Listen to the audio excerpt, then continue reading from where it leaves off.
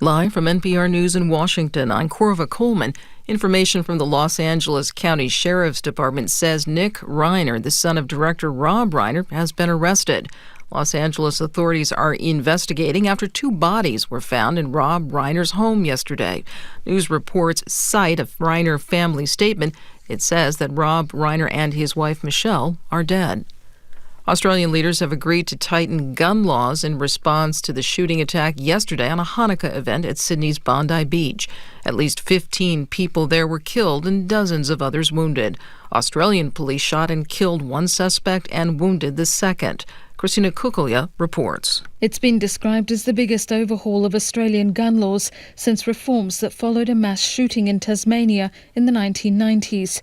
At a meeting led by Prime Minister Anthony Albanese 1 day after the Bondi Beach attack, state and territory leaders agreed to take immediate action.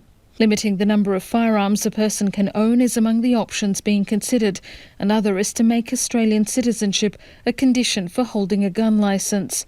The national government says it will prioritise potential customs restrictions on firearms and other weapons-type imports. For NPR News, I'm Christina Kukulya in Melbourne. House Speaker Mike Johnson has unveiled his plan to replace subsidies for the Affordable Care Act. The subsidies run out at the end of this year, and Congress has not passed a new plan. California Republican Congressman Kevin Kiley says he would support the Speaker's plan, but expects that it will fail.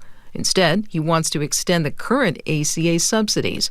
Kiley says leaders of both parties knew this deadline was coming.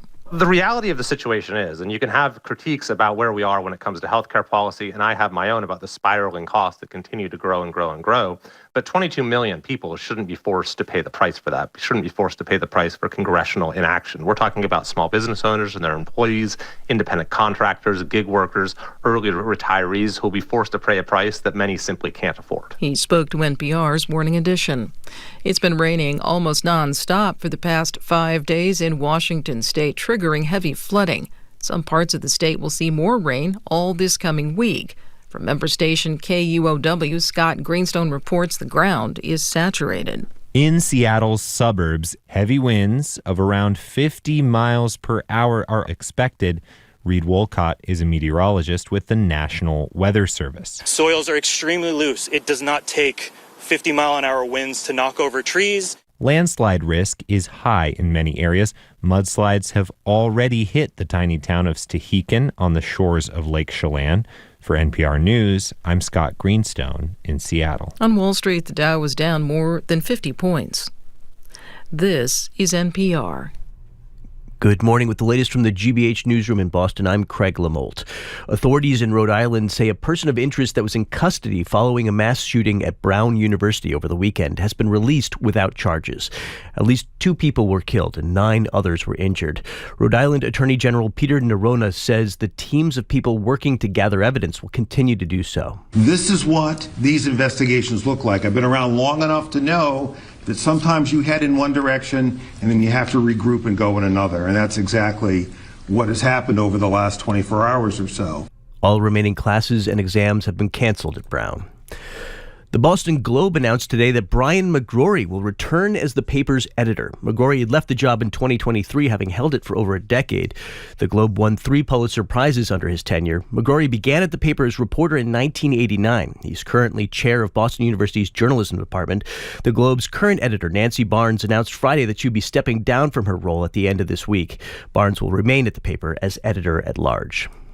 Increasing clouds today with a high in the mid-20s, getting down to the upper teens tonight. Tomorrow looks sunny with temperatures in the low 30s, and that's going to warm up a bit. Mostly sunny on Wednesday with a high in the mid-40s, and even more warmth on Thursday. Partly sunny Thursday with a high near 50. The Celtics are at home tonight, hosting the Pistons at the Garden at 7, and the Bruins host the Utah Mammoth at the Garden tomorrow.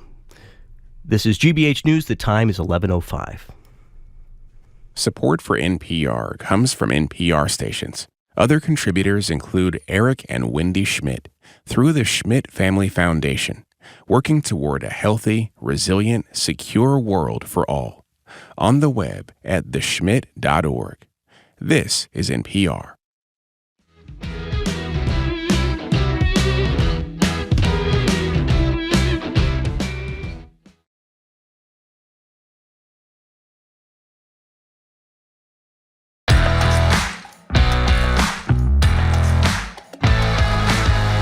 You're listening to BPR on GBH and NEPM. I am Jim Browdy. Marjorie has the day off, sitting in as former GBH News colleague. She's now at the Washington Post and does the fabulous Try This podcast. Christina Quinn. Christina, it's great to see you. Hello, Jim. It's good to be here. She's already making faces at me, by the way. We're streaming at youtube.com/GBH News. Marjorie and I are back at the library tomorrow. Boston Mayor Michelle Wu will join us for Ask the Mayor from 1 to 2. Also, CNN's John King will join us, and Masa Kanbabi, who's the attorney for Tufts student Ramesa Ozturk, you remember, who was grabbed off the streets of Somerville by masked people. Her lawyer will join us tomorrow. Before we start, for people who haven't heard, Try This. Tell people what it is. Well, Try This is a podcast from the Washington Post, hosted by yours truly. Basically, the premise is this. Life is hard.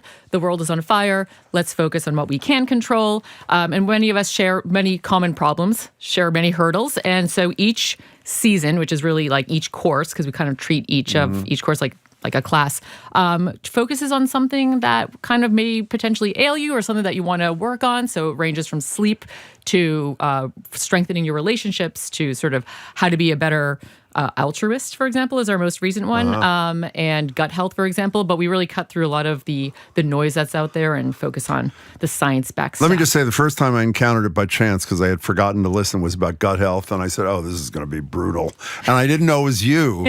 And it was fabulous, informative, funny, great. We'll talk more about it later. But it's Try This, Washington Post podcast. Christina, we're glad you're here. Thank you. Right now, we're going to start the show with the news of the weekend. Violence surrounding us, from mass shootings at Brown University, Bondi, Australia, the murder of Hollywood staple Rob Reiner and his wife. How do we make sense of all the senseless killing all around us? 2 students at Brown were killed. I'm sure you know that. One suspect is still at large as students were preparing for end-of-year exams. Now they're going home. In Australia, at least 15 people were killed at an event celebrating Hanukkah, the Festival of Lights. And just minutes ago, we found out that police are interviewing the son of the Reiners in connection to the murder of his parents. There have been nearly 400 mass shootings in the U.S. this year, more than 13,000 shooting deaths. A number of the Brown University students who spoke to the media this weekend said this was not their first campus shooting they witnessed or lived through. We're going to be talking about both events in more detail throughout the show, but for the first few minutes, we want to cede the space to you. You can give us a call or text at 877-301-8970. How are you reacting to this moment, as I say, with violence in every direction?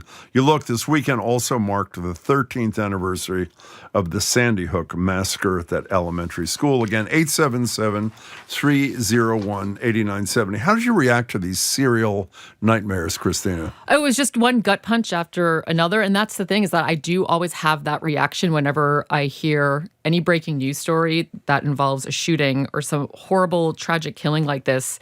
I just feel this thing in my stomach. It's just like this pit. And in a way, it's like, oh yeah, that's a normal response, but it happens so frequently that I've almost become used to it, which is just that actually fills me with a sense of disgust, because I'm tired of sort of feeling visceral sadness so repeatedly. Because I do refuse to, I don't want to become complacent about it. I don't think that's any step forward. Yeah, but I worry that I do become complacent, and it does become normalized because it's so often.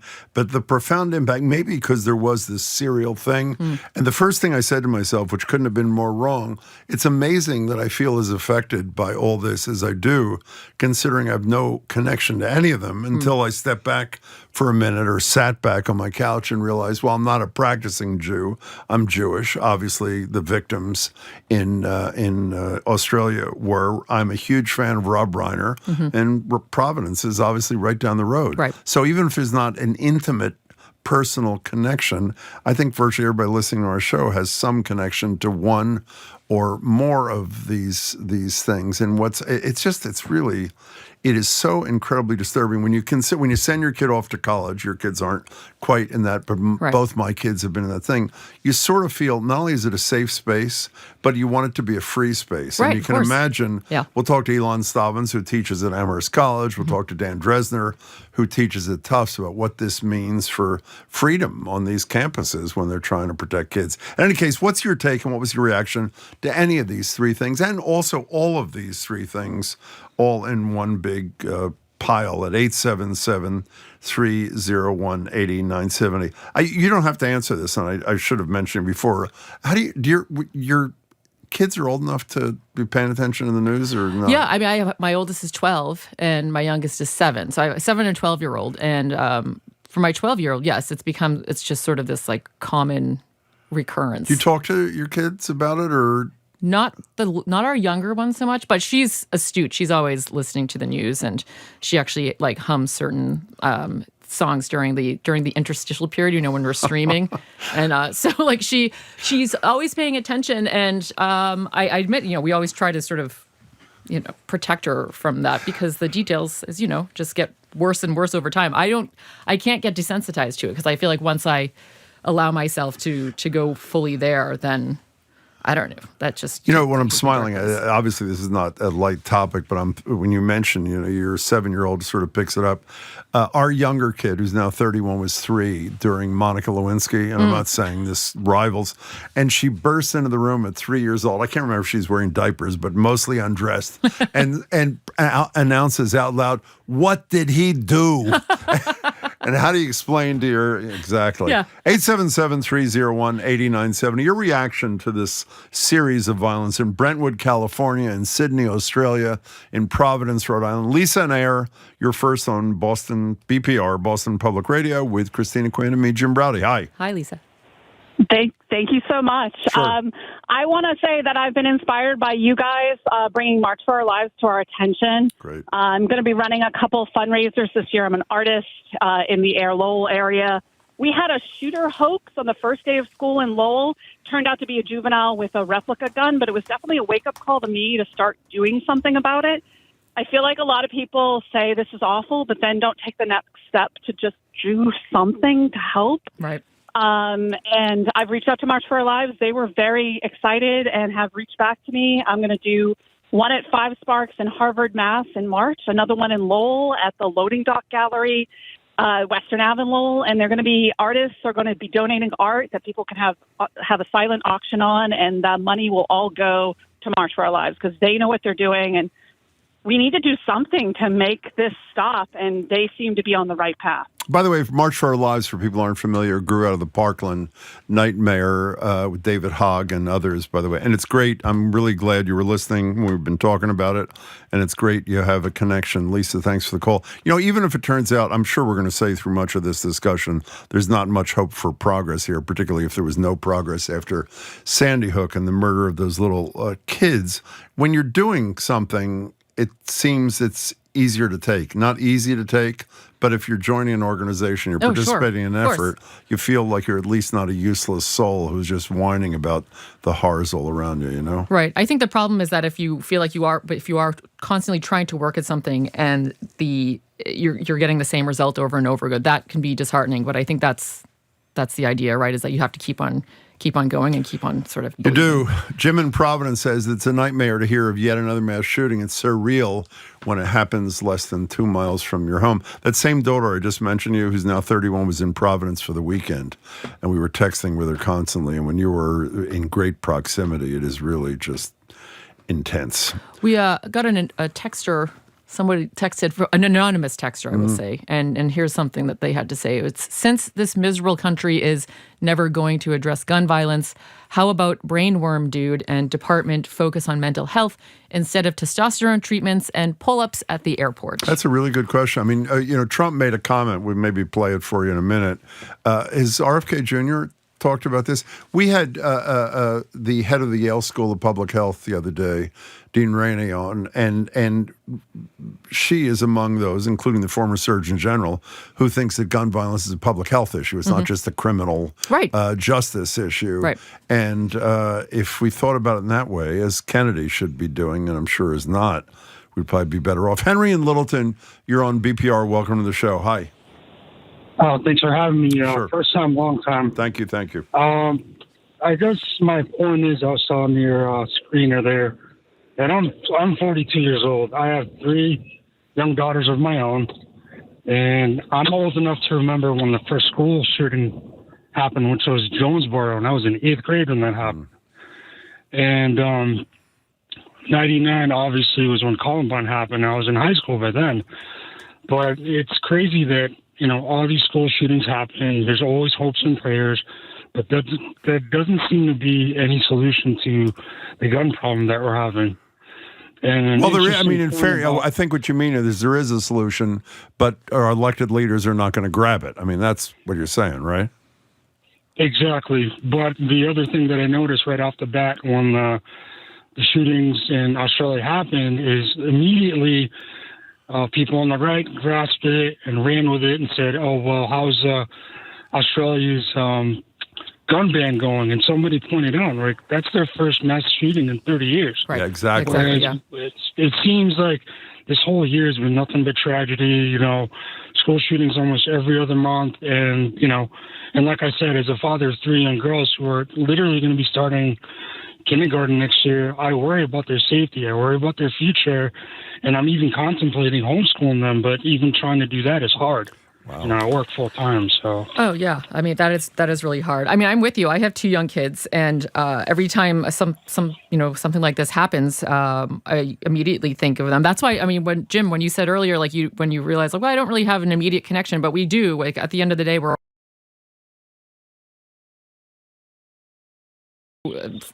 send our kids off to school any given day, thinking like, okay, well, what the worst could happen, and so. But I don't know. I feel like saying I'm going to do some homeschooling is sort of like retreating. Like, you just have to, I think, put a little bit more faith in the resources that we do have and that we do have, especially in our state, to protecting our kids. Henry, great first call. We really appreciate it. Do it again soon. Thank you very much. I'm not sure I'd agree with you that we're all human, but most of us are human. CJ in Boston, sort of picking up on where Henry left off. Another day in the U.S. Let's see how the government of Australia reacts compared to the U.S. The Aussies will do something while the U.S. will be ho-hum about it. That's really interesting. Not only did they pass dramatic gun reform after this Port Arthur massacre 29 years ago, and Henry's right, almost nothing of any major magnitude has happened since. Immediately they talked about even tighter gun laws. And what happens in this country, not only do we do nothing, if you have the temerity to mention gun laws like Senator Chris Murphy or others do in the wake of this, you're criticized as being crass. Now is not the time. Of course, now is exactly the time to be doing it. When else would it happen? Well, exactly. And by the way, I understand there's no Second Amendment in Australia. In 1996, when they passed these dramatic gun reforms under a very conservative prime minister, they also required people to surrender their arms, for which there was compensation. But talk about a different world. Jake and Beverly, welcome to the show. Hi. Hi, thanks for having me. Sure. So I just wanted to kind of throw 2 things into the conversation here and just see what you guys think about it. First, I was in Providence this weekend when the shooting happened, went to bed wondering what was going to happen, woke up to the news that Petals had announced that they had a suspect in custody. Mm-hmm. Now, as we know, it turns out they had to release the suspect, wasn't the guy. This seems to be kind of a recurrent thing with Petals, where there's a shooting that happened with Charlie Kirk. They arrest someone, he announces we got the guy, and they didn't. I also wanted to just bring up Trump's Truth Social response to the death of Rob Reiner and his blaming his death on Trump derangement syndrome and just how disgusting that is. By the way, wow. I did not. Can you get that for us, please, colleagues? I wasn't. We were going to play a little sound, and now I'm not going to do it, where Trump talks about his concern about what happened on Australia and Brown. But if he did what you said he did on Truth Social, it's just somehow made it about himself. Jake, this is unbelievable. Here is this. Yeah. This is what Trump posted. A very sad thing happened last night in Hollywood. Rob Reiner, a tortured and struggling, but once very talented movie director and comedy star, has passed away along with his wife, reportedly due to the anger he caused others through his massive, unyielding, and incurable affliction with a mind-crippling disease known as Trump derangement syndrome. Let me just say, I've said Trump is maybe the most appalling creature who has ever walked the earth, and I would love for someone who is not troubled by what we were just told by Jake and what we just read to defend this kind of crass, sadistic kind of comment from this person who doesn't give a damn about any other human being other than himself. Jake, I'm both thankful and sorry you turned us on to that. Can you imagine consciously deciding to hit submit after you write something like that? No, of course not. I can't imagine it, but this doesn't surprise me at all. I mean, there are always new lows to hit. I mean, it is really, I am almost speechless, but shouldn't be. Liza, Rhode Island. Hi, hello. how are you, Jim? Good. Hi, we're good. Hi there. Thanks. Sorry, I'm calling. I've called you probably 2 times. I'm Thank you. originally from Ireland, been over here. Oh, sure, I remember you. Hi. 40 years. How are you? I live in Rhode Island. My daughter lives in a co-op, round co-op, a street away. She's not there currently, but I got the call from her that this was going on in Rhode Island. Everyone we know is okay, but she was upset, She lived one street on Grosvenor and Waterman right there. Oh, my goodness. So everyone we know was okay. Fortunately, it's just we're all shook up. The person is still seemingly at large. Houses were searched, and everyone was really, we're Rhode Island strong, Providence strong. But where the kicker came from us during the night, then that night, after, worried about my daughter, all that, was our best friend, childhood friend we grew up with. She used to live in Boston. She's back in Dublin. Her son is on Bondi Beach having a barbecue with his mates. Oh, my God. And he ended up Australians are very friendly people. He's in his 20s. He ended up in a stranger's apartment for hours. And that's what I woke up to during the night. Oh, my that goodness. Michael, she didn't know where he was, and then got hold of his mom, and he's safe. But the chaos surrounding this was horrible. And it's just, they're worried about me. They know I go on Terrace Street. There's some great little restaurants. It's just a lovely part of Providence. And there's a TC game going on. Everyone's worried about neighbours, Right. It's a close community. So that's where we got it from, Australia, of all places. How are you doing, Liza? How are you holding up? I'm just very shook up. Yeah. I just think I'm not going political on this. It's just horrible. It's horrible. It's just there. It's just a lot of hate. I can go on the gun thing, and I'm not even going to go there. It's just innocent people. We need to bring back humanity. Just be nice. Liza, you were terrific, and I think you speak for almost everybody, and we're glad you did. Thank you. I'm so sorry. I'm really shook up about this. I'm so sorry. Anyway, there you go. Just be nice, and thanks for listening. It's just there. Thank you. Thank you. I'm glad you're touching on this, because innocent kids, young people, Right. Out celebrating. Anyway. Yep. You're a good one, Liza. Thank you. All right. Cheers now. Thanks, Cheers. Call again Bye soon. now. Thank Bye you. now. Bye. Wow. Unbelievable, right? Like happening in real time, 2 different continents, and having such a direct connection to both those tragedies. You also, if you are, we talked before about, our arms, maybe 1 degree of separation or 2 degrees. If there's no degree of separation and you survive, survive is a term of art in some ways. How scarred do you have to be forever? And you mentioned at our staff meeting this morning, was it the kid from California who came here, came to the East Coast because there was a physical distance to get away from the shooting in her high school?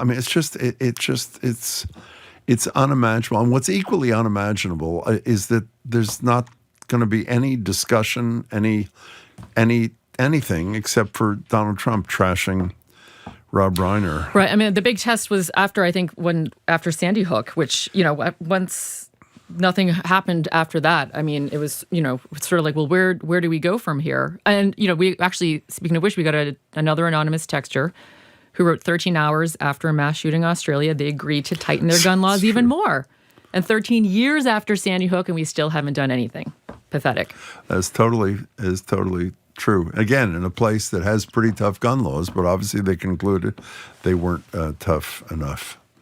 We have time for one more quick one. You want to grab one? Yeah, sure. We have Ed in Worcester. Hi, Ed. Hello, Ed. You got a minute?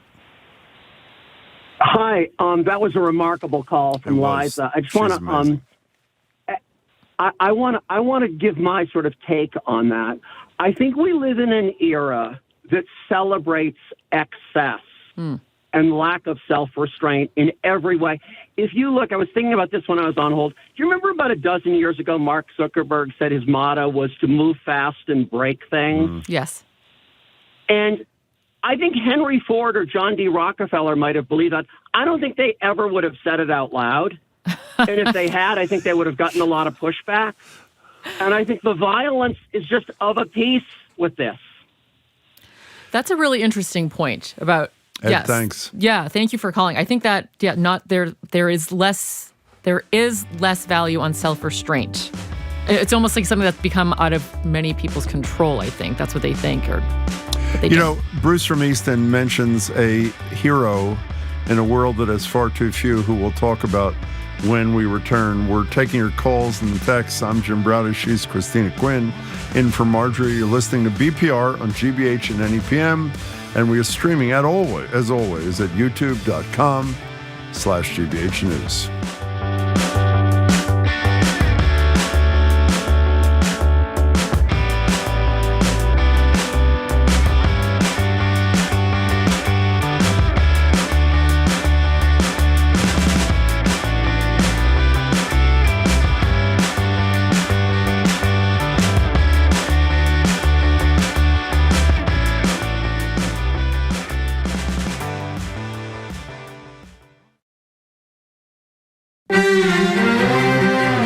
Governments, companies, and even the Vatican are using secret software to track people they view as threats, from ordinary folks to very powerful people. You see heads of state, you see award-winning journalists, you see human rights activists, you see leaders in industry. But why? We search for answers in a series that lifts the lid on surveillance and what it means for all of us. Next time on The World. This afternoon at 3, here on GBH News 89.7. Our programs are made possible thanks to you and Compass on the Bay, an assisted living community in South Boston dedicated to those with Alzheimer's and related dementias, featuring research-based therapeutic programming. More at compassonthebay.com. And Direct Tire and Auto Service, offering a full range of services, including brakes, shocks, diagnostics, and AC work. Direct Tire and Auto Service. Not just service, customer service. DirectTire.com.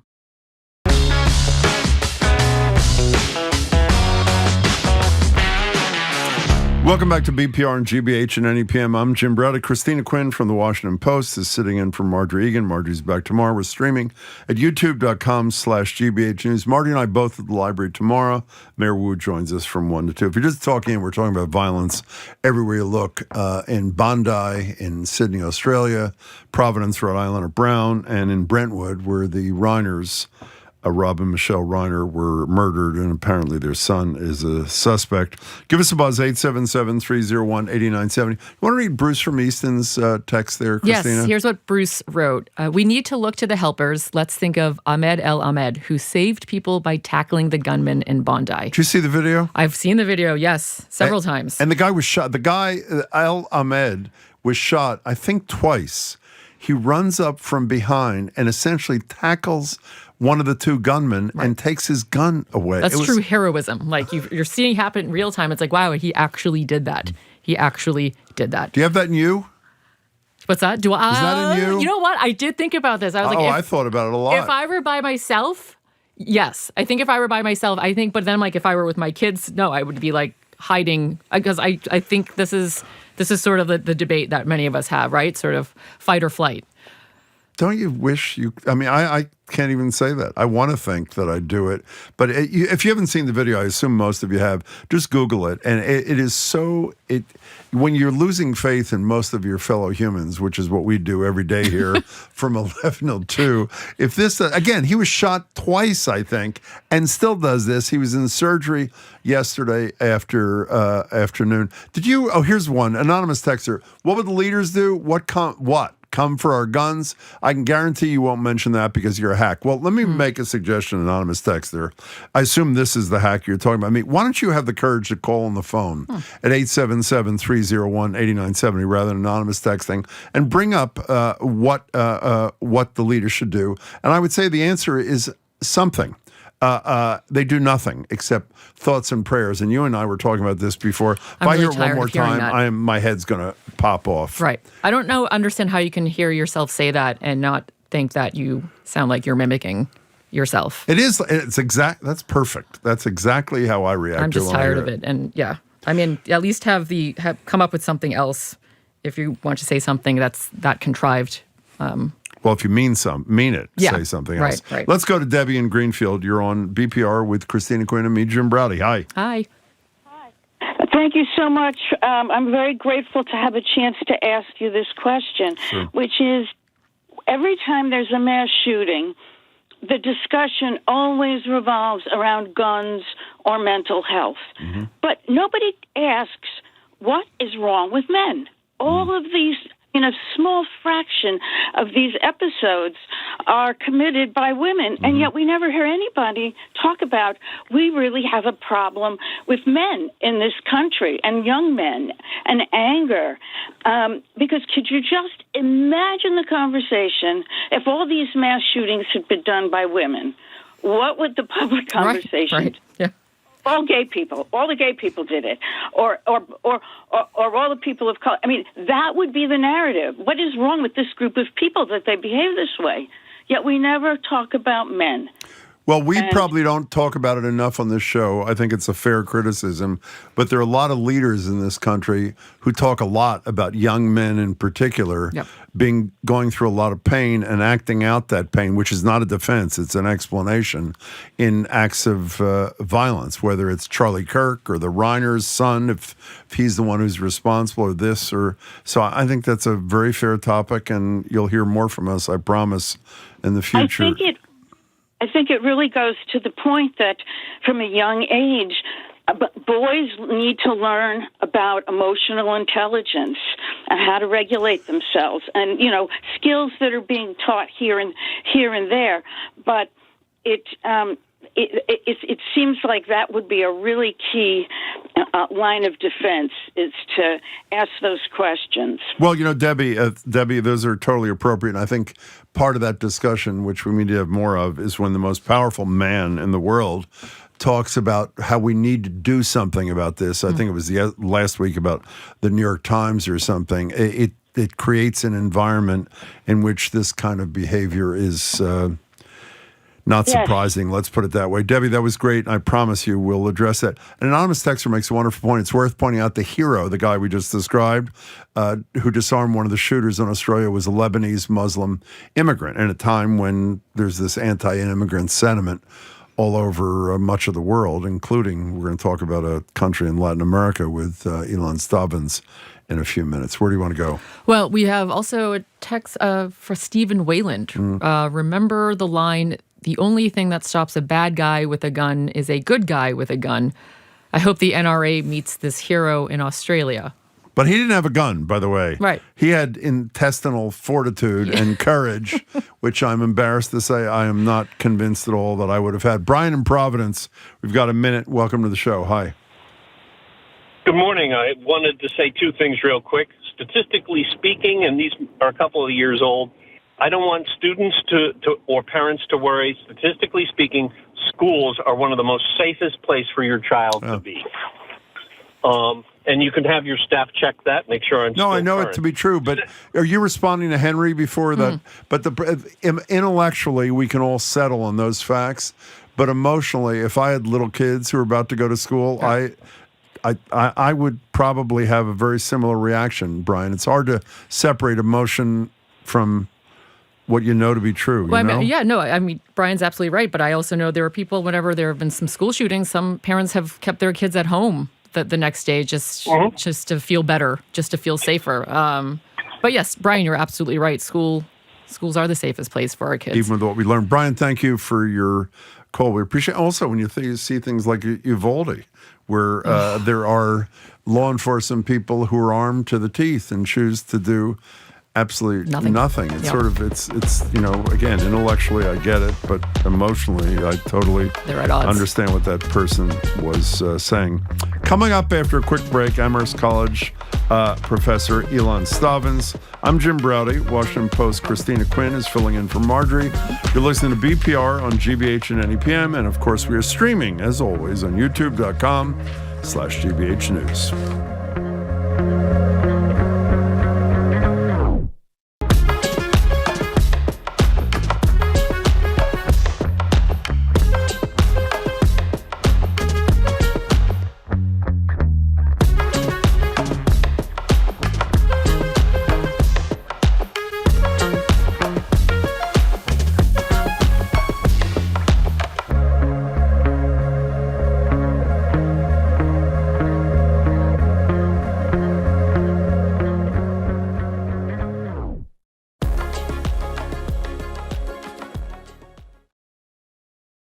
I'm Jared Bowen. Today on The Culture Show, Marina Abramovich, the pioneering performance artist, has turned stillness, stamina, and vulnerability into radical acts. For 5 decades, she's challenged what art can demand and what audiences can withstand. She joins us to talk about a groundbreaking career and how she's sharing her approach to it all in a new BBC masterclass. That and more on The Culture Show today at 2 on 89.7 GBH. Support for GBH comes from you. And the Bach Center, presenting the 25th Annual Anthony Williams Urban Nutcracker, a holiday classic with a blend of classical and modern dance, at the Bach Center Schubert Theater December 13th through the 21st. Tickets at bachcenter.org. And Bonsai Bar, hosting pop-up beginner bonsai workshops at breweries across New England. Hands-on classes provide guidance in the basics of bonsai design and care in a group setting. More at bonsaibar.com.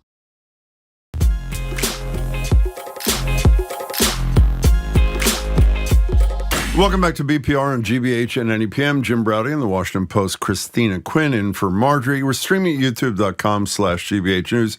Marjorie and I will be back at the library tomorrow. Mayor Wu will join us for Ask the Mayor. And on December 23rd, the governor will join us, Maura Healey, for an hour of Ask the Governor. Joined now on Zoom by Ilan Stavans, professor of humanities and Latin American and Latino culture at Amherst College. Also the publisher of Restless Books, an independent nonprofit publisher devoted to championing essential voices from around the world. His latest book is Conversations on Dictionaries, the Universe, in a book which we loved. Ilan, it's good to see you again. It's such a pleasure. Hi, Ilan. So, Ilan, you always provide a word or words of the month. What are you bringing to us this time? Jim, I'm bringing 2 words this morning, joy and terror. Joy defined as a feeling of delight, and terror a state of fear. And I am convinced that in a season like ours, where you hear of violence and destruction at one moment, and then you go out shopping for presents for your people, those 2 emotions coincide. It's a state of ambivalence and of expectation, yet doom. I sometimes feel that these emotions no longer convey individually what we're going through, but that we need to make them come together. It's a very anxious moment in the world right now. Yeah, I mean, I have to say that when you put it that way, it does make me that weird dichotomy between, oh God, this horrible, horrible thing happened. And then it's like, oh, right, I have to go Christmas shopping and I have to go get wrapping paper. And, oh, right. And then there's that thing. It's if anything, a constant exercise in compartmentalizing, for better or worse. Yeah. So, Brown, can we talk? You're at a prominent school in Western Massachusetts. Not terribly far away is the horror of what happened in Providence. By the way, Juliet Kayyem is going to join us in the 1 o'clock hour to give us the latest updates. What are the ripple effects of something like that happening at one place when you work at another? The ripple effects, Jim, are enormous. Every time I hear of a school shooting, it feels close, but of course, geographically, it feels closer and closer. And also, in terms of the student population and of the faculty, I confess to have felt as if it had taken place literally on my campus. And not too long ago, there was just an alert that there might be a suspicious person on campus that was was posing a threat. One of the most distressing elements of what happened in Brown, as if it wasn't distressing enough, is that a couple of students have already been through a similar experience, a shooting in high school or in middle school, and now they have to go through it again. It's as if we are not happy enough to have experienced this once. Now we have to count how many times the students will go in that, like a chart. Right. It's atrocious. There has to be a way to stop this madness, this abundance of guns that go about and that put the state of the student body in fear and in terror. It's distressing. I felt that immediately. To your point, there was actually a piece in the Washington Post, and it was about how the student at Brown had survived a school shooting in California. It was Saugus High School, and she came to Brown thinking, "This I'm going to feel safer here. It's New England where we have much more stringent gun laws." Yeah. And here she was again dealing with this. And Christina, the fact that they have still not found the shooter, the people at Brown are now, the students are in the exam week preparing. People at Providence are in a state of desperation. I mean, of course, this is not new. It happens in this country all the time. But every time it happens, one feels it's just madness. You know, you said, Ilan, your words weren't exactly these, but will we do something in response? In a horrible coincidence, I think yesterday was also the anniversary of Sandy Hook. And some of us, myself included, were naive enough that even the most callous members of Congress would respond when 26 and 7-year-olds were murdered, and we were wrong yet again. Absolutely nothing happened. So realistically, there's no reason to think that 2 dead students at Brown is going to provoke any different reaction than 20 dead 6 and 7-year-olds and many more like them at Sandy Hook. It's a fool's errand, isn't it, in this country?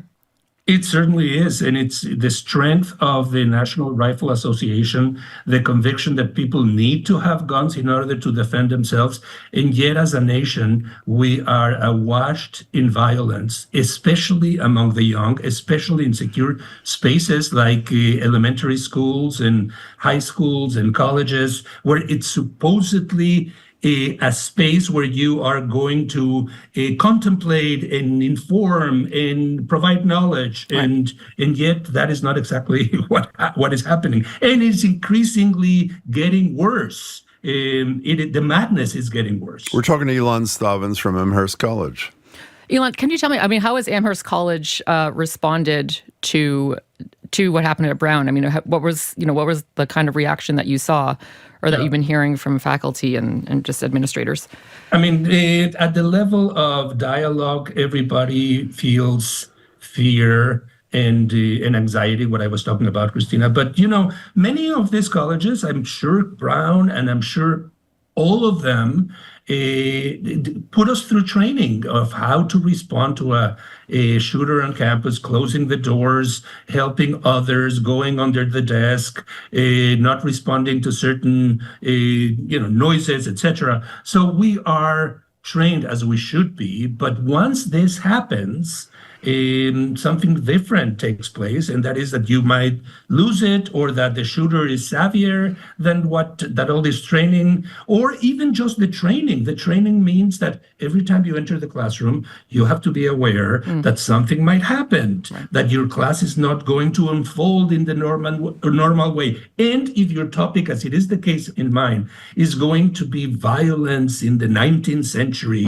or some kind of use of guns because you try to make the classroom reflect reality, you have to constantly remind the students that this is not a story that we're reading off far away in a distant land. This is a story that unfortunately could happen at any moment, and that we're all both chroniclers and witnesses of this, and could become, unfortunately, victims. But distant lands seem closer all the time, too. What happened at Bondi yesterday with at least 15 dead. When you mentioned your words of the month, joy and terror, I thought you were going to go right into Bondi. Obviously, the joy of Hanukkah and a Hanukkah celebration, then the execution of these people. And you know what I can't say troubles me most, but you're talking about guns.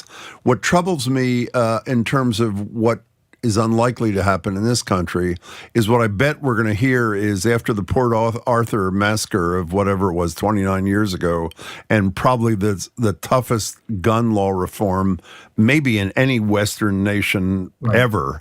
In the wake of that, with a conservative prime minister, we still have this mass murder yesterday, and I worry that what we're going to hear is, well, if that can't stop it, what's the point of wasting our time on gun reform here? How does one respond to that? I speak now, Jim, as a Jewish person. This was the first day of Hanukkah, and this was a beach. This was an activity organized by Chabad, an international organization led by the Orthodox, of bringing joy and knowledge about what being Jewish is about. In Australia, as you said, a land where gun laws are rather strict, and yet more than half a dozen people dead in the most popular beach in Sydney.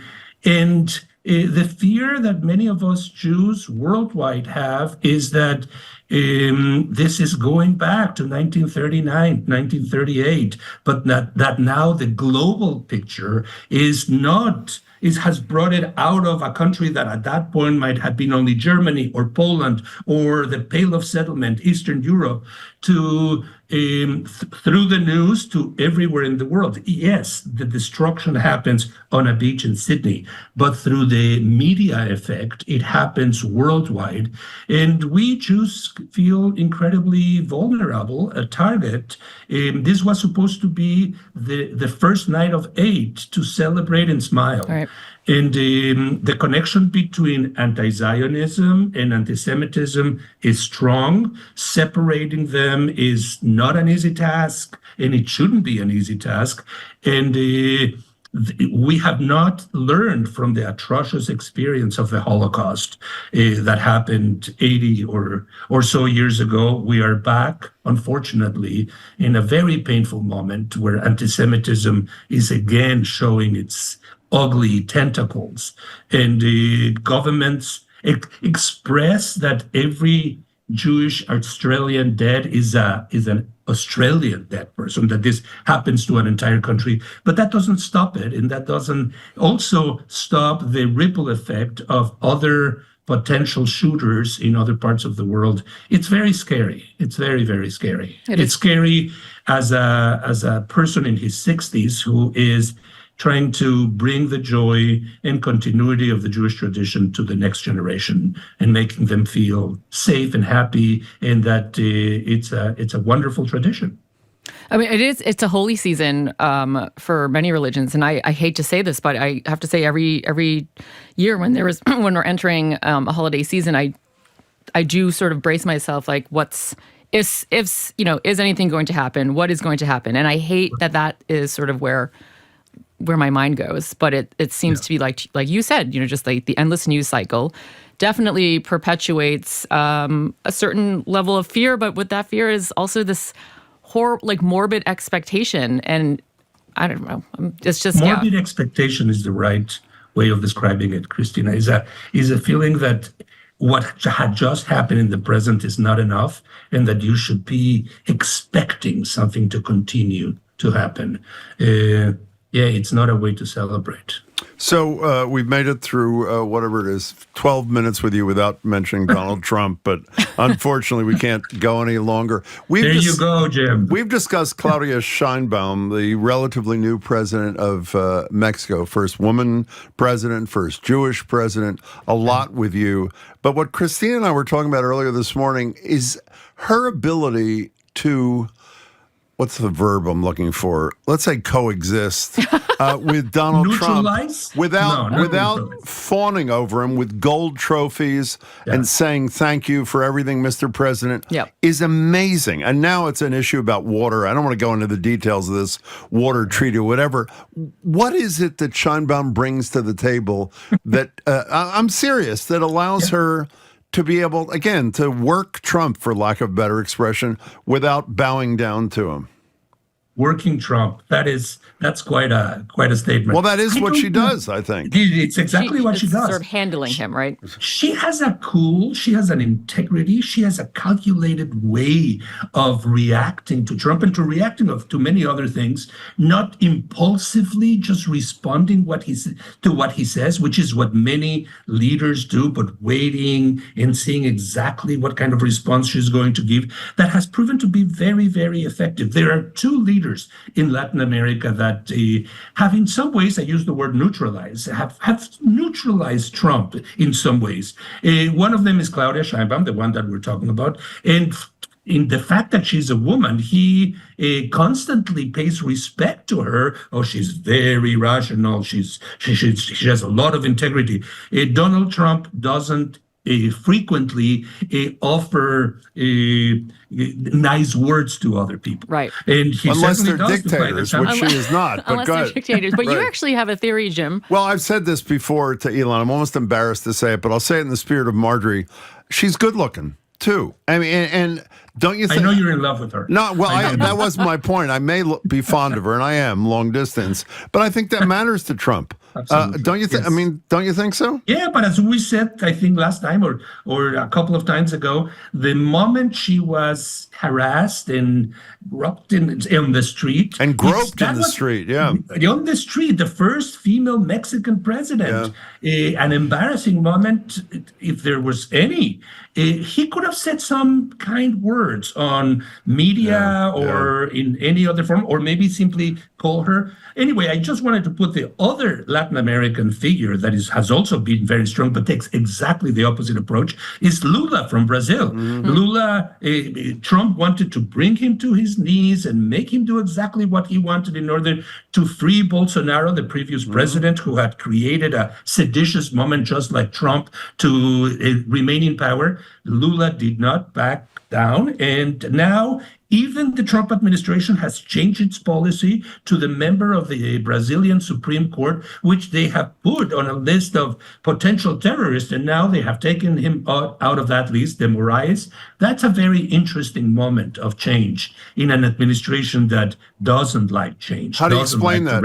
How do you explain that one? I think that Trump is learning that his bullying will only take him so far. He's 1 year almost in office, and there are things that are not working. I, for one, do not see the greatness coming back to this country or coming back to the world. And I think he's recognizing his limitations. Hopefully, for a man that age and for a bully of that type, maybe a good sign. I don't know. Talking to Ilan Stavans. Ilan, can we totally change gears on a sort of lighter note to end this? There's a wonderful piece we read about how Chinese, this is in theconversation.com, how Chinese food in the movies became a time-honored tradition for American Jews. Give us and apparently there's a history to this too. Give us a minute of history about how this came to be, because it is true. Absolutely, and I'm part of that tradition. On Christmas, many Jews, I have to say many non-Orthodox Jews, mostly, go to Chinese restaurants because there's no dinner at home, and spend time together and eat Chinese food. And that is, they don't want to feel alone at home. Everybody else is smiling and opening presents. And so Chinese restaurants really pack up. You have to make a reservation in my local Chinese restaurant, where any other time of the year you can just enter and get a table way in advance. And what you will see, it's kind of a minion. A lot of other Jews that are arriving and just spending the evening there together. It has a long tradition. It's a tradition of volunteering. It's a tradition of experiencing ethnic food, the food of other immigrants, of other ethnic groups in this country. It's non-Jewish food, and many of those restaurants serve pork, so there's a contradiction there. Justice Kagan, during her confirmation, did say, too, that she goes to Chinese restaurants on that Holy Christian Week. Well, it's even better than that. During her hearing, her confirmation hearing in 2010 when Lindsey Graham from South Carolina asked, I don't know why he asked this, where she'd been on Christmas Day. Her response, quote, like old Jews, I was probably at a Chinese restaurant. How great is that? Is really pretty good. Now, by the way, you've missed an opportunity. I'm a little embarrassed for you. This is where you should have slid in. You may have a cookbook that is your favorite that may relate to can I have an opportunity to say this? What might that be called?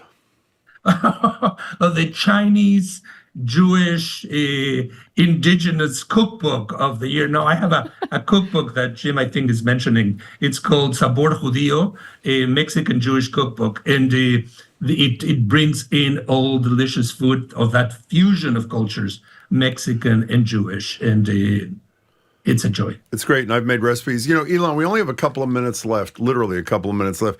Very quickly, there was an election in Chile yesterday where the significance of who won and what he ran on may be felt, or has been felt, in other parts of our world. Briefly tell us who won and why. Yes, Jose Antonio Cast, the conservative candidate, won by a large margin in the Chilean election. This is a turning of the direction of the country, having been led by a very young, in his 30s, communist that had brought back leftist and some of them socialist views, but he didn't quite accomplish what he was hoping to get. This is in Jose Antonio Cast, the new leader of the country, uses some of the same tropes, some of the same slogans of Trump. He wants to make Chile great again. All this, it's a copycat. In Honduras, in Argentina, everybody wants to make their country great again. I'm afraid for that word, great.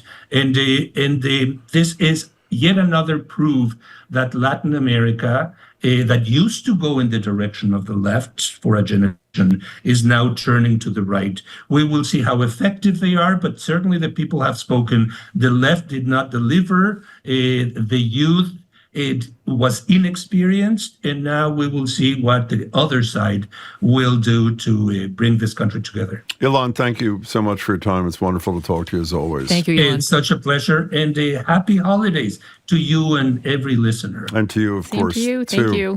Ilan Stavans, Professor of Humanities in Latin American and Latino Culture at Amherst College, publisher of Restless Books. His latest is Conversations on Dictionaries, the Universe in a Book. Ilan, thanks. We're going to say goodbye to those of you listening on NEPM. Make sure to tune into the fabulous 413 starting at 3 this afternoon. Show continues here in Boston. Coming up after the noon news on 89.7, Daniel Drezner, Professor of International Politics and Academic Dean at the Fletcher School at Tufts University. I'm Jim Browdy. Christina Quinn is in for Marjorie. You're listening to BPR on GBH and NEPM and streaming at youtube.com/GBH News.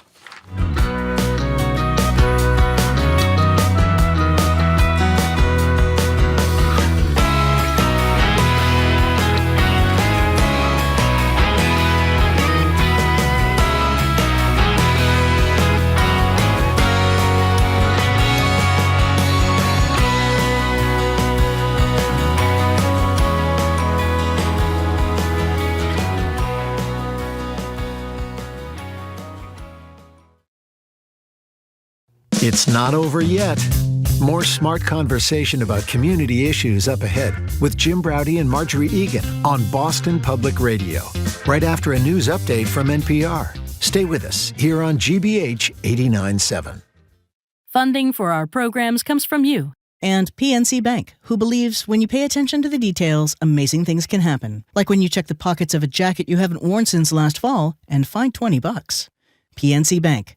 Brilliantly boring since 1865. Celebrate the magic of the season with the Tabernacle Choir Christmas Special, featuring Broadway star Ruthie Ann Miles and iconic actor Dennis Haysbert. Watch Hope of the Season, Christmas with the Tabernacle Choir, tonight at 8 on GBH2. You're listening to 89.7 WGBH HD1 Boston. Online at gbhnews.org. GBH News. What matters to you? I'm Jim Browdy, ahead on Hour 2 of BPR. We'll start the noon hour checking in on international affairs and what Trump and MAGA's foreign policy evolution means for all of us. We'll talk with Daniel Drezner. He's Dean of International Politics at Tufts Fletcher School. I'm Christina Quinn, in for Marjorie Egan. We'll check in with MIT economist John Gruber on the promise and price tag of personalized genetic therapies. And for the holiday season, we'll pop a bottle or two of wine and speak with the experts from Bonde Fine Wine Shop and Zuzu's Petals Dessert Bar. It's all ahead on the second hour of BPR on 89.7 GBH.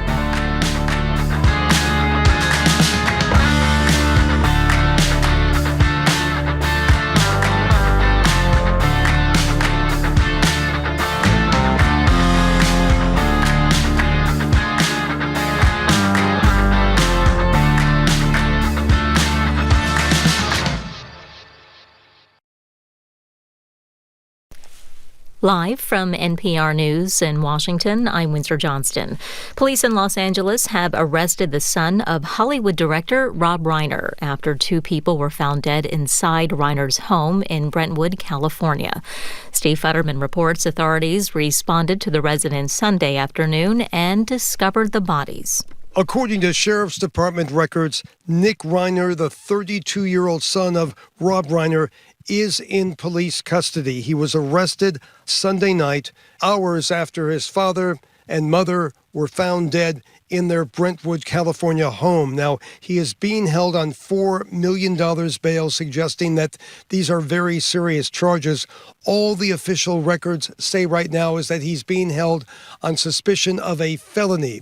It does not say that he's being held in connection with the killings of his parents, but one can assume that that is a strong possibility. For NPR News, I'm Steve Futterman in Los Angeles. Police in Rhode Island are releasing a man detained as a person of interest in a deadly shooting at Brown University over the weekend. Ian Donis from Ocean State Media reports 2 people were killed in the attack.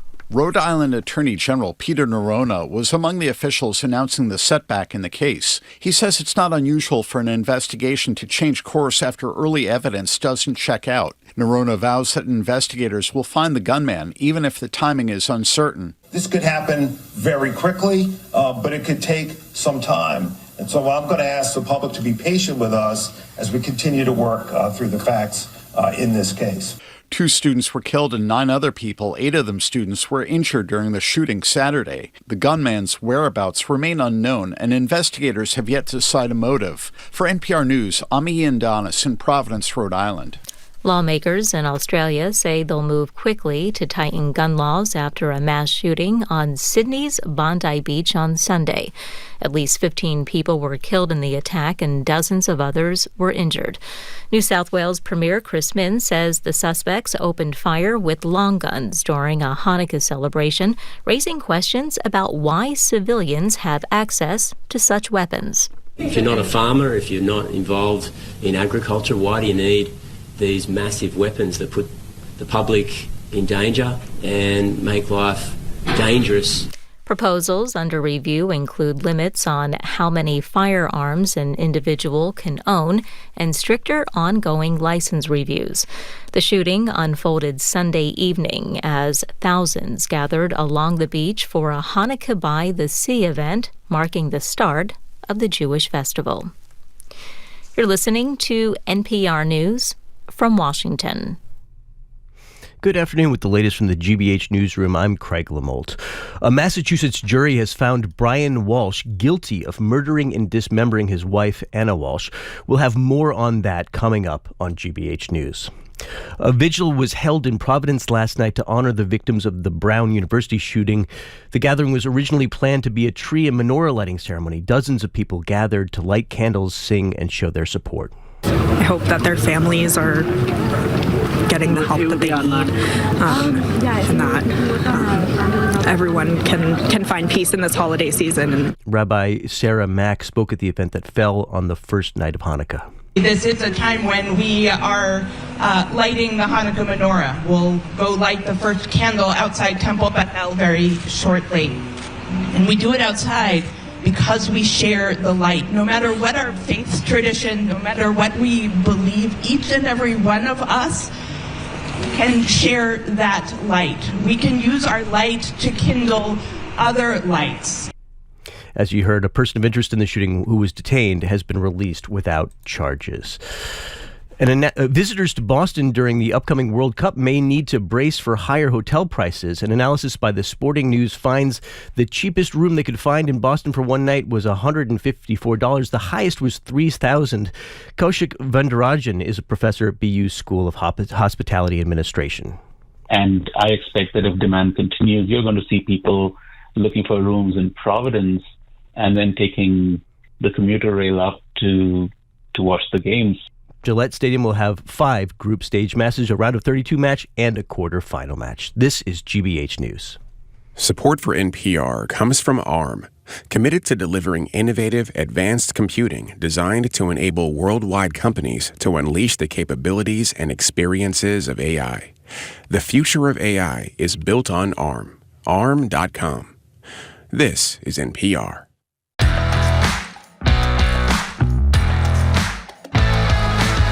Welcome to Hour 2 of BPR. Jim Braude. Marjorie has the day off. Sitting in is our former GBH News colleague and now host of the podcast Try This at the Washington Post, Christina Quinn. Hi, Christina. Hello, hello. How do you feel after an hour? Tell the truth. I'm feeling pretty good. Okay. You're good company. You're a good head. I am. Oh, that's so nice. That was the right answer.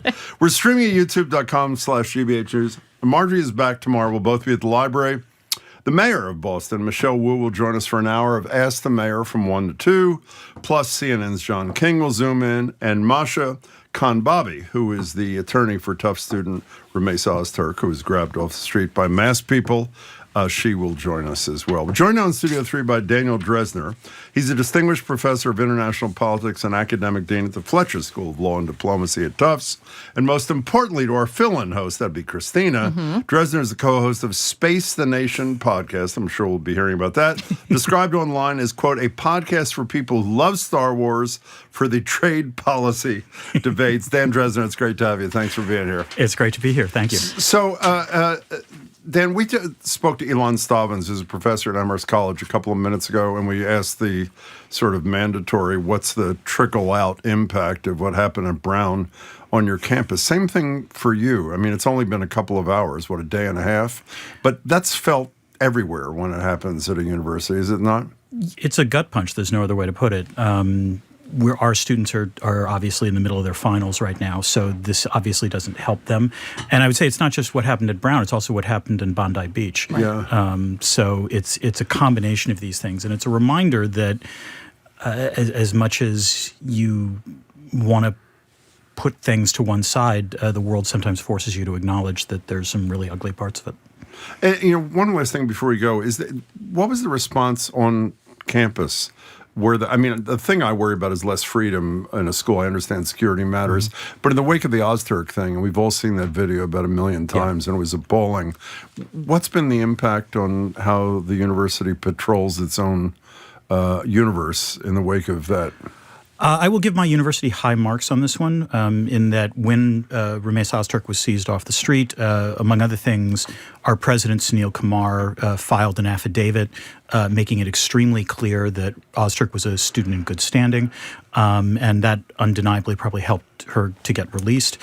And I would say that as stressful as it was, speaking for the Fletcher School, which is about 50% American and 50% international students, it did sort of foster a stronger sense of community, in the sense of we had a number of town hall meetings about this, and we tried to make it as clear to our international students as possible that we will do everything within the law to take care of you. Well, I didn't intend to go on with this, but since you mentioned that 50% of your population at the Fletcher School is international students, what's the impact on applications been in the wake of Trump's warmth to people who are not Americans, who don't look like us? The impact on applications has been negligible. The impact on our admitted students getting visas has not been negligible. We have had some issues in terms of getting, over the summer, we had students who were accepted who had put deposits down to attend Fletcher, but then with these social media requirements and with a lot of consulates around the world just basically shutting down in terms of making visa appointments and so forth, we wound up having a bunch of students having to defer until coming in January, and some who just chose not to come. Talking to Dan Drezner from Fletcher School at Tufts. Well, I do want to talk about the social media aspect of things. I know that we'd skip ahead a little bit, but we were talking about, the latest proposal to require visitor social media history. And you've actually, I'm sure you have some things to say about this, but I imagine that searching someone's social media history is time consuming. I honestly don't even understand how they would go about it logistically, like how that is even we should possible. clear this is for tourists, by the way. That's for tourists, yes. But I'm just sort of threading the needle here. I mean, what is your take? Do you have any sense of how they would be able to? I assume they will use some crummy AI to try to do this. That's my assumption. I don't want to speak for the State Department on this one, but that would be how I would presume they would do it. And I have no doubt that the AI might screw things up. It is, and obviously, what could go wrong? Yes, exactly. Surely, all AIs will nail this perfectly. And furthermore, I would say that obviously this creates a chilling effect on anyone who potentially wants to come to the United States. Yeah. Just the very fact that they're asking potential tourists and so forth to look at what have you said on social media or what have you posted on social media. God knows who among us has not posted something ridiculously stupid on social media that we have forgotten about 6-7 years later. But it seems like an extremely onerous requirement that is designed to basically harm our tourism sector, harm our higher education sector, which are sectors that, by the way, are export sectors. And my understanding back in the day was that this administration wanted to correct its trade balance. So that's a really interesting point. Yeah. Well, that leads to one more. I don't know. I can usually figure out what the Trump agenda is on everything that makes no sense. This one, that's a gift. Chip. No, it's one of the few I have actually, Dan. I don't really get this. I mean, to be clear, this is not just from the infamous 19 nations where there are people of color. There's some history of that is of legitimate concern. This is from the UK, from a whole. Yeah. What is Trump trying to achieve here? Who does this appeal to? First, don't necessarily assume that it's Trump. It could be coming from some underling in the State Department who thinks this is what Trump wants. And I will say, over the past 10 days, the National Security Strategy was finally released. Right. And these documents... Explain what that is, by the way. Sure. You wrote about it. Explain what it is. So Congress mandates that the president, in theory, I think every year, but in truth, they usually do it about once every 4 years, publishes a national security strategy that essentially articulates what are the goals of U.S. foreign policy and how can we best use the means of the federal government and the means of national power to achieve those ends. And this has been going on since the late 80s, I think early 90s. And every president publishes a national security strategy. And usually comes out in the first or second year of an administration. So the Trump administration just published its version of the national security strategy. It is a very different document from the previous ones, including, by the way, Trump's first-term national security strategy. But I do think within that national security strategy, there is some reveal about why they're doing this on the visas, which is one of the things that is very clear about this administration is that it wants Americans to build stuff. It is emphasizing manufacturing, a sort of, nostalgic version of the 1950s economy where services were not that important and instead what really mattered was that Americans made cars and trucks and stuff. Exactly. And if you think of it that way, a lot of what the administration has done has been designed to, frankly, hamper a lot of high-end services, whether it is higher education or tourism or healthcare, for that matter, or research and development. All of these things are things that require significant amount of people to employ. And the truth is that something like 70% of Americans are employed in the service sector now. I think it's clear that what the Trump administration wants to do is somehow reverse that. So you mentioned Dan Drezner a couple of minutes ago. You mentioned what happened in Bondi. We talked about it just in passing. Everybody, I'm sure, has seen the video. We talked about that incredibly heroic man who was shot twice, who from behind tackles one of the two gunmen, takes away his gun. Now, on one hand, I've read that anti-Semitic behavior is on the increase since October 7th. Mm-hmm. On the other hand, Jewish leaders in Australia have been saying that people like Albanese, if that's how you pronounce his name, the administration there has been not very sensitive to calls for greater security. Where does the truth lie? What's the environment in Australia, which, from what we understand, since they cut back dramatically on guns after Port Arthur 29 years ago, has been pretty free of this kind of violence? That is the big question, actually. my brother is actually a dual citizen of the United States and Australia. Oh, really? My sister-in-law and my niece and nephew are both Australian. So I was actually with my brother when the attack was reported, and thankfully my family is fine. But the biggest question that they had, and this is the real question to ask, is how did that gun get into Australia in the first place? It is extremely hard to get anything into Australia. Try packing for Australia. Try bringing a piece of bread, and you will face a reckoning. How that gun got there is really the most interesting question. I think it is undeniable that there's been an increase in anti-Semitism, not just in Australia, but across the world since the October 7th attacks. This is something that, as someone who's Jewish... Since the attacks or since Israel's response? Since Israel's response. But actually also since the attacks, because there were some responses to those attacks that suggested more sympathy with them than you would have liked to have seen. As someone who's Jewish, I certainly have felt this as well. So this is a tough time. And it's also a tough time because one of the things that anti-Semites tend to do is collapse how Jews feel about everything with Israel's behavior. Mm-hmm. And as someone who vigorously disagrees with some of the Netanyahu government's response to the attacks, it's an extremely difficult thing to deal with. As I've told my students at Fletcher, this is an uncomfortable topic. It's supposed to be an uncomfortable topic. Talking to Dan Drezner from the Tufts School from the Fletcher School at Tufts. So, Dan, you were actually recently in London. We were talking about the national security strategy. And I actually wanted to go back to that real quick, if we could, about sort of, because there is growing rhetoric from the Trump administration that is polarizing, and it's very anti-immigration, right? We don't really want visitors unless they're from certain countries. However, that is happening, we're not unique to that. That's happening in other countries across Europe. So when all of these countries, when you see an increase of that kind of rhetoric happening in real time at the same time, what do you think? I mean, how could that play out down the road while it's happening? I mean, because we're seeing it unfold. There's a lot of overlap in what they're all saying in terms of like anti-immigration reform. Right. There's a couple of things going on here. First, part of the reaction to or anti-immigration sentiment is due to the fact that, to be fair, there have been significant increases in cross-border migration for a variety of reasons. I want to say in the United States, the percentage of Americans right now that are American citizens that were not born in the United States is close to an all-time high. And this is probably true in Europe as well, in no small part because instability elsewhere has caused significant cross-border migration. Part of the reason Europe is coping with all of this is because of what happened in Libya, what happened in Syria, elsewhere in the Middle East, and so forth. Part of the reason we have had such large influxes of migration is what's going on in Central America, Venezuela, and elsewhere, in part authored by U.S. foreign policy, I should add. Right. So, the irony is not it's not thick. lost. Yes.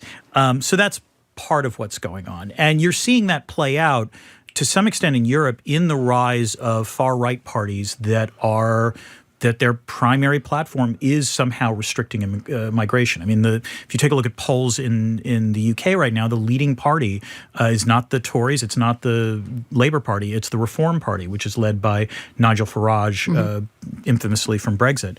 Now, I should stress it's still minority. It's not like a dominant thing. But similarly with, if you take a look at France, you take a look at Germany as well, the leading parties in terms of polling right now are the sort of far-right parties. And, there's clearly a negative blowback to the degree of migration you've had. I would also add that whether or not that blowback is justified in terms of what's actually going on in these countries also remains to be seen. So, for example, Donald Trump talked about what London was like in an interview, I think with Politico's Dasha Burns last week. And trashes the mayor. Trashes the mayor. Surprisingly. Trashes London. And it was very odd to read this in London as it was happening because, how do I put this? London does the Christmas season real well. They go all out. Yeah, they go all out. I suddenly understand Love Actually better, the film. Than, one of the great movies of all time. I can't stand that debate movie. Another day. No. It's a polarizing movie. It's a very polarizing film. It's very polarizing. Misogyny, is that your concern? Is that gosh. Okay, where do I start? We'll go back to let's that. move on. I'm That'll sorry. be hour 3. Go ahead. But the point is that they really do Christmas extremely well. And, the claims that Trump was making about London bore no resemblance to me being there. And so, but... Well, I mean, expand on that. I mean,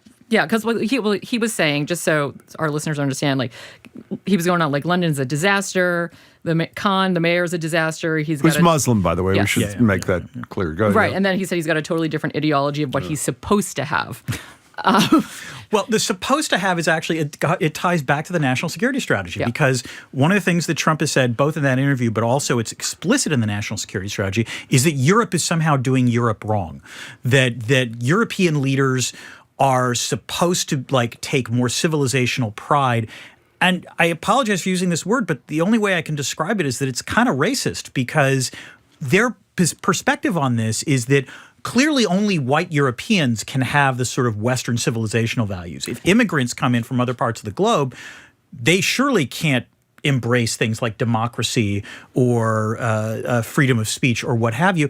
And again, I don't think there's no denying that there are some who migrate across borders that don't accept that. It's also true there are some natural-born citizens in all of these countries who don't embrace those things, as we are finding out in the United States. So it's a very odd way to look at it. But the other thing that's important about this is that clearly the Trump administration feels that it is entirely justified in intervening in the domestic politics of these countries in a way that seems somewhat at odds with the more general MAGA principle of let other countries do their own things, and certainly let other authoritarian countries do their own things. Right, and that is upsetting the MAGA base too, as we're seeing. Right, there's growing sort of foment in that in that area. Well, I'm sure you look to Marjorie Taylor Greene for guidance on that because she's been very outspoken. So I want to touch on one more thing about anti-Semitism.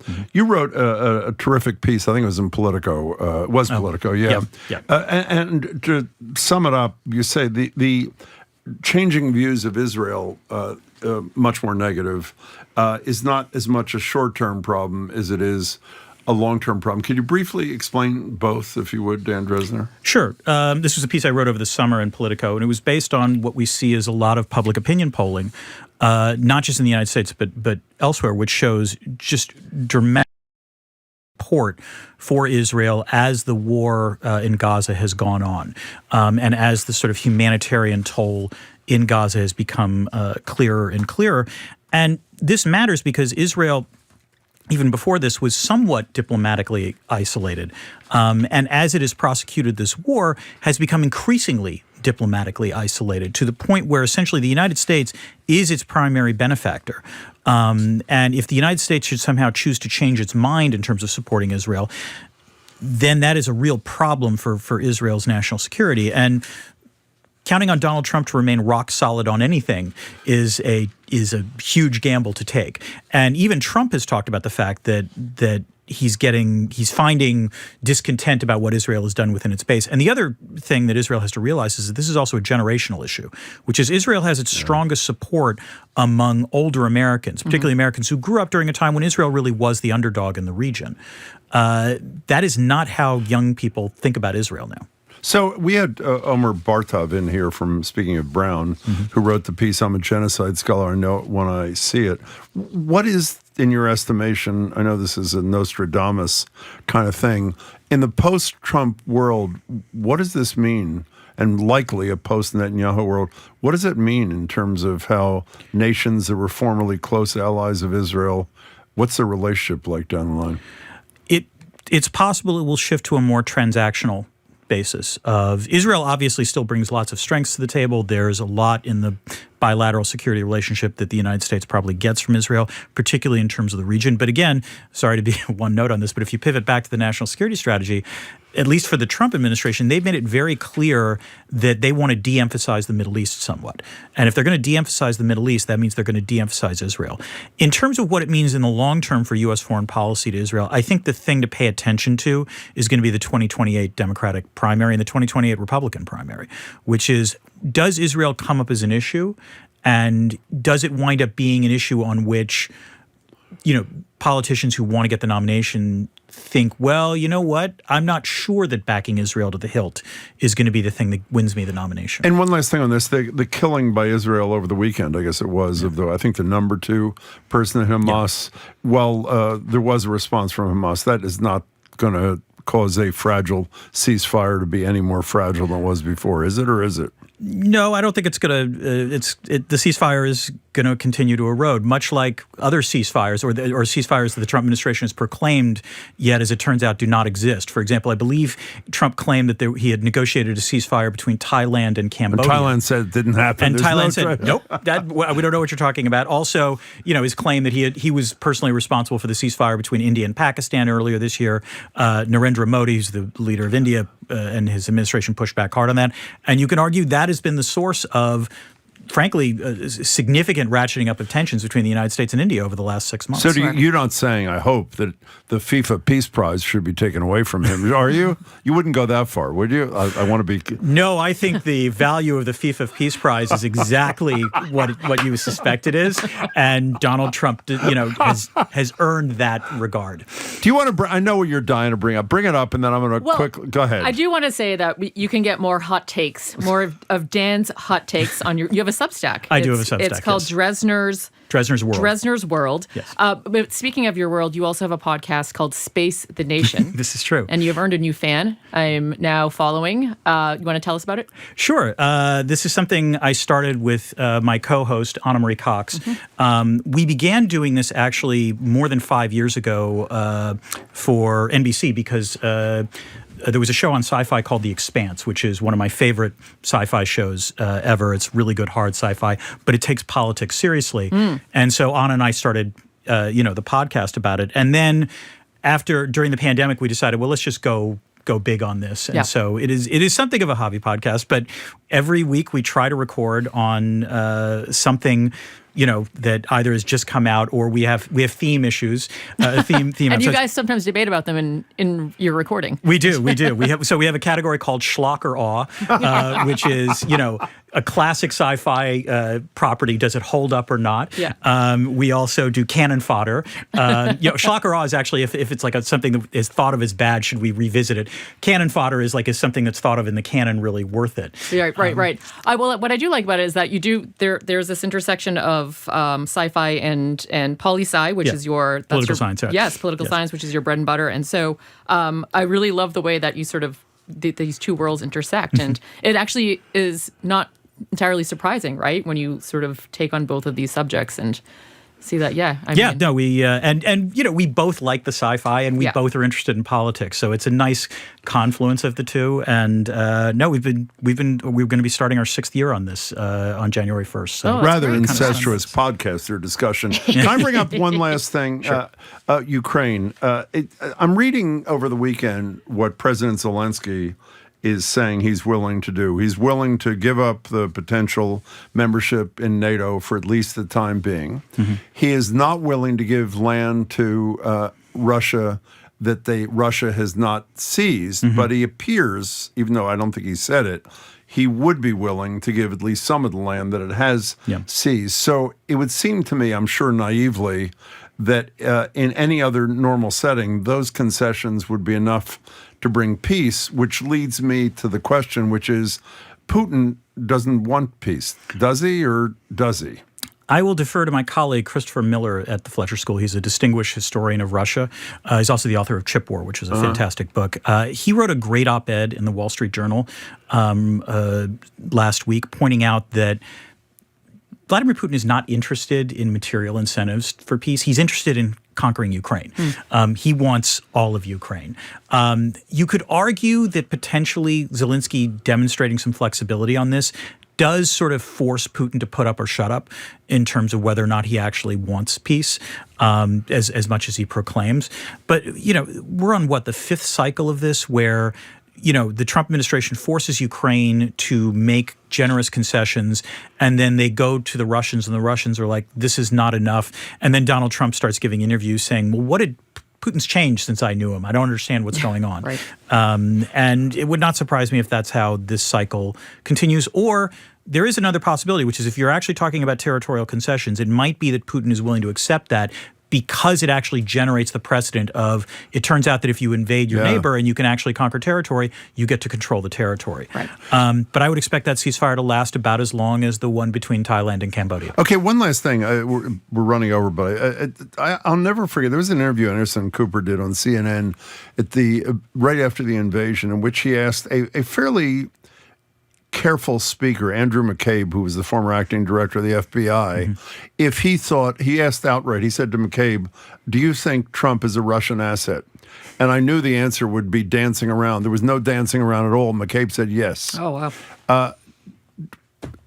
You're making a face. What? I'm making a face because I'm getting like 2017, 2018 flashbacks, and no one wants to remember that.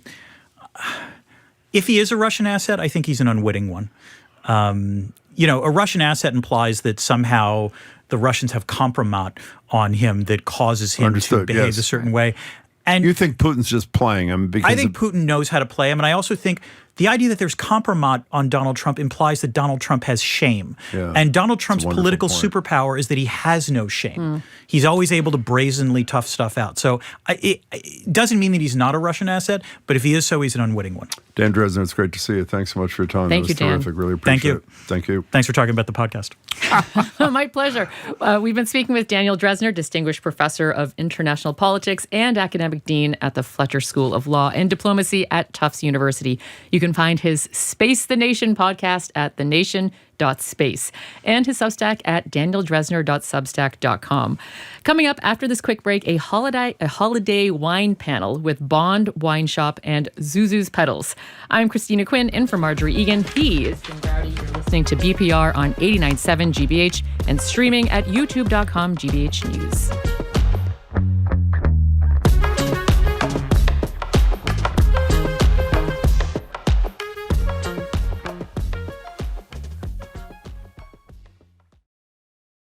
AI is everywhere these days, including on your social media feeds.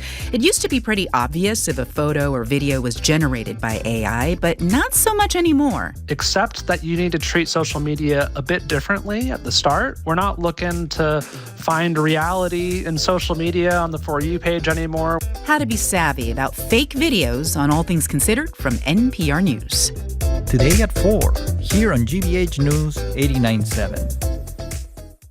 Our programs are made possible thanks to you. And Boston Children's Museum, presenting their 10th annual Winter Experience, Snowmazing.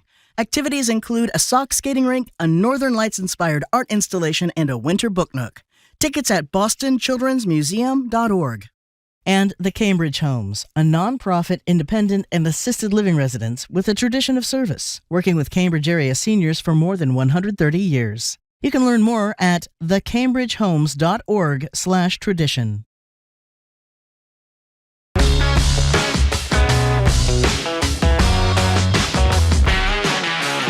had a blast.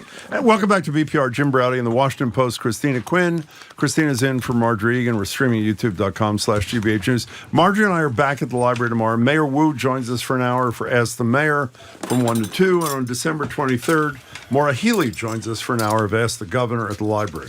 So this time of year is full of holiday dinner parties, the Feast of the Seven Fishes, latke fries, cookie swaps, whatever. All great excuses to pop the cork on a special bottle of wine, share with friends and family. It's also the busiest time of year for many small wine shops, bars, restaurants who are also dealing with tariffs, rising rents, expensive labor costs. So we're checking in with two local businesses on how they're handling the holiday season. And let's be real, to have some wine at work. We're joined now in Studio 3 by the owner of Bonde Fine Wine Shop in Harvard Square on Church Street. Bertil Jean-Chronberg. His shop is dedicated to American eco-responsible wines. He'll tell us what that means in a minute. Go to Bonde Wines. There's an E on Bonde, bondewines.com. It's great to have you. Thanks so much for joining us. Welcome. Also, Alexandra Whisnant, the co-owner of Zuzu's Petals, right around the corner from me. Wine and dessert bar in Inman Square in Cambridge. That's Zuzu's Petals, Cambridge.com. She was on the BPR News Quiz back in 2018, so maybe we'll quiz her again. Welcome to both of you. Thanks so much for being here. Welcome. Before we start, can I please... I've been calling it Zuzu's Petals all morning, like Jimmy Stewart from It's a Wonderful Life, and I think that's the only way I can do it one say more time. Zuzu's Petals. Thank you. I love that. Zuzu's Petals. Okay. Thank you. For those who didn't see the Real movie, ones know. What's the genesis? Oh, right. It's exactly like Christina said. So Jimmy Stewart's character finds his daughter's petals in his pocket at the end. Well, I don't want to give away the ending. It's a Wonderful Life. Spoiler. Well, everybody's seen It's a Wonderful Life. It's like okay. So so he goes on a sort of a parallel universe journey He doesn't have his family or friends anymore. And at the end, he gets his life back and he finds the petals, which make him realize that he's back in his first life. And he's so happy. And it's sort of like a symbolism for everything that makes life worth living to us. Can I make a suggestion? I'm the worst business person ever. What you should do, now that you're expanding, we'll talk about that in a minute too, as people walk in, they should have a recorded voice. Say it again. Welcome to Zuzu's Petals. Thank you very much. Your name also has a meaning. Why is it called Bonde? Oh, the Bonde with the E, it's the glass cork or glass pump is on the top of a barrel during the fermentation. And they're unique. Each barrel's glass cork is new. So now you see it like on beer. It's what we name a gooseneck with the bubble of water inside. Originally, it was designed by the Roman and made on whole glass crystal.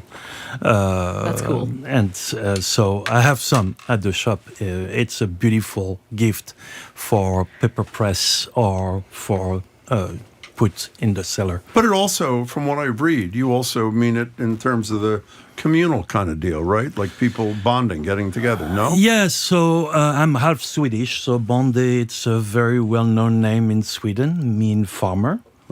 Bond, it's to bond all together, and the bond is the most important part during the fermentation because he regulates these little tools regulate if the wine will be properly fermented or not.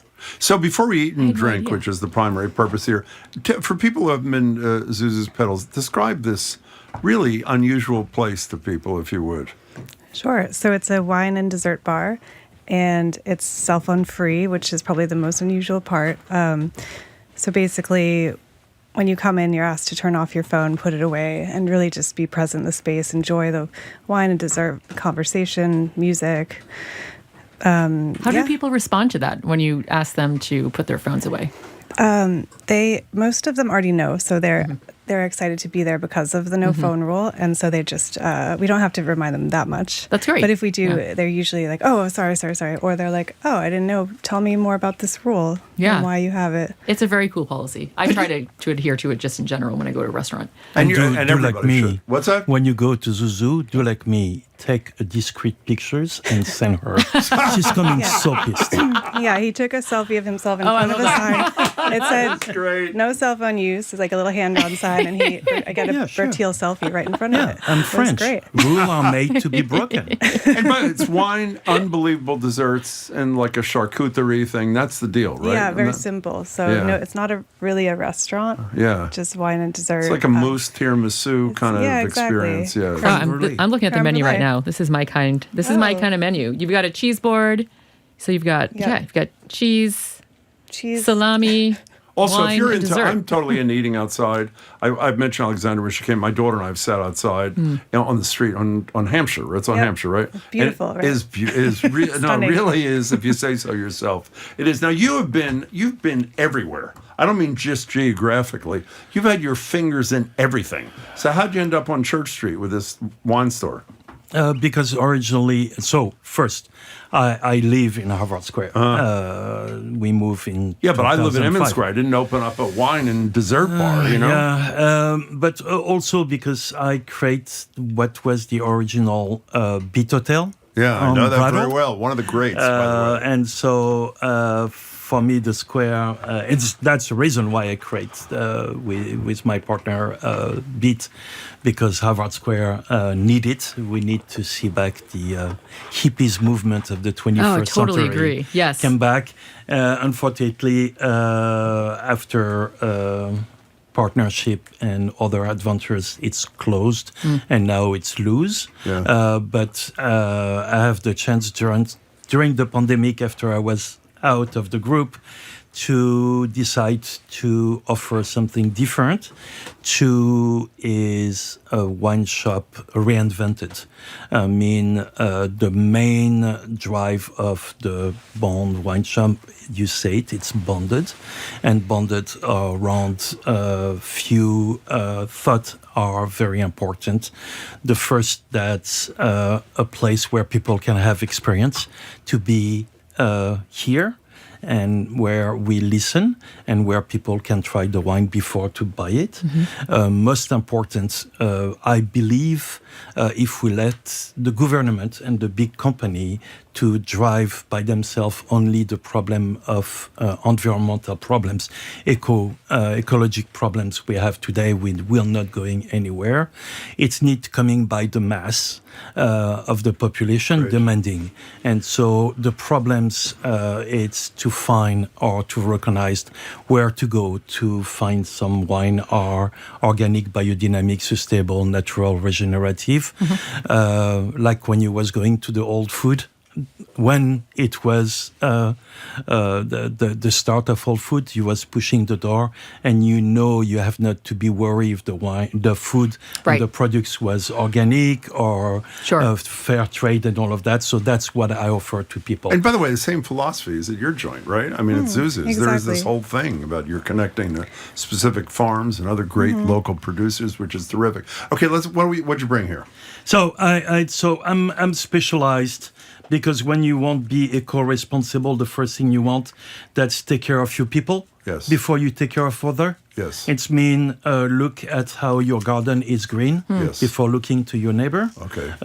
And I can affirm today, as we have not to be jealous of the rest of the world, how they produce wine.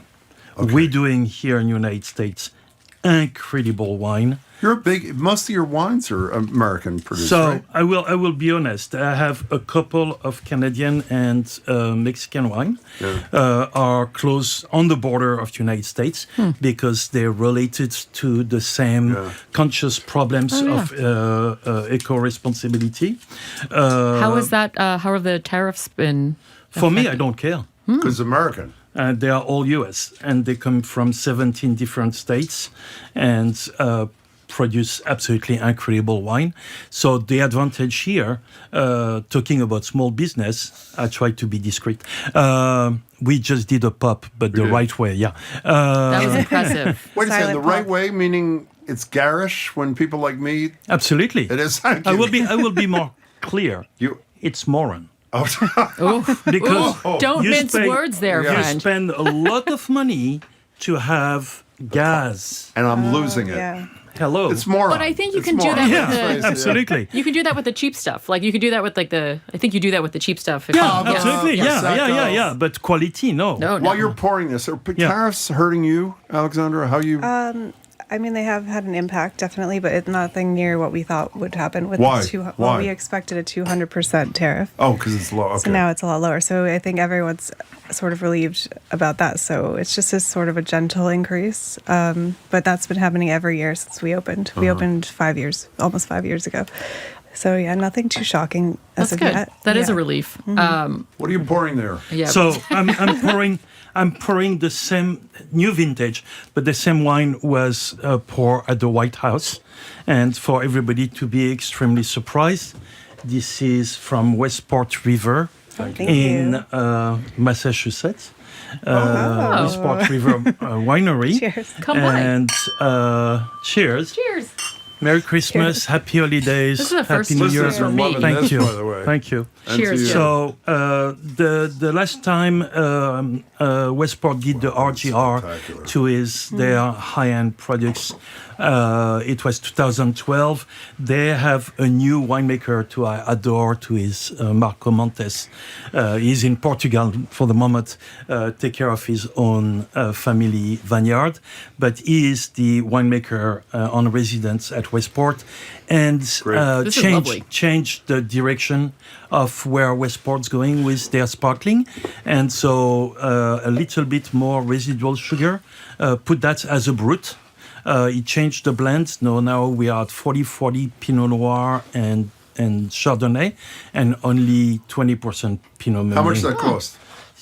$46. Oh, that's fabulous. Wow. Yeah, honestly, That's why between you you open and it me. carefully. Yes. No, are you kidding me? No, but I mean, 46 You know how is much still, much you need to pay for champagne? I mean, From champagne for this quality? Yes. No, that you're right. You will You're put that absolutely right. 4 times, 3 times. But I have a budget. you know? No, your budget is quality. Drink less, but drink. Can I say about your budget? Moron. Budget. That's No, okay, no, what'd you, no, I'm no. only No, you're right. kidding. This is delicious. This What'd is you totally bring, worth Alexandra? $46. This is the food end of this. I What is brought this? a pairing for the American champagne, if What we is call it? it that. This is creme brulee. Oh. That's one of my favorite things in the world, actually. Oh, good. Yeah, I think it's a great pairing with sparkling wine, champagne. What are you putting on top I'm of it? putting demerara sugar. I'm going to do a layer and a half of that, and then I'm going to torch it. And you're going to torch a radiator? Yep. Yeah, And we're going to try not to burn down the house. I love it. So, yeah. We got a lovely torch in the shot. studio. We're day drinking. This is my kind of Monday. Absolutely. We are hot. That's what they do at the Washington Post. That's right. This is the first torching in our studio. Yeah, Really? I'm going to take a photo. That's quite lovely. Well, you can actually look at right behind you, the beautiful streaming of this. So we torch these to order at the restaurant. That is beautiful. And they are quite wonderful. We like to pair desserts with regular wines, not with sweet wines. Can you hear me through the torching? Yes. Absolutely. Yes. Okay, Beautifully. great. You're creating some great So, gnat sound. A lot of restaurants recommend, or like regular wine wisdom recommends pairing sweet wine with dessert, but for me it's way too much, and I prefer to pair a dry wine with the dessert. That way. How much do you love doing the torching thing? Tell the it's truth. the Isn't best. that fabulous? Yeah. What a satisfying. That looks Usually- very satisfying. Yeah, it's nice. So are we going to get to eat this? Or are you just going to torch Yeah, it? you What's can going eat on? it. I mean, I just remembered we usually pop it in the freezer for 5 minutes after to get the crust to be a little bit Oh, harder, we'll but do it. we can That's try. okay. Why don't you start with Like this? Christina? Do you have I'm a willing freezer to here? do whatever It's it a little takes. hot on the edge. All right, cool. Yeah. How's business? How's business? Business is tough. I will be honest, because all in Harvard Square, me like all of us, we are the collateral damage of the politics going on. What do you mean by that? The decision on the government to attack Harvard or all the university cut a big chunk of all the people doing research and are on residence in Harvard. It's also impact directly all the biotech and all the company around biotech. No, go ahead, please. You sure? Please. Yeah. I'm on a diet. I will eat two after. So that's mean, as you say, and the reality, we don't know on what we dance. So we looking at our budget, where yesterday we were spending $10, today we try to spend $5. And that's why at Bond, all the wine are always, for the quality, extremely affordable. I don't believe on the big name, big price. I prefer a very honest fabulous. quality. How's your business? You're expanding into next door. We are, yeah. That must be a good sign, yes? It's a good sign. Yeah, we have been open 4.5 years. So we figure we're past that hump. Hopefully, restaurants, when they open, they tend to get a huge bump of sales and everybody wants to come check it out. And then the sales kind of go down, and then you have 3 years to try to build it back to your opening night, basically. And so we did that.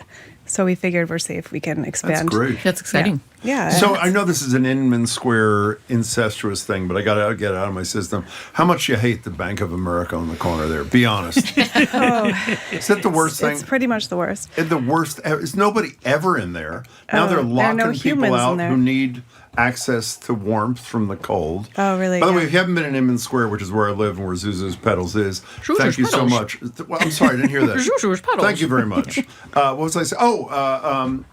It's this huge empty space in the corner. It used to be Riles, which was a great jazz club yes, and I remember restaurant, Riles. and it is now gone. It's a horrible kind of thing. And your seen this a business lot in Cambridge. It makes me is sad. obviously, by virtue of the fact you're expanding, your business is good. It's good. And we actually put up a sign when we took the space next door. We put paper on the walls and it said, "Coming soon, Bank of America ATM." I saw that, It was a little nod to our neighbor, Bank of America. Well, I have to say, when I saw the Capital One Cafe open up in Harvard Square many years ago, my heart sort of broke a little bit. You know, whenever we see something like this happen, because I like to keep it weird. Keeping things Absolutely. weird and indie. I mean, Come like see I went me. to high school here in Boston. I would go to Harvard Square after school just Yeah, to. absolutely. She was a wild woman when she was a kid. Trust me, I've No, been told. no. I Can I wish. tell you something? I'm a big sparkling wine person. This is about as good as it This gets. is really delicious. This is really Delicious. fabulous. I know. And it goes amazing. What do you with think the of creme this, brulee. wine woman? I love it. You do? Yeah. And it's local, too, so it tastes even better. They go great very together. big deal. I drank my first one, so I actually didn't get to pair it until now. And it's delicious. You're a big day drinker, I'm told. Is that true? You know, when the opportunity arises, I try to take advantage of it. And I will They leave it love at to hear that. that at the Washington Post. Well, we wish you both luck and happy holidays. Thank you. And Thank you. patronize Thanks for having these us. two Thank you so small, much. wonderful businesses right there in Cambridge as much as you can, particularly around the holiday season. And you, who I think, are ordinarily closed Mondays, you're open Mondays through the holiday thank you. season, Yeah, right? yeah. 7 days a week leading up to Christmas. Yes, until Christmas. Yeah, I'm waiting for Santa Claus drop some He's coming. gifts. Yeah, Right yeah. to the So door. I don't want to close the door. Yeah. And are you open? What's your deal? Every night, 5 to 11. 5 to 11. Yep. It's fabulous. Two great locations in Cambridge. Happy holidays. It's Happy great to holidays. see you both. Thank you. Thanks Happy for the holidays. fabulous food and And drink. can I just say something may for say anything both you of want. us? Shop and consume local first, please. Amen. Let's do it. You're Let's totally do for it. that. Great to see you both. Thanks so much. Thank you. Thank you. Appreciate it. We've been speaking with Bertil Jean-Chronberg from Bond Fine Wine Shop in Harvard Square, bondwines.com. That's Bonde. And Alexandra Whisnant of Zuzu's Petals Wine and Dessert Bar. That's Zuzu's Petals, Cambridge.com. Thank you both. And coming up after this quick break, MIT economist John Gruber on personalized genetic therapies and how to pay for them. I'm Christina Quinn, in for Marjorie Egan. He's Jim Browdy. You're listening to BPR on 89.7 GBH and streaming at youtube.com/GBH News.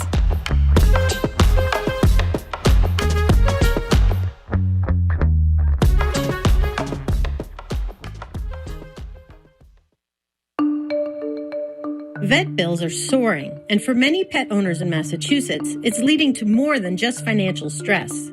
It's leading to lawsuits. I lost my job, I had a new job. It was too much, and I didn't know. I really never been in this type of situation. I don't know, for $700, if you take him into court, what's next? Giving you my bird? Like, I don't know. I'm Jennifer McKim. That story, later today on GBH's All Things Considered. Support for our programs comes from you. And Rogers Fish Company, offering an array of holiday seafood gifts and gift cards. Their signature double clam chowder is also available for purchase at Market Basket. More at rogersfishcompany.com. And the Trustees, presenting Winterlights, a celebration of seasonal sparkle with light displays in Stockbridge and Canton, Massachusetts, running Wednesday through Sunday nights through early January. Advance tickets required. More at thetrustees.org/winterlights.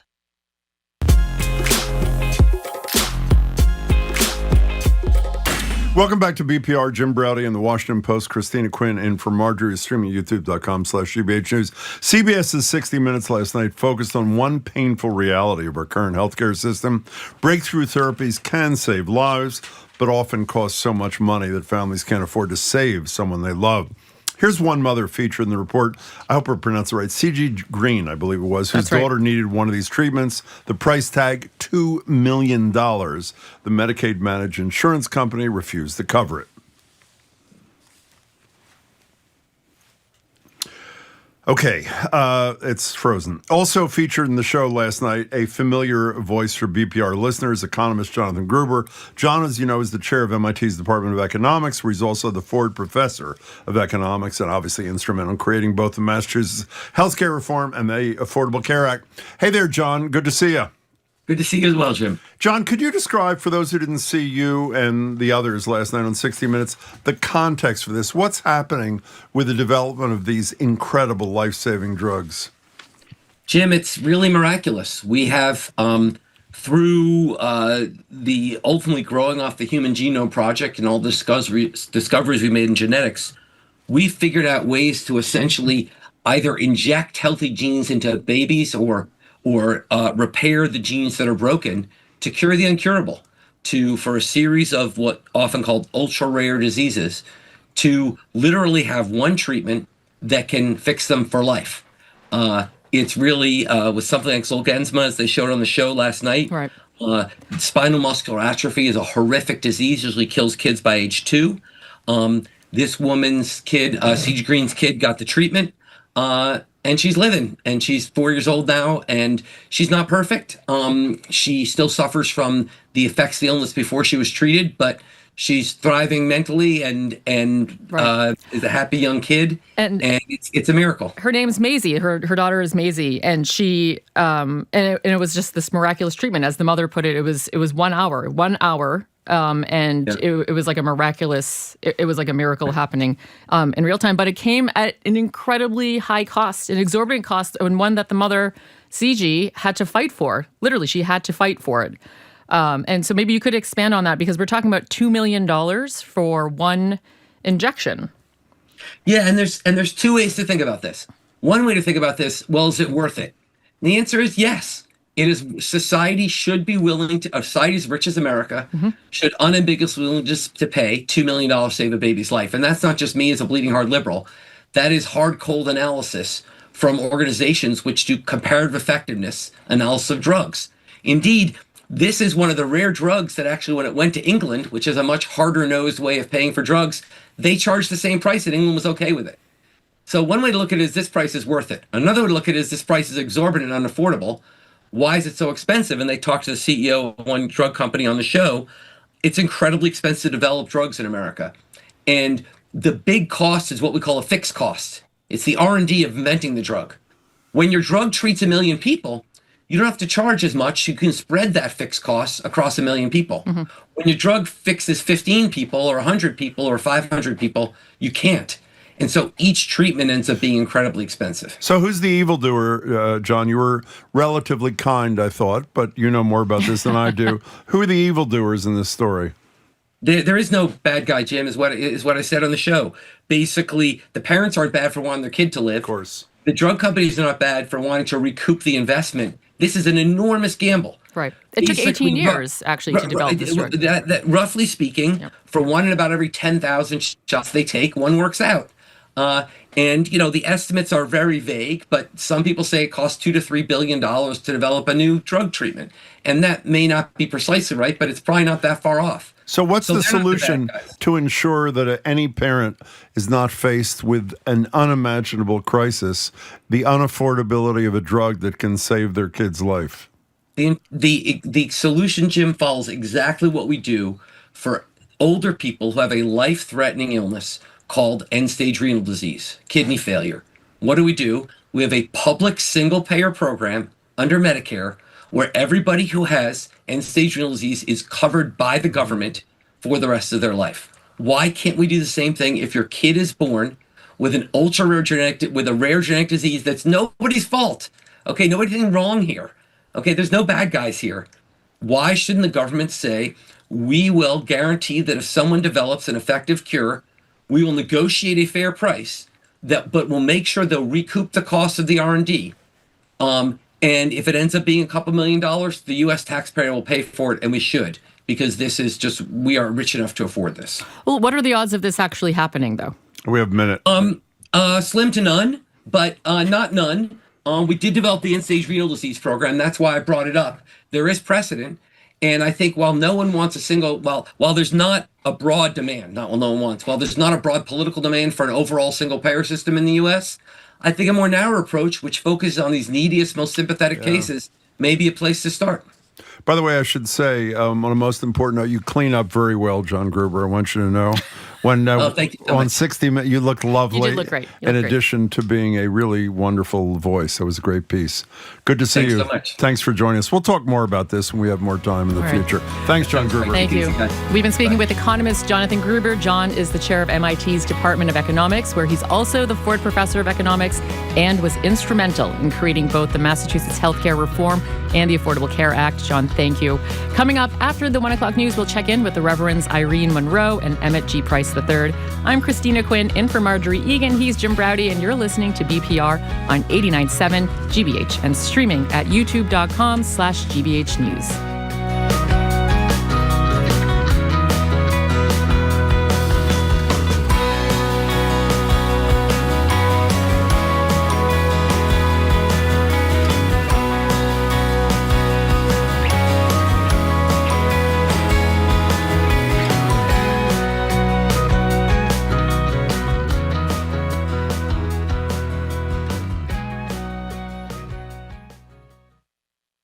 The best way to support your GBH radio listening is by becoming a GBH sustainer. It takes just 2 minutes to enroll and a few dollars a month on your credit card. Small monthly contributions, huge impact. Learn more at gbh.org/sustainer. Support for GBH comes from you. And Porter Square Books, a bookstore in Cambridge and Boston offering a range of holiday gift options, including holiday bundles, blind date with a book, gift cards, and more. Online browsing available at portersquarebooks.com. And Bonsai Bar, hosting pop-up beginner bonsai workshops at breweries across New England. Hands-on classes provide guidance in the basics of bonsai design and care in a group setting. More at bonsaibar.com. You're listening to 89.7 WGBH HD1 Boston. Online at gbhnews.org. GBH News. What matters to you? I'm Jim Brady. We'll talk to the Reverends Irene, Monroe, and Emmett G. Price III about a senator who believes the Democrats are ceding religion to the Republicans. And we'll also bring you the latest on the dispute between the Archdiocese of Boston and a local priest deeply concerned about ICE. Then we'll get the latest on the Brown University shootings from national security expert Juliette Kayan. I'm Christina Quinn, in for Marjorie Egan. Then we will be cashing in. More specifically, getting into your relationship between you and cash. We are all shelling out more and more for everything. What are your tips and tricks for curbing overspending? Do you keep only cash in your wallet to stop impulse purchases? What does cash mean to you? Call or text next on the third hour of BPR on 89.7 GBH.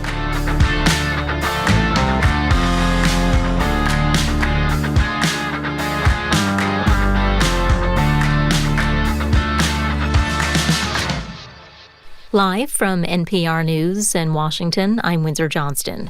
There's been an outpouring of tributes from Hollywood as news of the death of director Rob Reiner and his wife spread.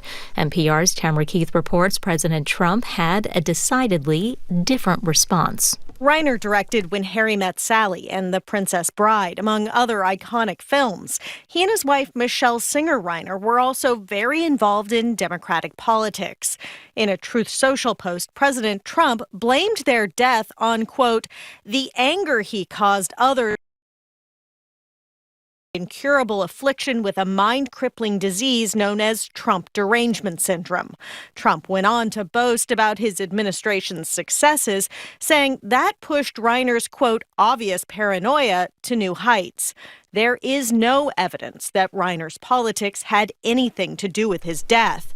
Reiner's son, Nick, has been arrested. Tamara Keith, NPR News. Los Angeles police has just confirmed to NPR that Nick Reiner has been booked for murder. Today is the final day Americans can sign up for health coverage next year through the Affordable Care Act. Roughly 24 million people use healthcare.gov, and many are facing higher premiums next year if ACA tax credits expire.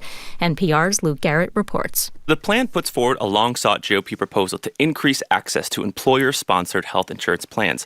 This bill would give eligible Americans access to what's known as association health plans, a lot of names there, but basically smaller businesses and self-employed folks could band together, leverage their power, and purchase health care. The idea is it would create competition and lower prices. This GOP proposal would also require pharmacy benefit managers to report more data in hopes of shrinking drug costs. NPR's Luke Garrett.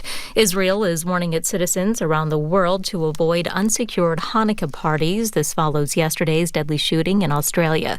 At least 15 people were killed and dozens wounded at a holiday gathering in Sydney. NPR's Daniel Drezner reports from Tel Aviv. Israel's National Security Council is warning of copycat attacks and is calling on Israelis globally not to attend Jewish gatherings without security guards present. Israel's Mossad intelligence agency is helping investigate the Australia attack. That's according to a person briefed on the matter who spoke to NPR on condition of anonymity. Israeli Prime Minister Benjamin Netanyahu on Sunday blamed Australia's Prime Minister. Your government did nothing to stop the spread of anti-Semitism in Australia, and the result is the horrific attacks on Jews we saw today. The Australian Prime Minister cut diplomatic ties with Iran this summer, accusing it of organizing 2 anti-Semitic attacks in Australia last year. Daniel Drezner, NPR News, Tel Aviv. You're listening to NPR News from Washington. Good afternoon. With the latest from the GBH newsroom in Boston, I'm Craig Lamolt. Brian Walsh was found guilty today of killing his wife, Anna Walsh, whose body has never been found after she disappeared from their Cohasset home on New Year's Day nearly 3 years ago.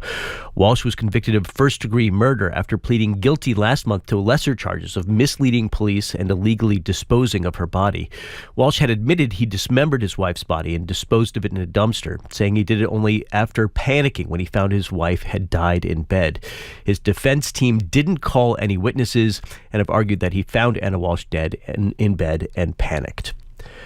Authorities in Rhode Island say a person of interest that was in custody following a mass shooting at Brown University over the weekend has been released without charges. At least 2 people were killed in the attack. 9 others were injured. Rhode Island Attorney General Peter Nerona says his teams of people working to gather evidence will continue to do so. This is what these investigations look like. I've been around long enough to know that sometimes you head in one direction and then you have to regroup and go in another. And that's exactly what has happened over the last 24 hours or so. All remaining classes and exams have been canceled at Brown. Increasing clouds today, highs in the mid-20s, getting down to the upper teens tonight. Tomorrow looks sunny with temperatures in the low 30s. Wednesday, mostly sunny, warming up a bit. It's going to be highs in the mid-40s and warming up even more on Thursday. Partly sunny Thursday with a high near 50. The Celtics are at home tonight, hosting the Pistons at the Garden at 7, and the Bruins host the Utah Mammoth at the Garden tomorrow. This is GBH News. Support for NPR comes from NPR stations. Other contributors include Capital One, offering their dining and entertainment card, Savor. What's in your wallet? Terms apply. Details at CapitalOne.com.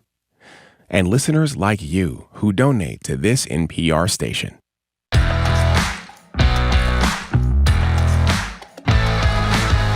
Welcome to Hour 3 of BPR. Marjorie Egan is not here. Christina Quinn from the Try This podcast of the Washington Post is. Hi, Christina. That's me. Hello. I am Jim Browdy. We're streaming youtube.com/GBH News. Marjorie and I are both back at the library tomorrow.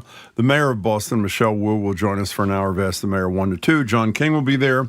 And the attorney for Tufts student Rumesa Ozturk. You remember the video of her being snatched off the streets of Somerville by masked people.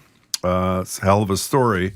We'll talk to her lawyer. Time now for All Revved Up on BPR, the Reverends Irene Monroe and Emmett G. Price III. Irene's a syndicated religion columnist and the Boston voice for Detour's African American Heritage Trail, and a steward of St. Augustine's African Orthodox Church in Cambridge, the last remaining Garvey Church of Greater Boston.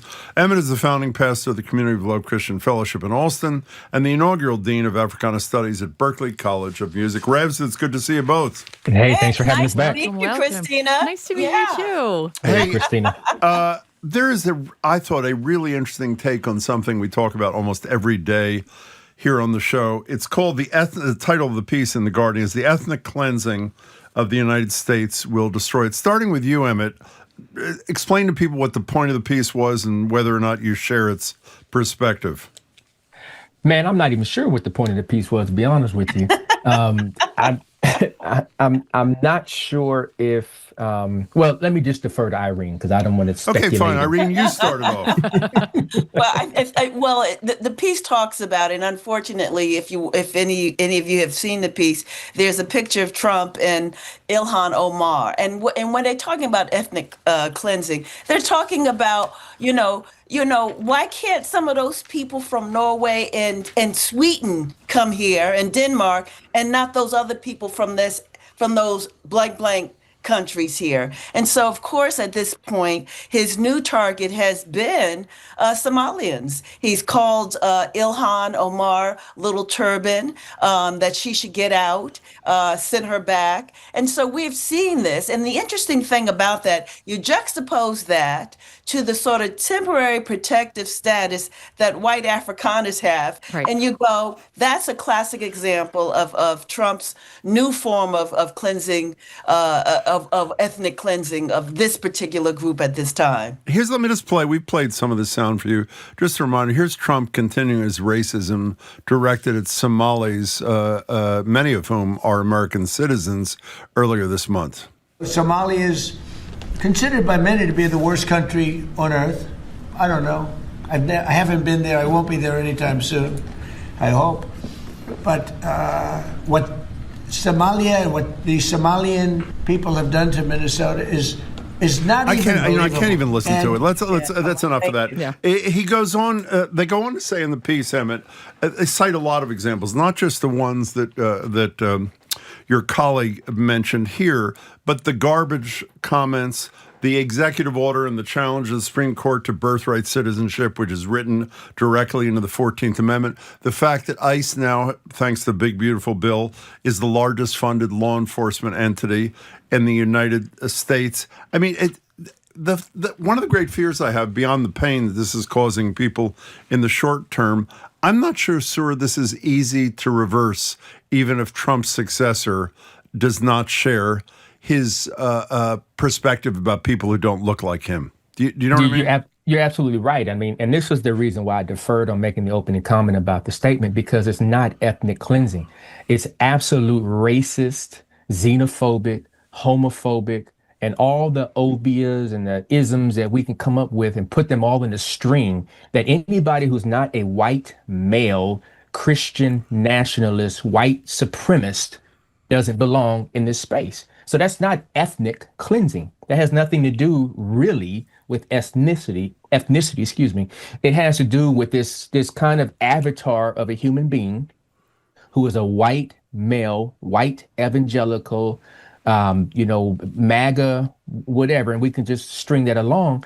And so to use language, to use facial features, to use skin color, to use national origin, to use all those things, it's like all of it together. I left out one, though, before you go ahead, I just left out one really important part that Emmett reminded me of. The Supreme Court of the United States also said racial profiling was fine in the decision out of L.A. I'm sorry. Take it away. Yeah, I disagree with that. The whole notion that this is irreversible for a couple of reasons. Because I think when we look at ethnic cleansing, I think the wrong lens that we look at is that we look at white as a homogeneous group, which is not. There are white ethnicity groups here, and Jews are a classic example of that example, as to his other groups. When we ask people, when did you get your white card? Italians, Irish, and other groups here. So I think that when we're looking at this here, and I think it's a very dystopian look too, because it's giving Trump much more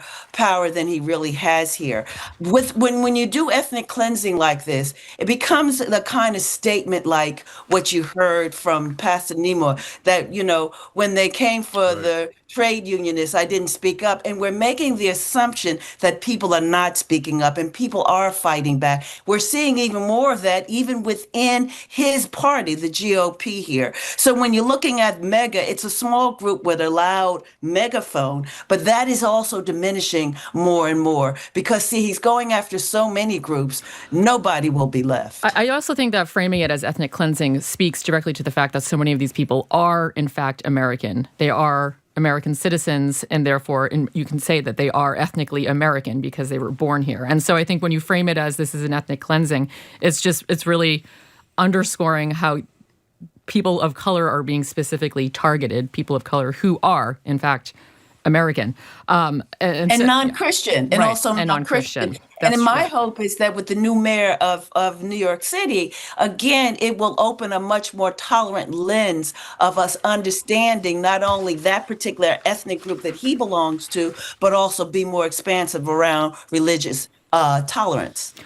There was another piece that I was hoping that we could talk about real quick, which is about a potential trend happening among young adults in that more young adults are seeking intense religious experiences. This is based on a new poll out of the Pew Research Center. And I was wondering if you could expand on that a little bit, because I think the narrative is that, religion is on the decline. A lot of people are not really practicing organized religion as much as they used to in the United States over the last 50 years. But the Pew Research poll says that young people are increasingly interested. Yeah, I mean, I'm not a big pollster and certainly not one who's fond of these kind of polls, because we can look at the impact and influence of Charlie Kirk, and whether we say that that's a religious influence or a cultural influence based on his ideological approach. And then we can look at and say, Jamal Harris and Bryan on the other side of the street, has had a dynamic influence, and the whole boycott of Target, is that a religious based thing or is it an ideological based thing? I mean, one can say so. Young people, yes, are increasingly active in activating their embodied real experience and their disdain for what they're experiencing in terms of inhumane treatment of people. Now, whether that moves towards a spiritual or religious, provocation or, ideological, I mean, Yeah. I agree with you, Emmett, on this here, because I think, number one, the Pew comes out every other month with a survey. It's always skewed and it's always suspect. It's what they do. But I think this. I don't think it's skewed or suspect at all, but go ahead. You're entitled. I do, because when you look at 6,000 people, give me a break, really. When you look at, and then what 6,000 are you looking at? How diverse is that population here? But I mean, when you read the article, it says here, the main thing is, and it says it, I'm reading it. The main thing about young adults is that they are less religious than other generations. And this is from Gregory Smith, who's the senior associate director of research at Pew Institute. And then he says this: unless something changes, the demographic pattern and the data suggests the long-term decline in religion will continue. Now, this is a difference. We got to make a difference between, is it really religion, or are they looking for spirituality? Right. Are they looking for a kind of connectedness like what has happened at Brown? Would you say that some of these kids are looking for something spiritual to connect them to not only deal with this trauma, but to also, how to move forward with, living with it? So I don't think so much that it's religion. I think that the Pew surveys are always geared with this notion that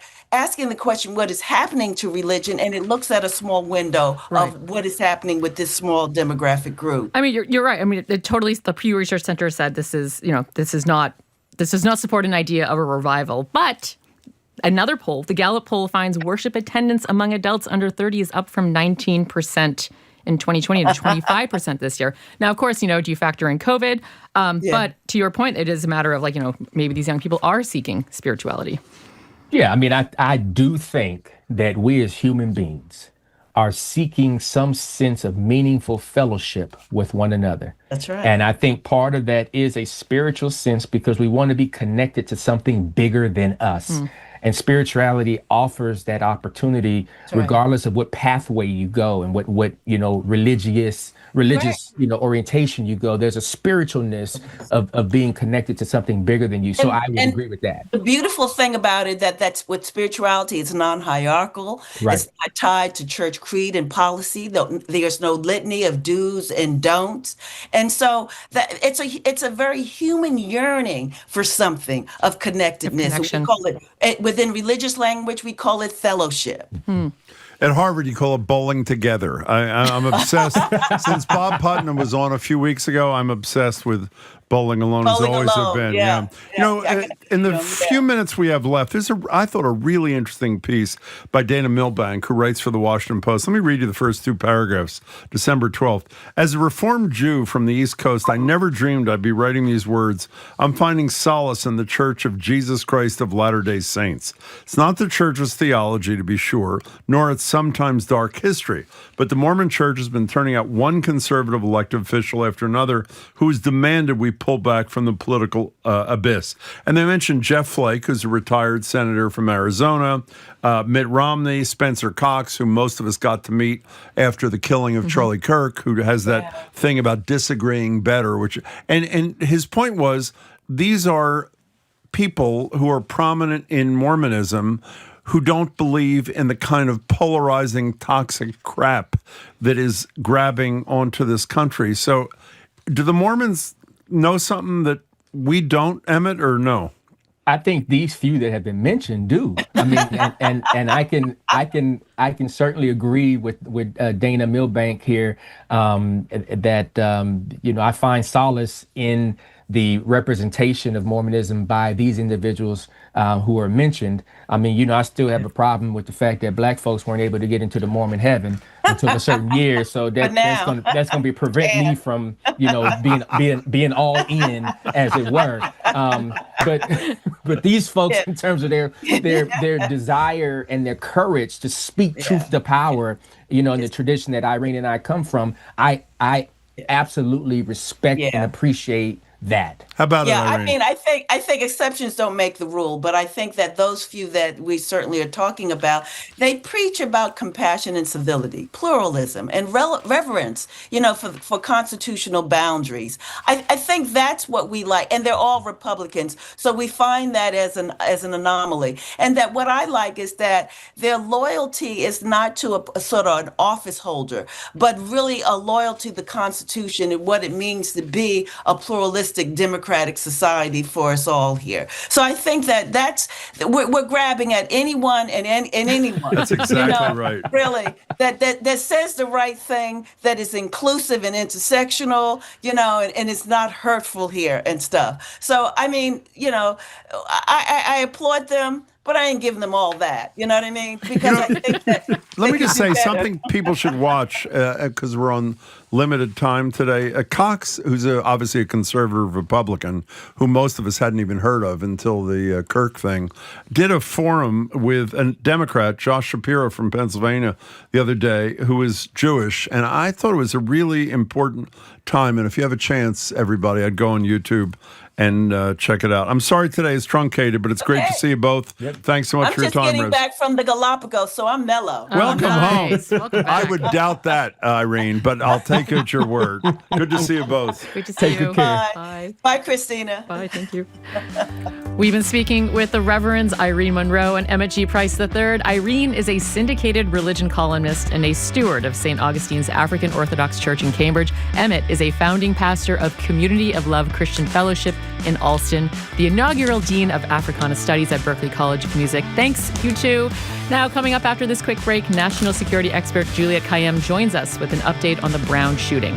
I'm Christina Quinn. He's Jim Browdy. You're listening to BPR on 89.7 GBH and streaming at youtube.com/GBH News.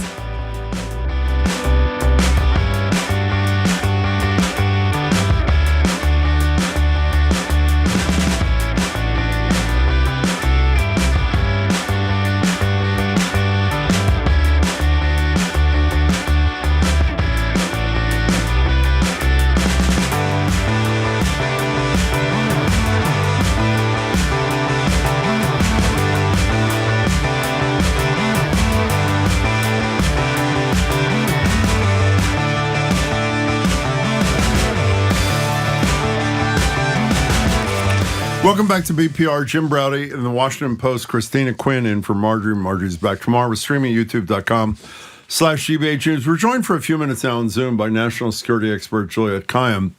Juliet, as you know, is former Assistant Secretary for Homeland Security under Barack Obama, faculty chair of the Homeland Security Program at Harvard's Kennedy School of Government, CNN senior national security analyst. In addition to her credentials, had a kid who went to Brown and spends a lot of her time not that far away in Rhode Island. Juliet, thanks for squeezing us in. Really appreciate it. Thank you for having me. So, for starters, we know that there was a, quote, person of interest who was detained in the middle of the night in Coventry, Rhode Island. And the implication we got from the FBI and others was he was the guy. He was not the guy. He was released. What's the status of the search for the man we saw walking away in the black outfit and we only saw him from behind? Yeah. Well, what we know publicly is that it's a restart, and it was a restart after having lost 18 precious, not lost, but in which everyone's focus was on this person of interest. Here's what is known now publicly there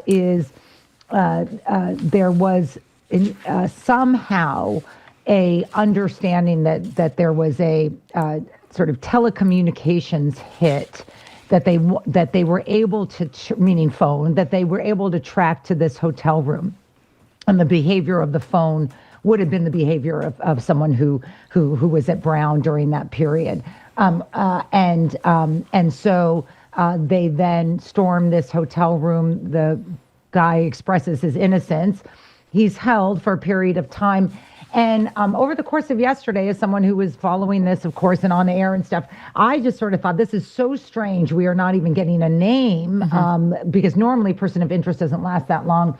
And by, what was it, 10:30 at night, an impromptu press conference, they said he was actually being released. And the state and local officials, in a way I've never seen before, made it clear that piece of the investigation had been run and led and executed by the FBI. So when you look back, the pictures of the raid were the FBI. So we have got a division between where the feds thought that this was going and the state and locals need it to go. And you saw sort of a reaffirmation by the locals and the state about who owns this investigation. And now all they've disclosed publicly, there's going to be ballistic evidence, there's going to be a greater search now, they said, is this very unhelpful, if you don't know him, video. And I think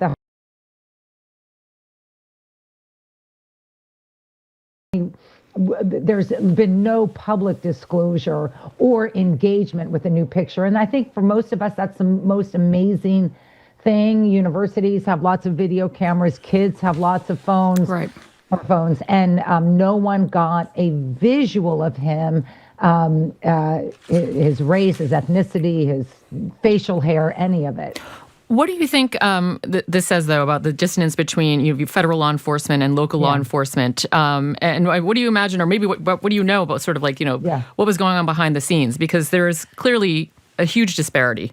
Yeah, I mean, I know a lot of these players. It's a small state. I spent a lot of time here, but also because of campus security and safety that I assist with, not with Brown specifically. It's just a small world. And I had heard of semi-rifts from various people I was talking to over the day between the FBI and state and locals, which is just really unfortunate because I think generally it's a very, very cohesive group.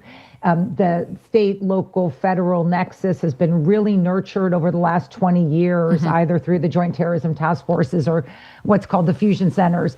And it's just clear that the FBI sort of went on its own. It's the, part of it, I don't know enough to say it's totally their fault, but I will say the unforced errors of having the FBI director come out and just basically live tweet an investigation. It's very hard to get people to understand the difference between a person of interest and a true suspect. Right. If the head of the FBI is, honestly, just like strutting through social media, and he did it before with the Charlie, and he's always wrong. He did it before with the Charlie Kirk killing and whether they had someone in custody. So it's very unfortunate for the FBI because, many of them are very professional and very serious. Right. My kid, my younger daughter actually was in Providence, stayed overnight in Providence on Saturday night, and she talked about the shelter in place, that sort of thing. If they don't know who this person is, they don't know where that person is, why should the shelter in place be lifted? Because it has to. I mean that honestly, like everyone wants a science. It's not a science, it's an art. We have too much violence in this country, too many potentials for lockdown. And so there's, we experienced this with the Boston Marathon bombing. Of course. If your standard is, well, when we get the guy, we're going to let everyone free, you've now just tied your hands as a jurisdiction. So I think part of what happened was, they didn't know where students were. They didn't know what was happening. Maybe they thought they had him. Let's get everyone to shelter in place. Also, he had left by foot, so there was a general concern he might try to get a car, might be violent in trying to get a car. But at some stage on Sunday, whether they had a person of interest or not, you really can't sustain. You shouldn't. Let me put it differently. You shouldn't sustain these things. I believe that's my personal opinion. Longer than 24 hours, unless you have really, really extreme circumstances. So you'll remember that horrible killings in Maine a couple years ago. At the bowling alley? So the community was locked down for 3 days. They eventually found him, he had committed suicide. That's just, that you're just offsetting the trauma, right? I mean, you just keep people fearful for 3 Well, closer to home, Deval Patrick lifted the shelter in place. Had to do it. A term I'd never heard before Tsarnaev, the younger Tsarnaev was captured in Watertown. He knew it. I mean, Because what if Stavans had gotten, was in New York by then? You just can't do it. So it's not perfect, and the gaps in the reasoning are clear to anyone. But I think it's absolutely the right thing to do, and they let the kids go home, the students. Juliet, we thank you. Thank you very much for your analysis. Read her piece in The Atlantic on this, too, which is terrific. Juliet, we'll talk to you soon. Thanks so much for your time. I'll talk to you guys soon. I'll see you Wednesday. Juliet Kayyem. We've been speaking with national security expert Juliet Kayyem. She's former Assistant Secretary for Homeland Security under President Barack Obama, the faculty chair of the Homeland Security Program at Harvard's Kennedy School of Government, and CNN senior national security analyst. Thank you. Coming up, an intentional topic shift and a break from the bad news all around us. Cash used to be king, and in the age of buy now, pay later schemes online, more people are turning to the simplicity of pocket change to keep their spending on track. Are you one of them? What does cash mean to you? Call or text us next. I'm Christina Quinn, in for Marjorie Egan. He's Jim Browdy, and you're listening to BPR on 89.7 GBH and streaming at youtube.com/GBH News.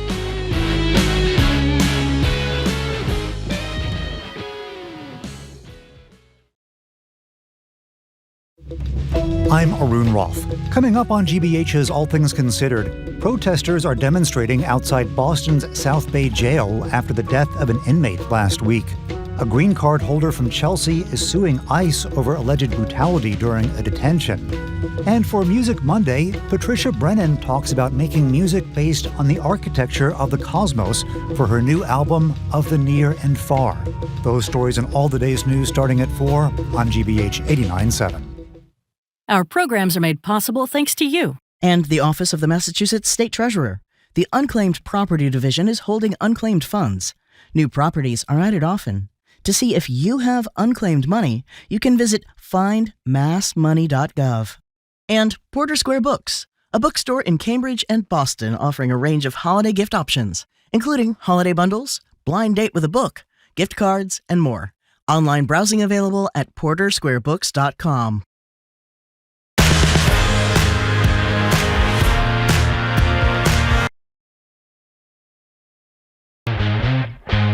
Welcome back to BPR. Marjorie Egan is off. She's back tomorrow. The Washington Post, Christina Quinn is in. We're Hello. streaming. Hello again.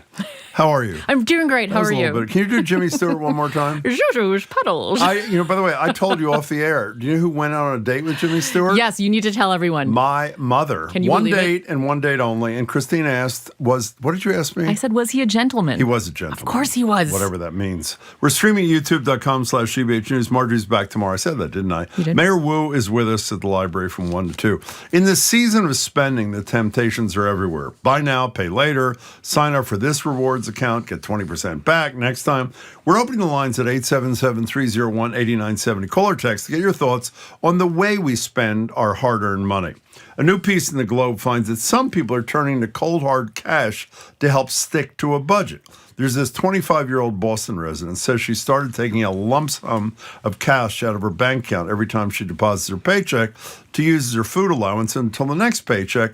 It's a physical reminder of how much she's actually spending, as opposed to the instant transaction of a DoorDash, an Uber Eats, or any digital transaction where the actual cost can add up, but you're only confronted if you log in and check or when the bill comes weeks later. The Globe may have found a Gen Z unicorn, though. Surveys find that more than half of Gen Z say they use cash as a last resort. Many young people think people who do pay with cash are, quote, out of touch or even cringe. Yep. So the lines are open at 877-301-8970 to call or text. Are you going back to cash in order to rein in your spending habits?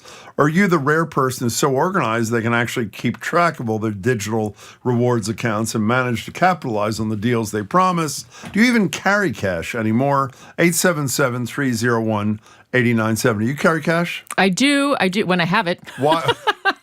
That's sad. The Washington Post is like hanging by a thread. Why do you carry it? I do like to have it sometimes, you know what? Sometimes I'm like, you know what? I'm going to go to Dunkin' Donuts and buy a coffee, and no one's going to track me doing it. And I buy myself a cup of coffee Yikes. with cold, hard cash. It's the little things that Who that might give be me tracking thrills. you buying Dunkin' Donuts? Just, whoever wants my data so they could sell it to somebody else. And, and then that's the thing. It's like the little things that I'm like, I'm going to buy this coffee, and no one's going to know about it. So let me just say, I totally subscribe. Was it Dana Gerber? Who wrote this piece?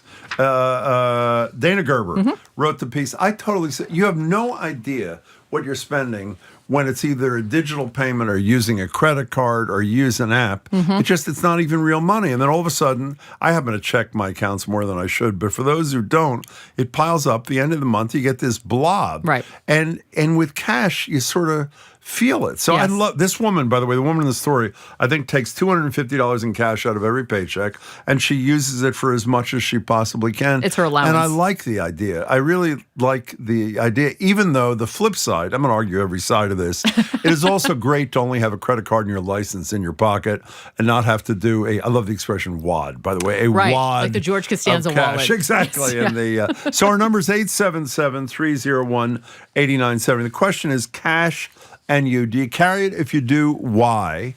And if you don't carry it, how easy or difficult has your life been? And do you find yourself amassing huge debt because it's not real money when you use a card or an app or that sort of thing? 877-301-8970. I don't know what the outcome was. I don't think. I remember that most of the stadium, Fenway I know, and I think the Garden and maybe Gillette, I'm not sure, banned cash. Now, apparently that violated some old Massachusetts law. Because cash is legal tender. I guess so. Right. And so Healy, who I think then was the Attorney General, I'm not sure of this, cut a deal, maybe governor, cut a deal with each of the institutions where they have something, I think it's called a reverse, where if you bring cash, you can insert cash into a machine and get a debit card spit back so that they're not violating the law. But on the other hand, they don't have to handle cash, which seems to me to be a decent solution. More plastic. What's that? But then also, more plastic. Like that's but it disappears. You spend it and then it's done. I mean, you're not, whatever. Yeah. Why are you exasperated? We just started. Why are you seriously? What are you exasperated about? I just think that this shouldn't be an issue. I feel like cash there shouldn't be any problems in accepting cash, using it as legal tender. Why do we need to have a card for everything? Cash is king. Cash is king. Wow. Yeah. That's very deep. Yeah, but I will say my 12-year-old, so the Gen Z thing is saying they think cash is kind of like ew and ick, but I kind of see something similar with my 12-year-old who she doesn't have much choice when I give her cash, but she doesn't want coins. And I'll be like, look, there's like $8 worth of quarters there. Why don't you take that? And she's like, Mom, that's embarrassing. And I'm like, oh my gosh. So there are a couple of great texts. Vicky in New Bedford says, I frequently use cash to avoid the tip screen. A lot of people are offended by the tip screen when they flip the screen and they're watching you, the barista or whomever. This is also good. Anonymous texter, there's no way that having cash in my wallet would save me money. In our family, we joke that finding cash is finding, quote, free money and doesn't even count as affecting the budget. Well, I guess there's some validity to that. 877-301-8970. Now, this is probably the most important text we've gotten all day. It's not a text. It was a post on YouTube. Do you want to read it yourself? I think... No, I'd like you to read it. Okay. It's very... Kathy on YouTube wrote, Christina Quinn was one of my favorite guests when Jim hosted Greater Boston. She brought a chicken wearing a sweater. That is We're going to put that up on the streaming. We actually have the photograph. If you stay tuned for a second, we will put the chicken thing It was Prince there. Peep. He was a Malaysian rooster. He was? Yes. I don't remember that. Okay, fine. Let's go. No, I'm sure that's true if people say it. Cash and you. But one last thing I want to quote in this Dana Gerber piece in the Globe. She quotes, is Dana a woman? I think so.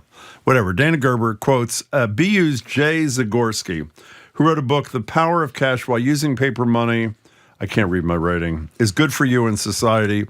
And the author mentions, this is the point I was trying to make earlier, which a lot of people disagree with, the pain of paying. I totally subscribe to the notion that when you use real cash, you feel it, even though that other texter said a minute ago, it's almost like free money. It doesn't even count because your primary thing is on your card. Now, let me just say one last thing, which nobody is interested in except me. If you upset when you have to do your taxes, you can either do this smoothly like I do them or be tortured like Marjorie is. I use one credit card for every single thing everything. Oh, wow. I mean, the place you can't must tip have somebody. amazing points. And no, well, I not only have great points, I get miles, by the way. Nice. But every expense I need to look at is on one credit card. Do you find that interesting at all? Yeah, that's really fascinating, Thank Jim. you. Wow, I appreciate you are it. so fascinating. No, I knew you would think that. Paul and Ludlow, you were first on BPR with Christina Quinn and me, Jim Bradley. We're talking about cash. Hi. Hi, Paul. Hi. Yeah, I carry cash. I get cash. I go to a restaurant Saturday and Sunday. Yeah. I only take cash. Yeah. The rest of the week, I don't spend any money because I'm a truck driver. So I pack my lunch, bring my coffee. I can go all week without spending a nickel. If I need to buy something, I have the money to pay for it, and I put it on my Apple card because if somebody steals the account number, I get a new virtual number right away. Smart. That is really well thought out, Paul. That was a brilliant first call on the topic. Thank you for sharing your behaviors with us. We appreciate it. It does. My mom always said, she's like, if you don't actually have it, don't spend it. And that's always I know, but that's like I know, but that's she's old beautiful. school, man. No, I hear she's wonderful. I love I've the only know idea. her secondhand, but and she makes the best kimchi, as does we've make discussed, kimchi. maybe on the planet. I know that firsthand, but it's easier said than performed. Where do you? Actually, we have an anonymous texter who wrote, I have $230,000 in student loans. What's a credit card? Fair question. That is horrible. Yeah. Oh my Yeah, God, that is that's a really real horrible. good look Okay, at let's that. go to Carol on the Cape. Hey, Carol, what's up? Hi there, how are you? We're excellent. Thank you for asking. Awesome. So I work in traditional market cannabis, which is technically not licensed and not legal. And so our entire business, how it has always been for the eternity of time, goes all the way back into cash-only purchases. Mm-hmm. So we are a whole community of people who only accept cash. Right. Wait, you get debit cards, don't you? No, sir.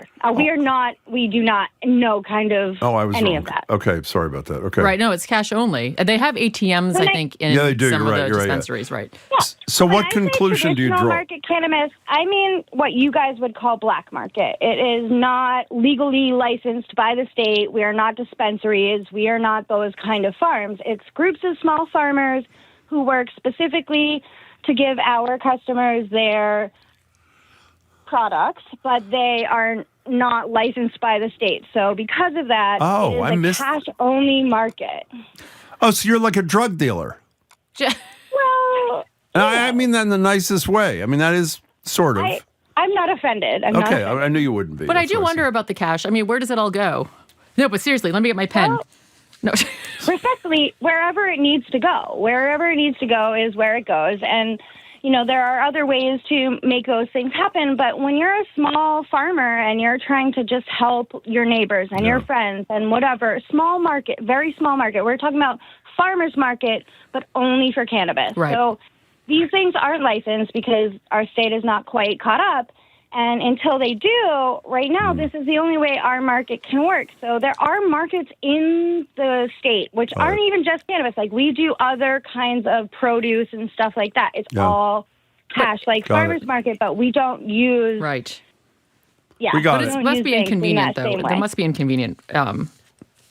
Carol, thanks. But thank you for calling. I think we got it. Anonymous texter, I sort of feel like this person does. I'm not against using cash, but I boycott cash-only businesses when I can. Does that not aggravate you when you have to get cash, even when you don't have it and you don't?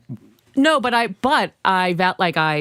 I'm okay with it. I'm like, that's right. You know what? Fine. Cash Why? only. Because I think the card only businesses, that drives me crazy more so than cash only. Why?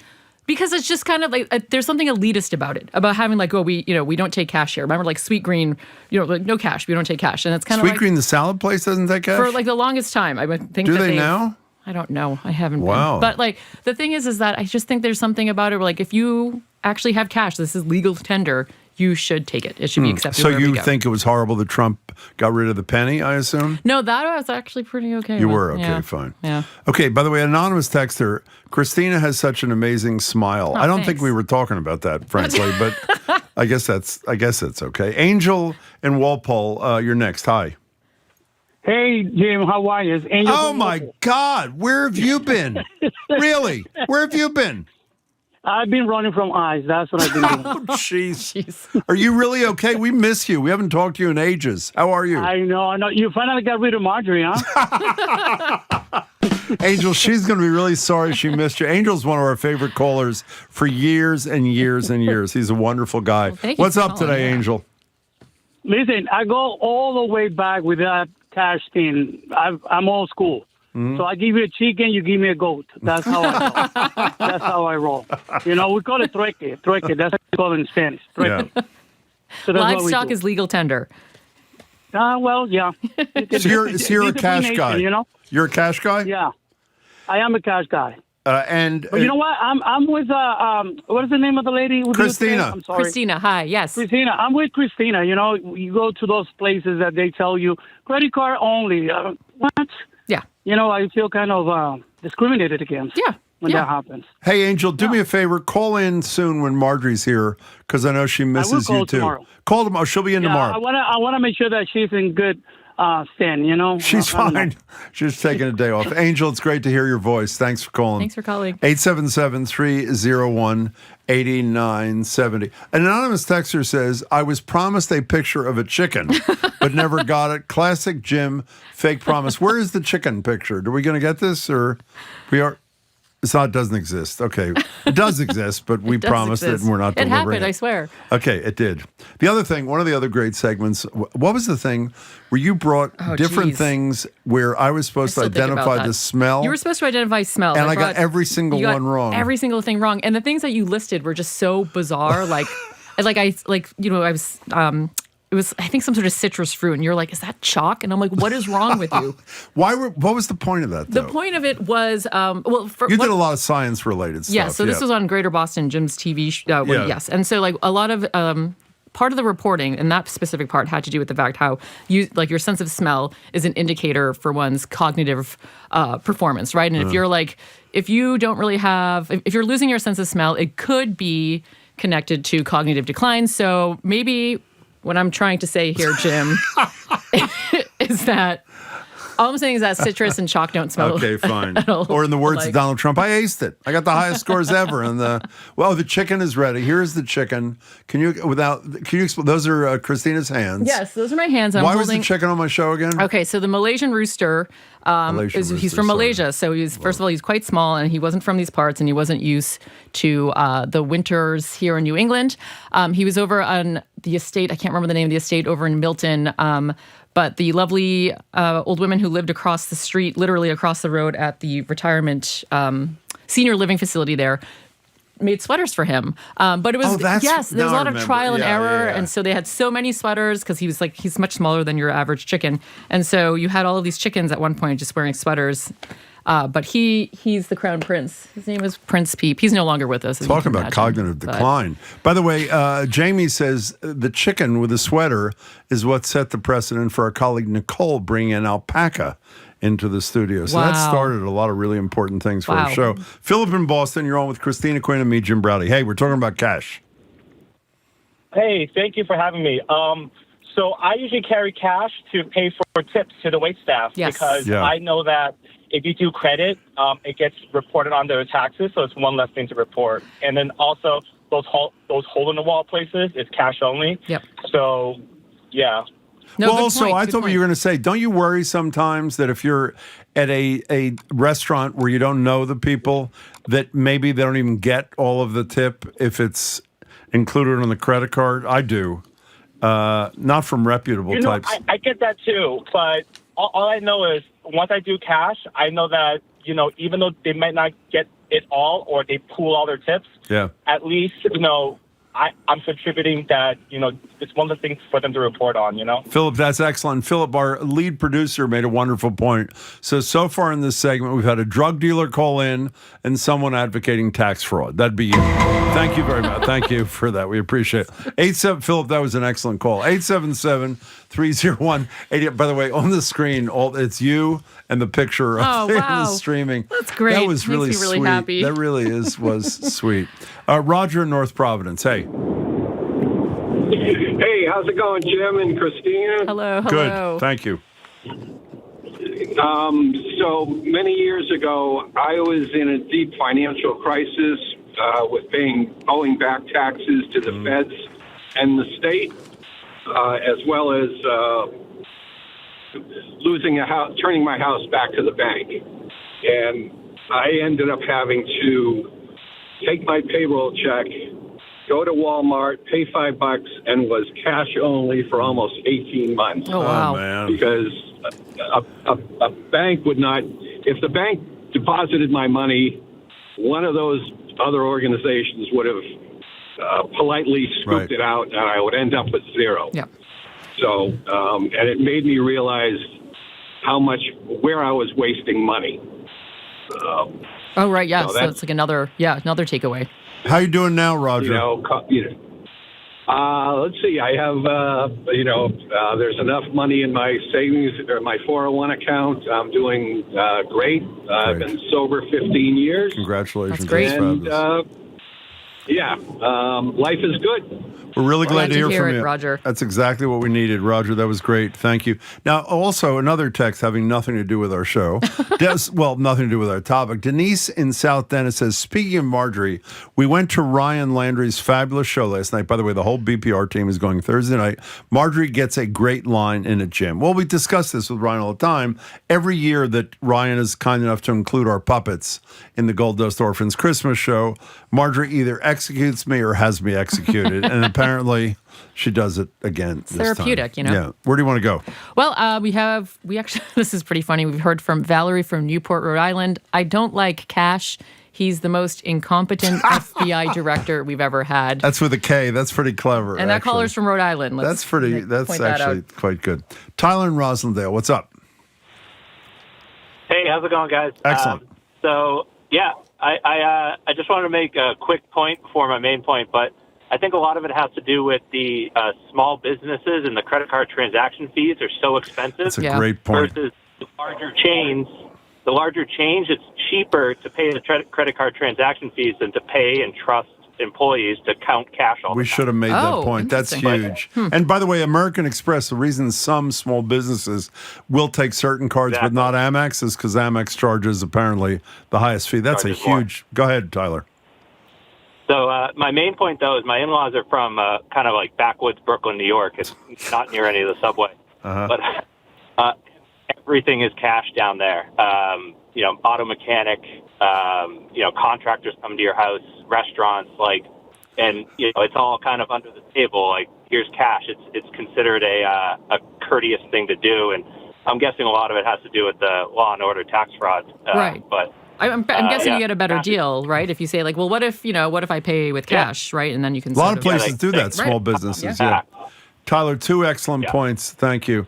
Now, apparently our team, which is really kind of them, put up a YouTube poll. Do you want to read the results so far, Christine? It's only 30 votes, but it's 30 votes. With over 30 votes, 68% want the chicken to replace Jim as host for a day.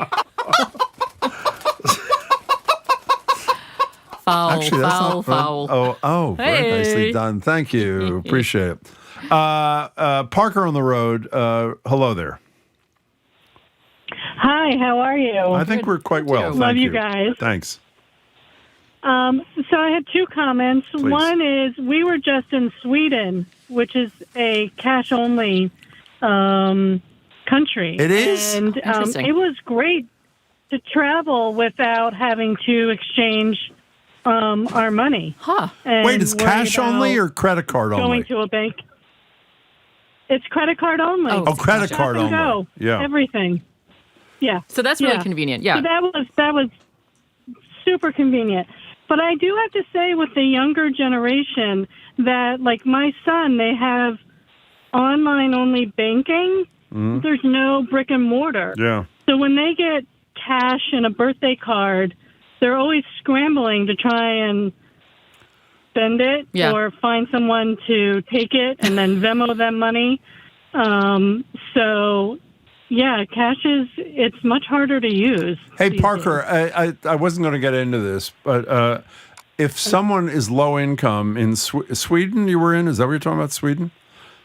Yeah. And they don't have a credit card. What do they do?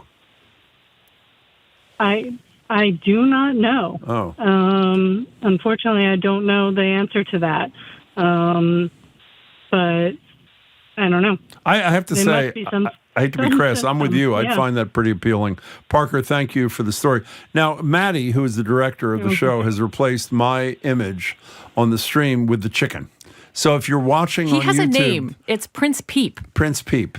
Prince Peep, who is no longer with us, but is with us, I guess, on the stream, you will get either the face and upper body of Christina Quinn and the middle body and the hands of Christina Quinn holding, what's the name of the dog? The name of the chicken Prince again? Peep. Prince Peep. There he is. Oh, there I am. I just showed up in the corner there. Okay, enough of the chicken cooping or whatever it is. You brought it up. I did. No, I didn't bring it up. One of our whatever they call Kathy. it, our colleagues Yeah, or Kathy somebody, on who YouTube. the hell, whoever it is. Chuck in New Bedford, you have a minute. Chuck, take it away. Well, I don't like credit card only, cash only. What I don't like about them is that they force you sometimes to go to their ATM machine And charge ridiculous and then you have fee. no idea. Yeah, and you have no idea what they're doing with your information. Good point. Security has it I know. They're all always up the sketchiest looking ATMs, too. So, Right. what's your bottom You go to line a there, bank, Chuck? you know- Well, the flip side of that, though, is I actually carry some mad money in the car. I always have, some cash in case you go to a restaurant, you'll come up short. And that's another point. When you go to when it's whether it's credit card only or cash only, if you don't have cash, it's a problem when you go to a party. You have multiple people in a party, and you need to split the bill. Yeah. How do you do it when it's credit card? Everybody has just a credit card. Well, you just say to the server, divide it up 3 ways and hand them 3 credit cards. I Right. mean, that's not the. But Chuck, you make a fine point. Thank you, Dave Mattapoisett. We own a small business with annual sales of $2 million. Our credit card fees are $50,000 a year. We always encourage payment by check or cash, but I guess people want their points. There you go. I love that they still take check. That's great. No one does that anymore. No, and Nobody they takes shouldn't, checks. by the way. Writing a check, like if someone's in front of you in line in the supermarket. Did you work with him or you didn't? Are we talking about Jared Bone, the esteemed? We are. Apparently you did. Jared Bone, yes. Did you he was like actually, Jared when you worked with him? And I still do. Oh, my God. We were a prince and princess. Yes, we had. We were a cowboy, cowgirl. That's right. We had cowboy costumes together. I mean, Halloween costumes together. Wow. Because we were we faced each other. Yeah. On your in pod? In our pods. Oh, little pods. Yeah. We go way back. Wow. Way yeah. back. Mm-hmm. Way you just before the lost chicken your with whole the sweater. time there with that nostalgia. The trip down memory Do lane. you use cash, yes or no? I have a little bit of cash. Why? Well, not enough to pay you back for you covering me the other night. Actually, now that I think about Thank it, you. I haven't forgotten. Why for do you, tips. Oh, you do.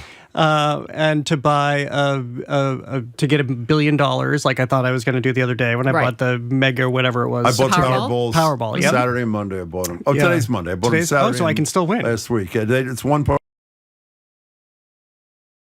Would Okay. solve a few problems. 1.1 billion. It would. And you Just split a them and few, give a couple yeah. of bucks to your friends. So what are you doing on the show there? So we're going to be speaking with Marina Abramovich, the huge performance artist, grandmother of performance art. She has a new master class, and it allows you to understand how she has the endurance to do things like sit across from people for 700 hours at MoMA, and lie on blocks of ice for hours and hours and hours. So we'll talk to her about that. And remember reality winner who was found guilty. Well, she pled guilty to espionage.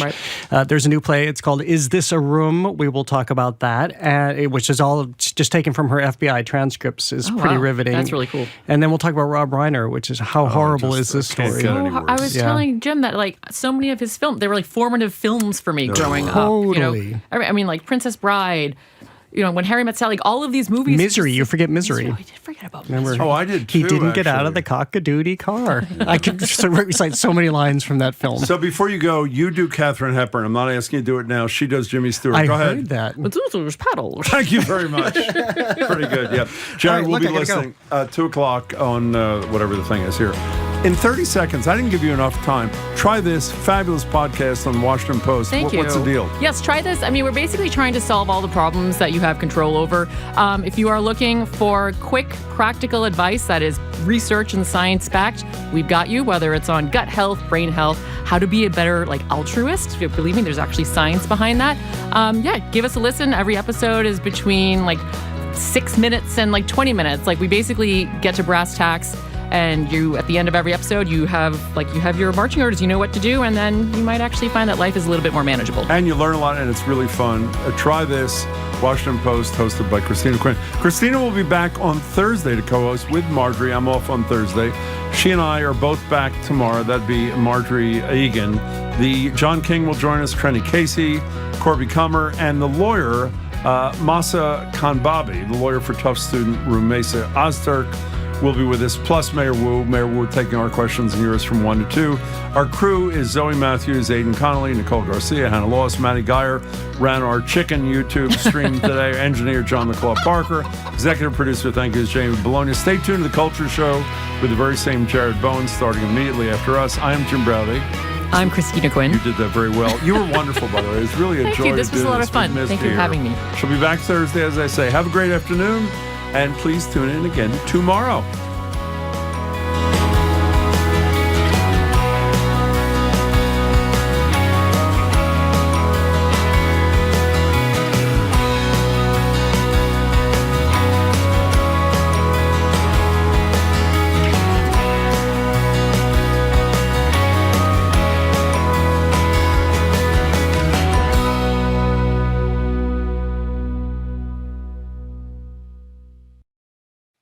What's trending?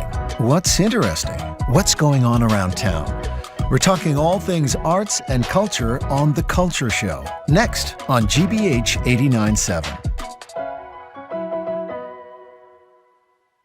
Funding for our programs comes from you. And the trustees, presenting Winterlights, a celebration of seasonal sparkle with light displays in Stockbridge and Canton, Massachusetts, running Wednesday through Sunday nights through early January. Advance tickets required. More at thetrustees.org/winterlights. Frontline investigates Iran's nuclear program in the aftermath of the U.S. and Israeli strikes. Watch Strike on Iran, the Nuclear Question, tomorrow at 10 on GBH2. You're listening to 89.7 WGBH HD1 Boston. Online at gbhnews.org. GBH News. What matters? I'm Jared Bowen. Coming up on The Culture Show, Marina Abramovich, the grandmother of performance art. For more than 5 decades, she's asked audiences to confront what most of us instinctively avoid: vulnerability, endurance, and the unsettling moment when a viewer becomes a participant. Admired, maligned, and impossible to ignore, she has redrawn the boundaries of performance. And now she's distilling the rigorous training practices that have made her an icon in a new BBC Maestro class. But first, the theatrical event that turns everyday conversation into a pressure cooker. The drama Is This a Room transforms the real-life FBI interrogation of reality winner, who pled guilty to releasing classified national defense information, into a taut, minute-by-minute showdown over power and truth. We're joined by 2 actors bringing that interrogation to life. And we remember Rob Reiner, the Emmy Award-winning actor and director of When Harry Met Sally, The Princess Bride, and so many more. He's died at age 78. As an actor, he first broke through as Mike Stivic, Archie Bunker's son-in-law on All in the Family, the young liberal sparring with a conservative father-in-law who only saw him as meathead. Reiner carried the activist spirit off-screen, championing progressive causes and civic engagement. Hollywood is mourning the artist and advocate whose influence reached far beyond the screen. That's all right now on The Culture Show. The Culture Show is made possible in part by a generous contribution from the Fiducia Fund, proud to support this station's arts and culture programming. I'm Jared Bowen. This is The Culture Show, live on 89.7 and streaming on the GBH News YouTube channel. It's a Saturday in June. Reality winner arrives home with groceries, and she's promptly met by a team of FBI agents. They're polite, almost casual. They ask her how her day is going. She answers. The questions keep coming. And by the time they stop, her life is never the same. That 2017 FBI interrogation is now a theatrical thriller adapted for the stage in Is This a Room?, a play built entirely from the official transcript of the interaction at Winner's home. Winner, a former Air Force linguist, pled guilty to leaking classified information about Russian interference in the 2016 election. Because the play is created verbatim from the FBI transcript, the tension lives in the words themselves. The unnerving way small talk, pauses, and even ums and uhs accumulate into what is ultimately a person's undoing. Is This a Room is presented by Apollinaire Theatre Company through January 18th. It's just been extended. Joining me to talk about it is actor Parker Jennings, who plays Reality Winner, and Christian Mancinas Garcia, who plays Special Agent R. Wallace Taylor. Both of you, welcome back to the show. It's great to see you both. Hey, thanks to be back. See you again. A very different project from what we spoke about last time at the theater. But Parker, let me start with you. This is so interesting what is all wound up in this person and bound up in this person. How do you describe who Reality Winner is? Oh. I mean, so I got the pleasure of meeting her and getting to hang out with her, and we've now become friends. And I think, first and foremost, especially through the lens of this play, she's an absolute patriot, in my opinion. Well, I should interject here to say the debate is she, with her intelligence in the classified status she had, she was able to recognize that there was Russian interference at a time when that wasn't necessarily being talked about, so she leaked it to media. Yes, and it was being contested back and forth at the time between all the news outlets and everyone talking, and she put her foot down and said, no, I have this information and I know it's happening, and here it is. So that would be my first thing. But outside of that, she's an incredibly brilliant mind. She speaks Farsi, Dari, and Pashto, which are incredibly hard languages, and speaks about in her recently released memoir how she would go from translating between English to Latin to Dari to Farsi. Like, just an incredible mind, incredibly physically, mentally strong person, and just like an absolute badass. Well, we'll come back to your own interactions with her because this is very significant. But before we get there, we're not even talking about a character because, again, this is not written by a playwright. We're talking about a real person who's being portrayed on stage in their words. How do you describe who she is in this moment when the FBI descends on her in her own home? An incredibly vulnerable 25-year-old woman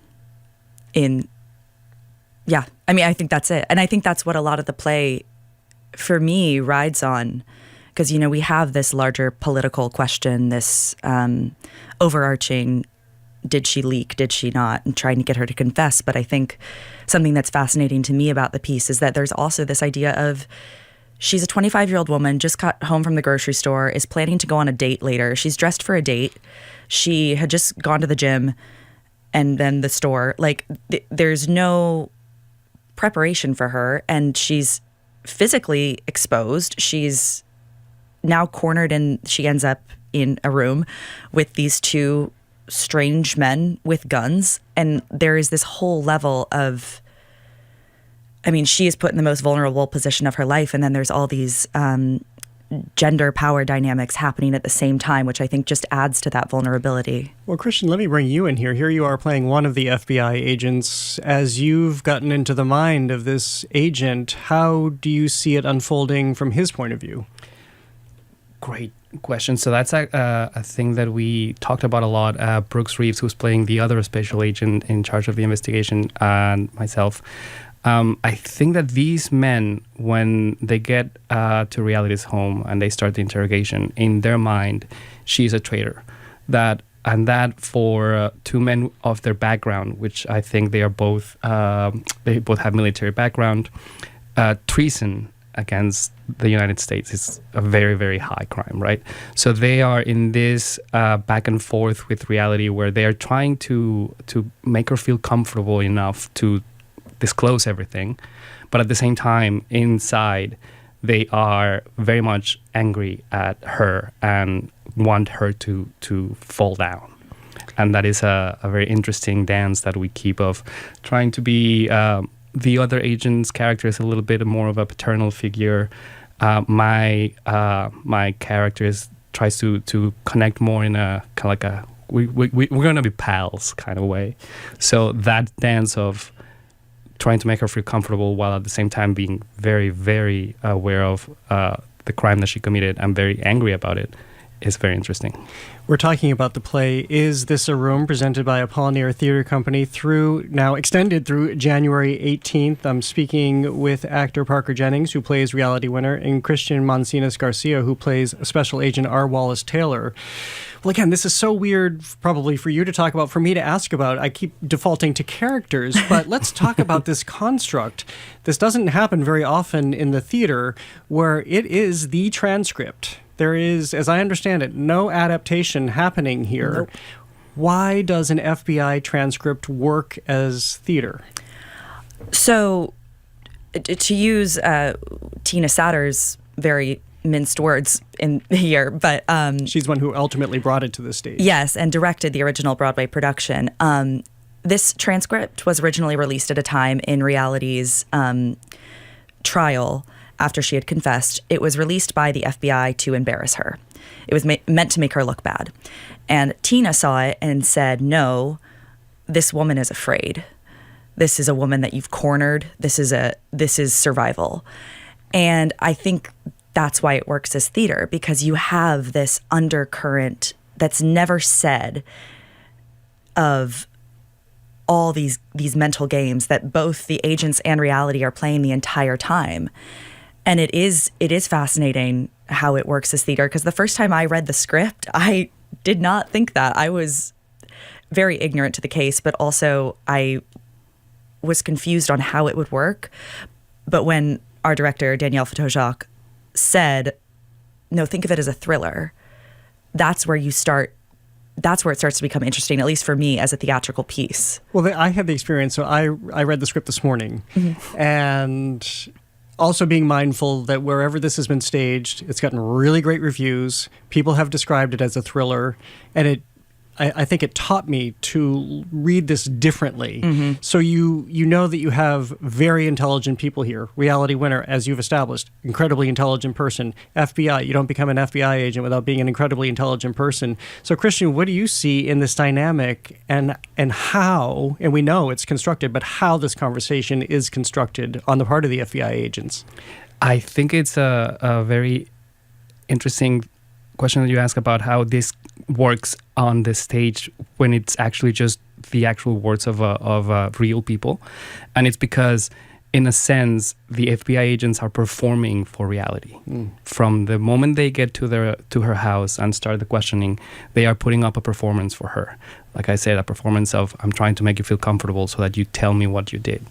And once that performance reaches once the FBI performance reaches the end goal, the facade comes completely off, and the agents at a point switch completely their strategies, and they're like, impatient, I just want to leave, we're done, you are going down. That's so interesting, because I didn't finish reading it because I plan on seeing it at your theater, so I wanted to at least leave some of it fresh. Yes. So this is fascinating to understand. I won't say anything else.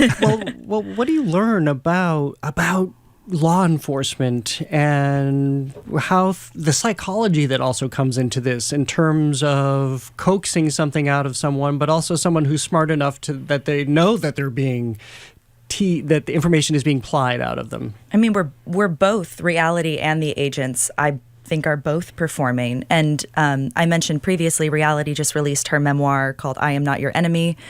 And she talks about, in the book, she goes through the interrogation and interjects with what she was thinking at these times. And it's so interesting, and a gift as an actor, an absolute gift, but so interesting because you realize nothing that's being said is what either of them are thinking throughout this entire 70-minute piece. Now it's a piece, but throughout the entire 70-minute conversation at the time, like, there's so much that they're both parties are working through in their brains. That's nothing what's being said on stage, which is another fascinating layer to add, and really interesting as a performer. And to add a little bit there, also as a performer, another gift is also the blocking and staging that we have in this particular production, where it's very bare bones. So it's all about this. I describe it as a sense of like these two sharks just circling their prey, and we are all the time moving. And to add to what Parker was mentioning about how what they're saying is never what they're actually thinking. A lot of the times, what has helped me during this performance is when I'm not being seen by her, that is when I'm trying to portray what I think Agent Taylor was actually thinking. And then as soon as she looks at me, I'm her friend. And that is a device of the staging that our director created that is a really, really interesting stage game to play. Well, in the truth is stranger than fiction category, it sounds like her home was fairly bare bones anyway. There's a line in the play where she says she's not big on furniture. I don't think I've ever heard somebody say that. I'm not big on furniture. But it also goes to show, but she's big on guns. She has guns in her home. It's a very fascinating life that we're diving into. Yeah. I mean, and it is funny because she talks about that again, and it's exactly true. She didn't have furniture. She had one meditation cushion that she ate her meals on. Her dining room had been converted into a yoga room. She had a bed and a desk, and that was kind of it. But like, she talks about her walls being littered with notes about early Christianity and her workouts and yogic philosophy and translations. And her house was just this, to me, sounds like this treasure trove of incredible insight into this person. But yeah, no furniture. Sorry, agents.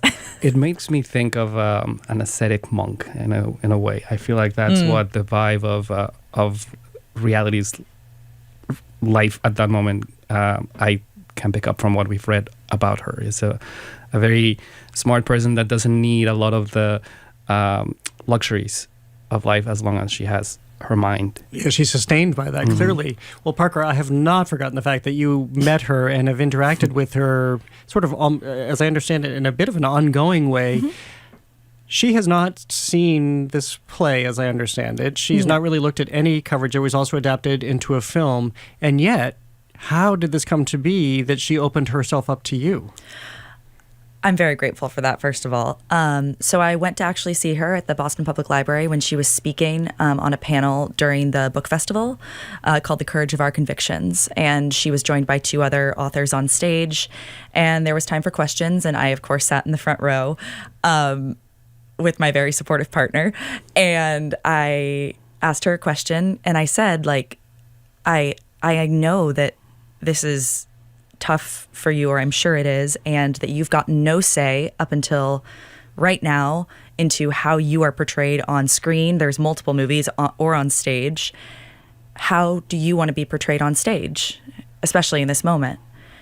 And she gave me this really beautiful, thoughtful answer and finished it with basically, I want you to keep yourself safe, but I want you to be in survival mode, because that's what was happening. And great answer. And I was like, awesome, I got to ask Reality Winner a question. And then afterwards, she came up to the edge of the stage and said, Parker, let's hang out. And so we went and drank beers in Back Bay and had a lovely time. Because the fact is, we are incredibly similar people. Outside of our jobs, careers is the hard line where we're separate. We're both yoga teachers. We're both adoptive dog moms. We're both from the South. Families live in the similar areas of the South now. We have a ton in common. So actually, we had a lovely 3-hour conversation that had absolutely nothing to do with her case. How does that change? How did it change your performance? So the Boston Book Festival happens in October, so that's still months out. But I'm sure you were thinking about how you might play the person. Yeah, I think there's little things that I could also gather from interviews, like how little like micro things of like how she holds her hands or how her voice is placed differently than mine, things like that. But I really think, I've never played someone that I've gotten to meet before. So it was incredibly humanizing. And also, I had already intended to put great care into the performance, but really drove that home for me. Is there any danger in talking to her and getting to know her? Does it, I guess I would look at it as a journalist and you wonder, then you have to be careful about objectivity and you have to be mindful of the distance. Did any of that come into play for you? I mean, like you said, I have been talking to her throughout our rehearsal process because, again, we have so much in common outside of this. I think we're far enough removed that it didn't, I didn't get too influenced. Nothing about my opinions of her changed before or after our conversation. If anything, I just was shocked at how similar we are, and how much we have in common. So I think, a lot of it wasn't the basis of who she is was not a far reach for me to begin with. So I was just grateful to be able to spend the time with her and make a friend. Has she expressed any interest in seeing your production? She will not see the productions, which I completely understand. She's not seen the movies. She won't see the play. It's the worst moment of her life, or one of them. So I can completely understand why she wouldn't want to sit in a dark room and relive it. So no, but her mother does have interest. So her mom's a huge advocate and has been doing a ton of advocacy work for her. So we'll see. Well, Christian, we're almost out of time, but I just want to ask: do you reach out to law enforcement? How do you handle your research? So we did a lot of watching videos of interrogations, watching that two people dance that sometimes a lot of the times agents have. It's very common for interrogations to be conducted by two agents. One of them, the whole trope that we have in popular culture about the good cop, bad cop, is actually a trope because it exists. Yeah. And it was much more of a watching videos, reading literature on the psychology of interrogations. And it's strangely enough, these two agents are very hard to find. I think they don't they don't have a social media presence. They don't have, all you can find about them is just articles about the prosecution when they testified. So it was hard to base our portrayals on any real-time information in contrast with what Parker had. But that being said, I feel like the strategies, the training that they went through to become what they are in this play, it's well known and it was easy to access. Oh, we know it, of course, how we look at the truth adjacent to fiction. It's fascinating. Congratulations to both of you for launching the show and your extension already. Thank you. Great to have you back. Is This a Room is presented by Apollinaire Theatre Company through January 18th. To learn more, go to Apollinaire.com. Actor Parker Jennings plays Reality Winner. Actor Christian Mancinas Garcia plays Special Agent R. Wallace Taylor. Coming up, Marina Abramovich, the grandmother of the performance art. She spent decades daring audiences to confront fear, vulnerability, and their own moral limitations. She's next on The Culture Show. Stay with us. The Culture Show is made possible in part by a generous contribution from the Fiducia Fund, proud to support this station's arts and culture programming.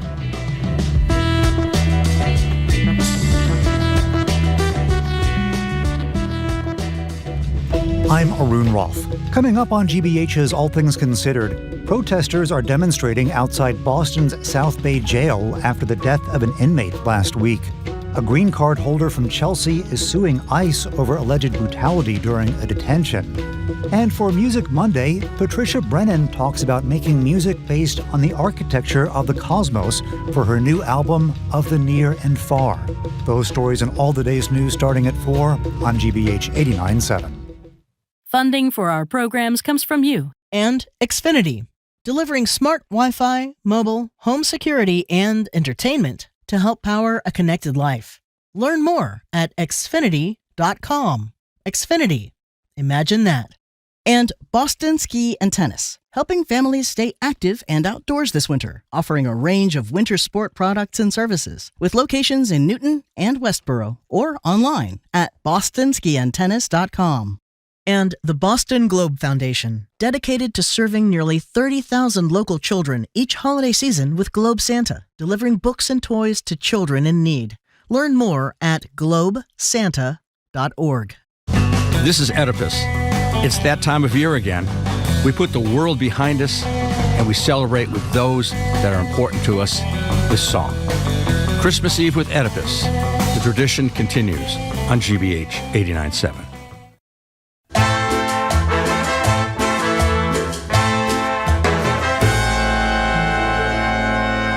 I'm Jared Bowen. This is The Culture Show on 89.7 and streaming on the GBH News YouTube channel. For more than 5 decades, performance artist Marina Abramovich made a point of embracing extremes. She's cut herself, starved herself, dwelled in stillness. You might recall her blockbuster 2010 MoMA retrospective, The Artist is Present, in which she was physically present, holding the gaze of strangers for hours on end, for months on end. She once told an audience, "I am the object, you can do whatever you want to me." Her work doesn't symbolize risk, it is the risk. As she said, if you want to make art, you have to be prepared to suffer. That willingness to put her own body and the audience's moral boundaries on the line is what made her radical and why her work has long been the source of debate. Abramovich has forced audiences to reckon with power, vulnerability, and their own responsibility as witnesses. Now she has turned that uncompromising practice into a new BBC Maestro class, teaching what endurance, attention, and discipline actually mean. Marina Abramovich, welcome to The Culture Show. It's a privilege to have you here. Wonderful to be here. Well, I just want to start by making the observation as somebody who took your master class. It's both a class for us to understand the power of nature, the power of our own bodies, but it gives us this sense of what has been your strength in your performance art for all these decades. What brought you to share it with people? I think, after 60 years of my career, is really time to share whatever I learned through that period. And this really comes into very simple Abramovich method, the different simple exercises to get in touch with yourself, detox of technology, and really have sense of reality. And one of the great things about this Maestro program that actually the director itself took the part of this, and not only, but the camera, the sound technicians, the just everybody who came to shoot this piece here in upstate in New York actually was a part of the participants that really took interest to actually exercise, experience themselves, and then understand on deep level to bring this to the public. Well, I should explain that this is both your offering insights into your very legendary career, and then as you were just illustrating, for the people who participated around you, you're giving exercises that people can undertake themselves. But you also talk about the learning that you yourself have had about, again, thinking about the body through color and energy, that this has come through your travels around the world, especially in Asia. Very early in my life, developing performance art, I understood that it's not just enough, making the work, but you have to so much time to actually prepare your body and mind to be able to deliver the message. And for that, I also understood that, our Western culture is very much brain culture. We really don't have deep connection with our spiritual body and our physical body, and mental body, and make balance between all of this. So one thing I understood that Asia do that. If I travel extensively 1 year, Aborigine live in the central desert, 25 years more or less working with Tibetan monks in different parts of India, the shamanism in Brazil. So I just been everywhere, literally, and see how these cultures, ancient especially cultures, deal with these problems. And one thing that's very important, that rituals are all based on repetition and all based on time consuming. So this I put into my practice in order to create the work I'm doing. How does repetition and our being comfortable and understanding repetition help us? If you don't spend time you can't develop anything. I mean, let's just simple. If you just take simple exercise that actually, everybody in Western culture can relate to, and this is going to gym. You go to gym to, and do lots of repetitions there to get the muscles. That's absolutely normal for here.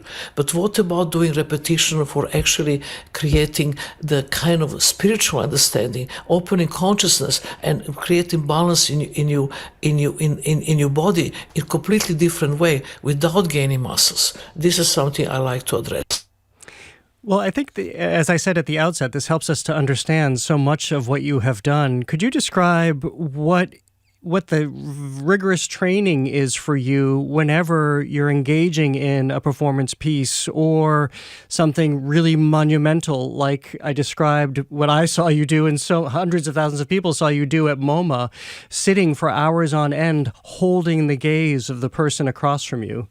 You know, especially for that particular work, because it takes enormous amount of energy and concentration. I prepare myself one entire year, literally like astronaut.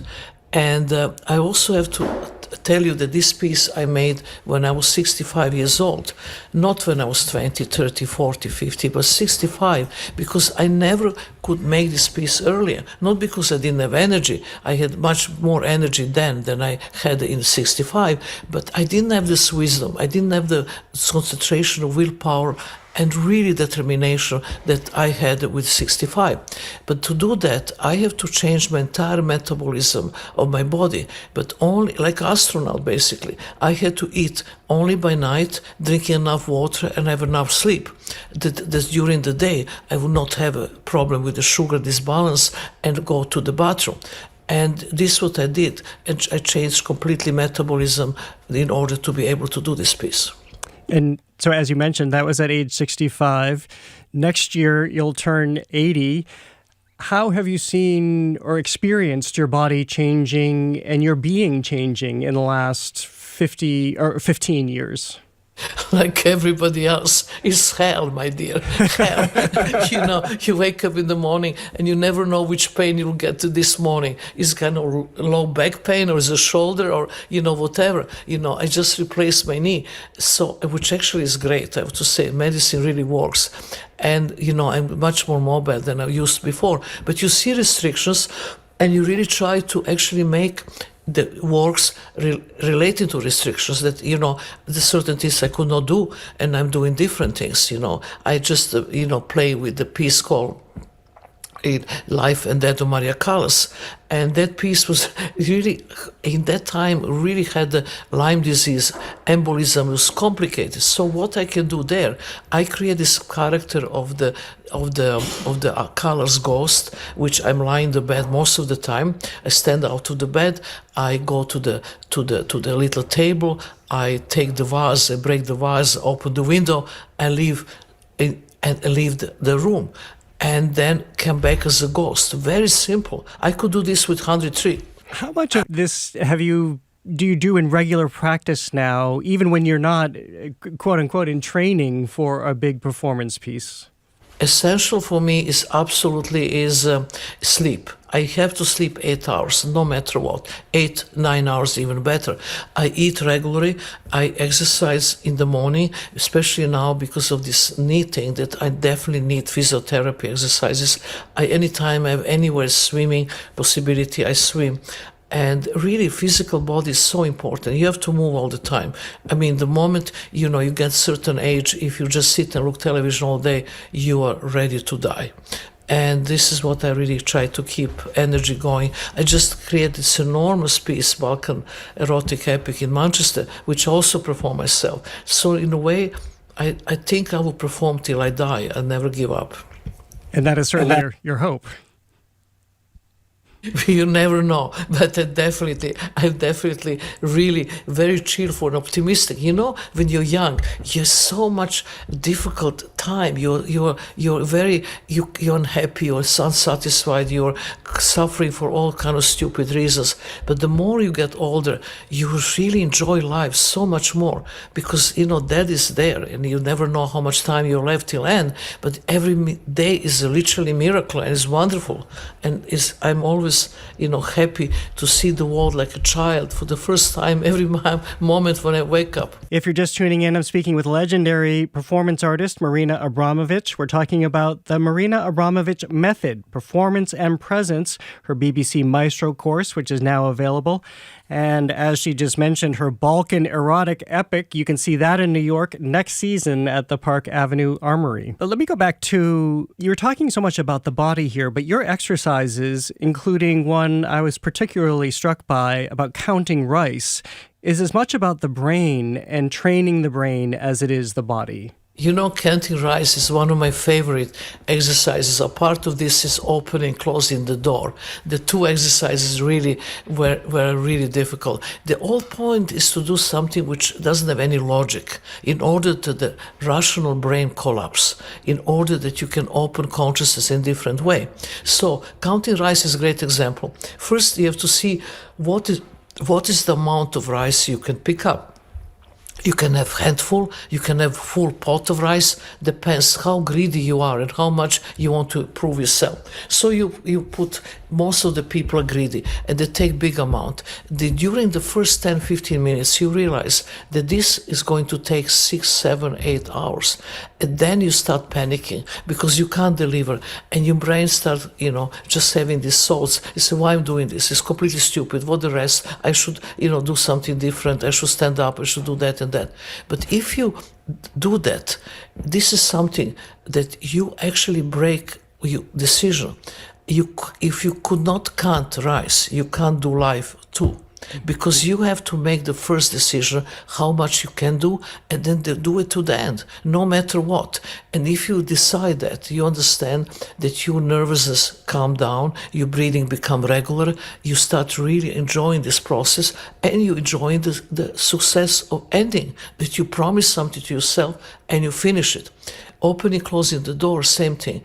You open any door of your house, but you open it as slow as possible. You don't exit and you don't enter. You're just opening and closing, opening and closing.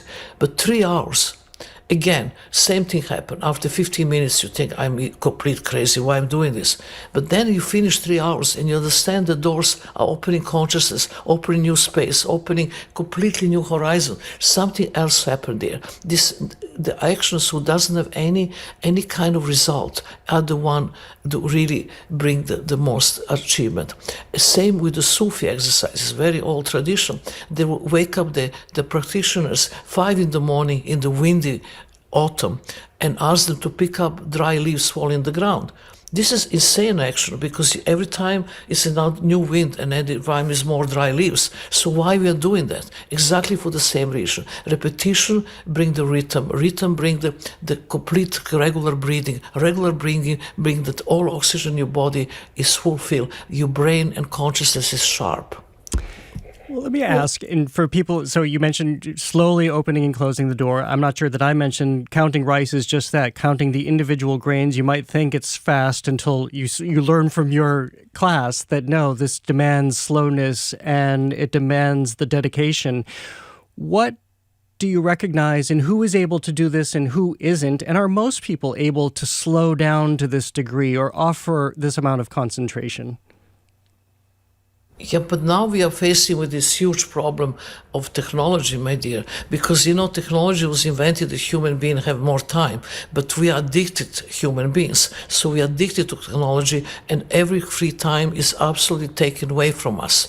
I mean, the old good, beautiful days that you can, write the letter and then go with the little dog to the post office and deliver. And 10 days later, the answer comes and then you wait another week and then you write another letter. This is gone, Everything is super fast. So basically, you completely lose yourself. You don't have time to sit down and read the book. You don't have time to just be absolutely doing nothing. Doing nothing is the beginning of something.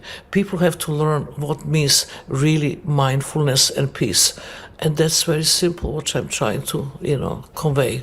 I want to go back to your thoughts on art, which again, these are things that you expound on, and we've seen you in your performance art over the years. What is art for you? You describe it as emotion. What does that mean? For me, art is a question of life and death, literally, because you have to have the concept and I'm never interested in concept I like. I'm only interested in things I'm afraid, of things that are difficult, of things that I don't know where it's going. This is the only way how you can change yourself, you can change the ideas of art and you can go to new territory. So that kind of art is important to me. And then it's really like a breathing. You don't question, you have to create. And then art is, I'm not interested in intellectualizing work. When you have to go to the exhibition and read this huge text written about what actually you're going to see. Art has to be fully emotional, hit you in the stomach. You also say something I think a lot of people might find, well, they might be intimidated by, which is that you have to give up so much to be an artist. You have to allow it to disrupt your life, to disrupt family and friendships if need be. But essentially, you have to give everything to it. What's the problem with this? If you have to be a good artist, then you're a good artist. Otherwise, you're just a Sunday painter. I mean, this is really the choice. You know, you can be okay artist, you can be good artist, you can be great artist, but there's only few artists in every century who I call wow artists. They are like Marcel Duchamp, like Kandinsky, like the Rothko, like Malevich, like Van Gogh. And this, you know, this is, if you have that inside of you, you can't fight it. It's a curse and gift in the same time. It really resonated with me when I heard you talk about the wow artist just now and in your maestro class, because I think the same thing. There are so many artists in the world, but there are very select few who really, as you point out, rise up each century. Is it something definable why that happens? I really don't know, but if you think about people like Mozart, I mean, Mozart, he already made a concert at age 4. It's a gift. I don't believe that you can learn to be an artist. You have the gift. I mean, Maria Callas' music, she have the gift or the voice, you know. It's just you have to deal with that. And then when you gift it, you pursue or you destroy this gift. It's really up to you and your own life and decision.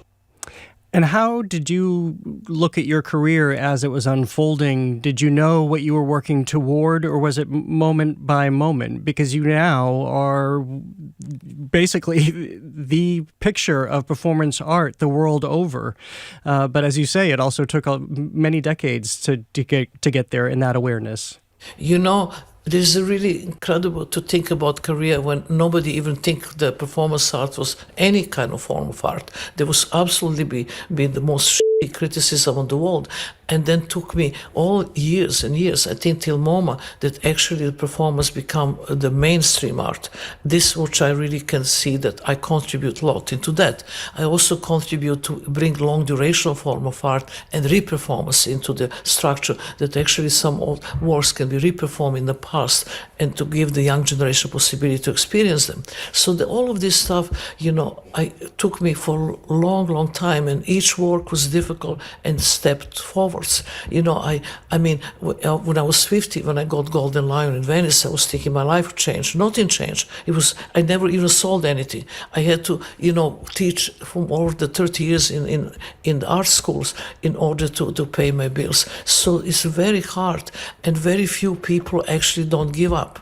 Because my generation, if you think the people of performance art, really wonderful people and very, very famous, or they're dead, or they stopped working a long time ago. I'm the only one who's still believing that we can invent new forms of art.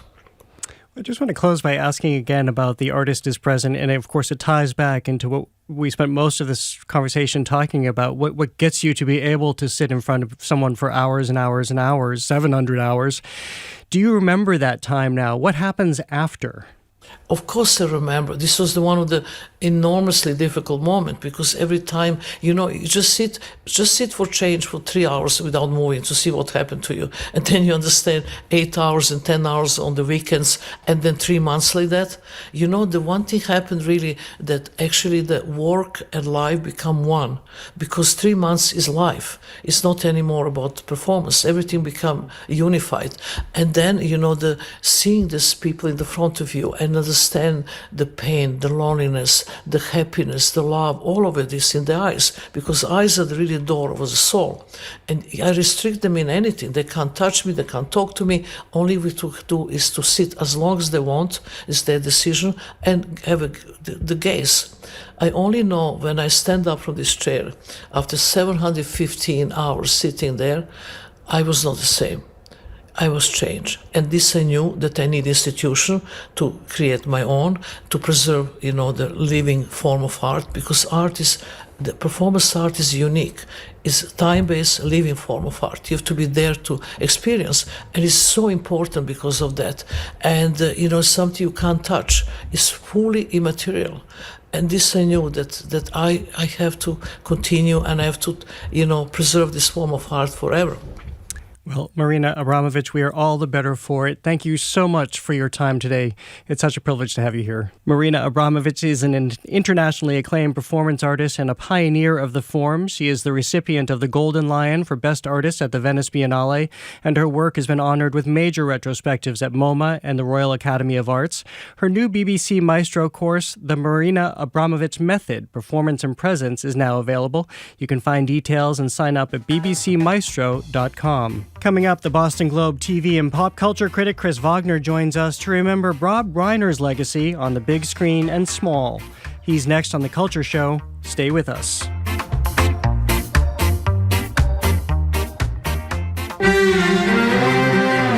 Governments, companies, and even the Vatican are using secret software to track people they view as threats, from ordinary folks to very powerful people.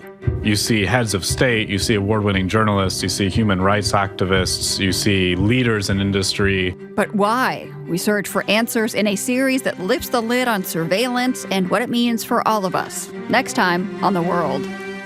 This afternoon at 3, here on GBH News 89.7. Our programs are made possible thanks to you and the Office of the Massachusetts State Treasurer. The Unclaimed Property Division is holding unclaimed funds from utility bills, uncashed paychecks, savings accounts, and more. To see if you have unclaimed money, you can visit findmassmoney.gov. And Old Sturbridge Village, presenting Christmas by Candlelight, November 28th through December 30th from 2 o'clock to 8 o'clock in Sturbridge, Massachusetts. More information on the event and its dates is available at osv.org. And Bunker Hill Community College, registering for Online Winter Session, a 3-week session starting January 5th, designed to help students catch up on classes and get ahead. bhcc.edu/winter. GBH Daily is a newsletter that keeps you informed, connected, and ready to go every weekday morning. You can subscribe today and get it in your inbox at gbh.org/daily.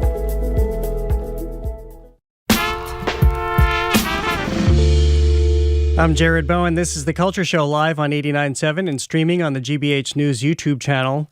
Rob Reiner first became widely known as an actor, playing Mike Stivic on All in the Family, known better as Meathead, at least by his father-in-law, Archie Bunker. As a director, Reiner built an uncommonly durable filmography of the late 20th century, starting with This is Spinal Tap, which helped invent modern mockumentary satire. A slew of instant classics followed: Stand By Me, The Princess Bride, Misery, When Harry Met Sally, A Few Good Men. With news of Reiner's death emerging from Hollywood this morning, we're looking at how his range became his signature. Joining me is Chris Wagner, the Boston Globe's TV critic and pop culture critic. Welcome back to the show. It's great to have you here. Thanks for having me. Well, we had planned to talk about a number of things with you today, but of course this news came out of Hollywood this morning, and it gets worse, it seems, as the day progresses, as we learn that his son is now being held in the murder of both Rob Reiner and his wife. But let's start to talk about him and how he emerged before us in All in the Family and this great foil to Archie Bunker.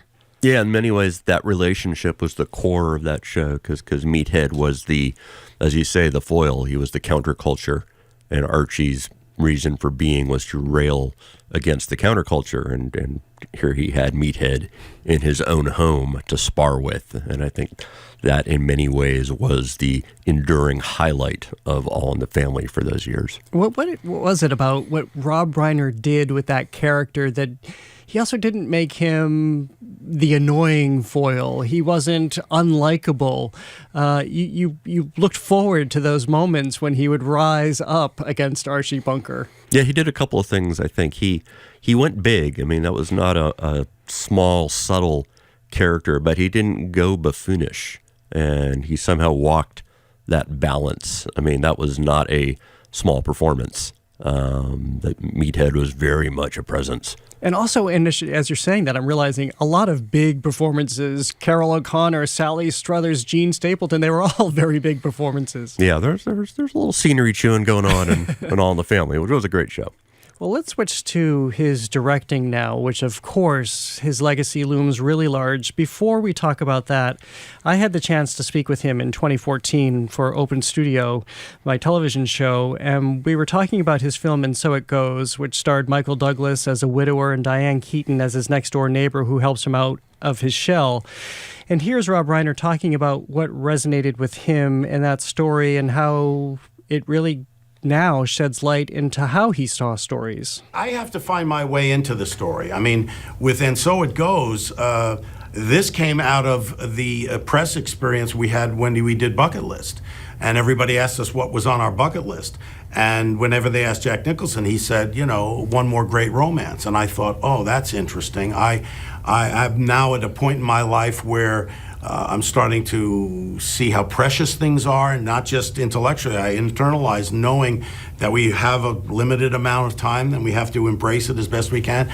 And that's what draws me to it. So that was the idea, and then we hired a writer to do it. So I have to find my way into the piece. I got to find how do I connect with the characters in the piece? I have to say, my memory of that interview, too, is that he was so warm. Big smile, just a really, really nice guy. And then to go back and be reacquainted with that answer and to understand how he saw people and story, that makes so much more sense for his career. Yeah, I got to do an event with him in Dallas, and he was, the word I keep seeing is just mensch. Yeah. He was very much a mensch. He was seemed like a very real guy and very likable, very genuine. I think that's what came across whatever he was doing, whoever he was talking to.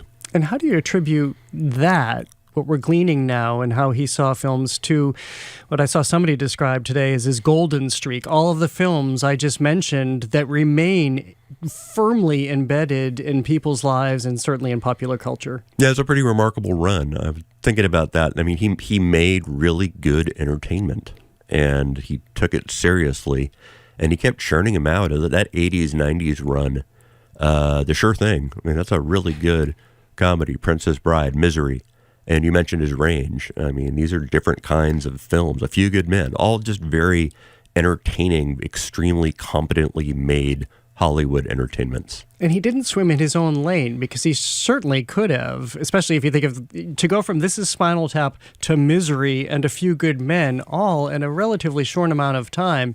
It seems as though he was constantly testing himself too. Yeah, he was on a heater during that period, as I like to say. He was just kept churning out really good material.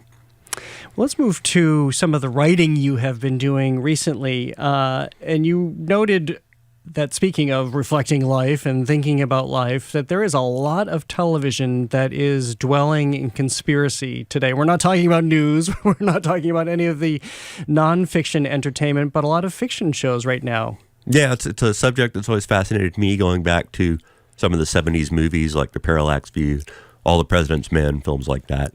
And then we have a show now in The Chair Company, which is a parody of, I think it's a parody of The Conspiracy Thrower, and a very odd and, to me, endearing one. It's Tim Robinson from I Think You Should Leave, which is a very good sketch comedy show. But it's basically poking fun at the idea of how we come up with these elaborate conspiracies because we don't want to deal with our own lives. And that's what this character is doing throughout this series. Well, I want to ask you how this becomes something a lot of people believe in or are wrestling with. Before I understand how it becomes palatable in television, here's a little bit from the trailer to The Chair Company, where this is Tim Robinson's new HBO show about a man very obsessed with finding out who is behind a faulty office chair. I'm uncovering a vast criminal conspiracy. Chairs are everywhere. They're invisible. They're nothing. Nobody thinks about it. I feel like you're hiding something. I'm doing something that's beyond what anybody could ever dream of. Dad, stop. You're stressing me out. Who is this? Bad stuff happens all the time. Don't ever contact me in your life. Stay the away from me! I thought this was more of a comedy. It is. It's a dark comedy, but I mean, even that audio plays up what they're trying to do with the music and the suspense and the anger. And yet it is a comedy. It is indeed a comedy. Well, where are some of the more serious ways that, not to say that comedy couldn't be serious in addressing this, but some of the straight up ways that you see conspiracy being addressed right now on television?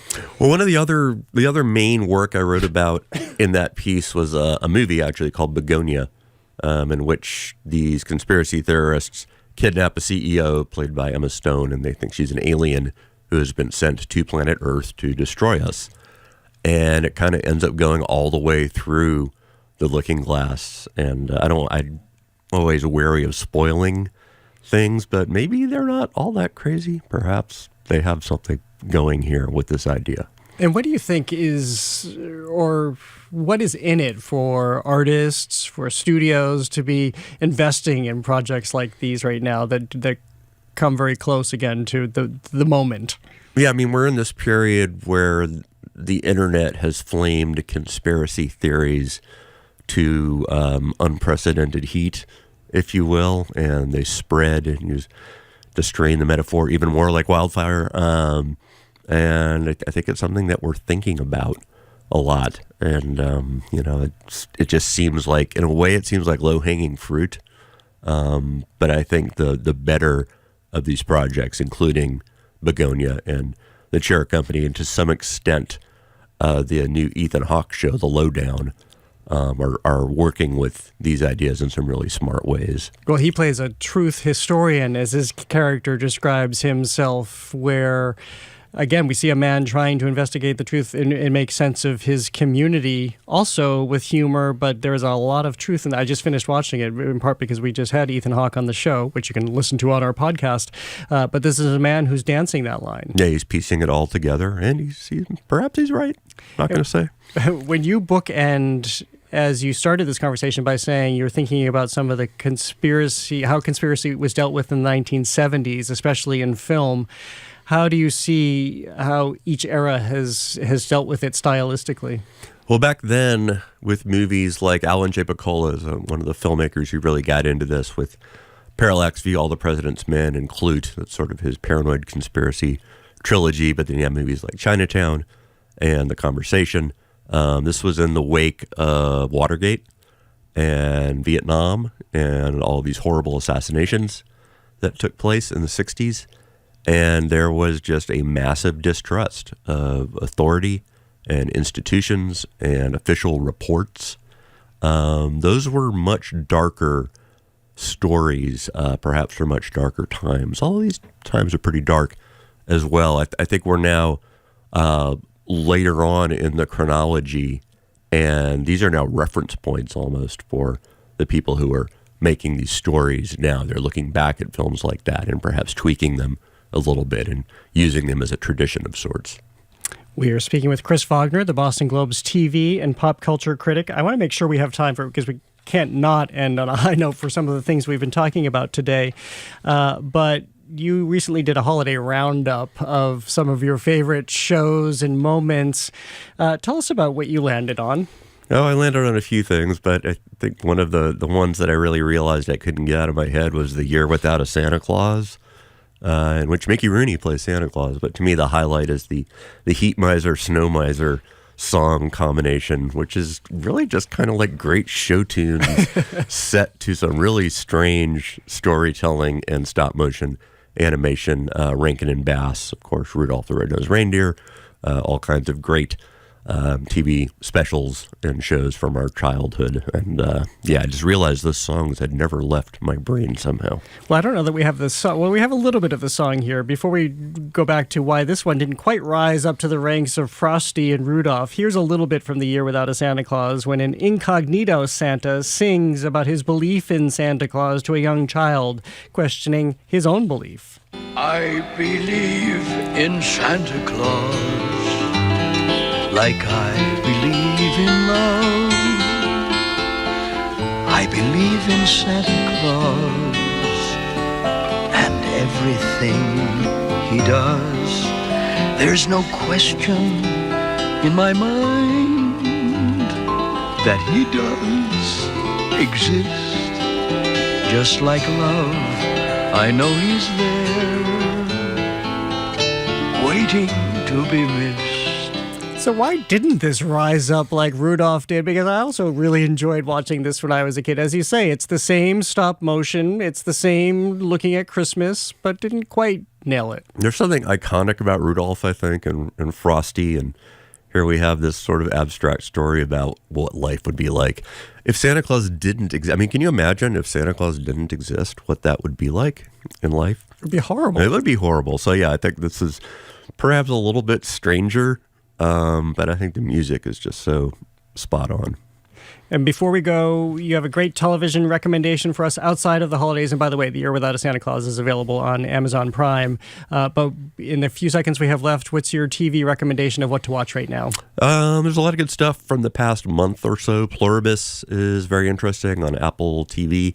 It's Vince Gilligan, the guy who did Breaking Bad, Better Call Saul. It's kind of a dystopian sci-fi comedy, if you will. I really like The Beast in Me with Claire Danes and Matthew Rhys.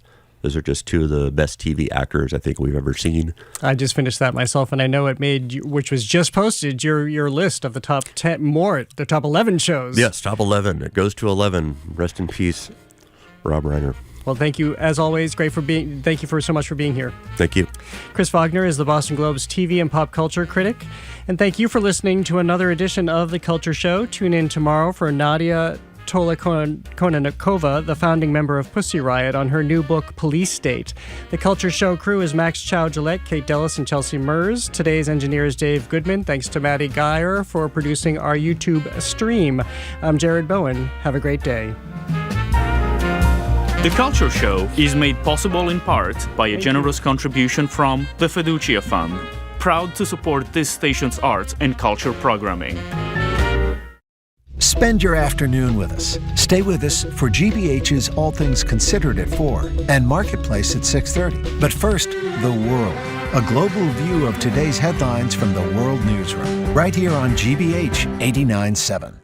Support for our programs comes from you. And Bonsai Bar, hosting pop-up beginner bonsai workshops at breweries across New England. Hands-on classes provide guidance in the basics of bonsai design and care in a group setting.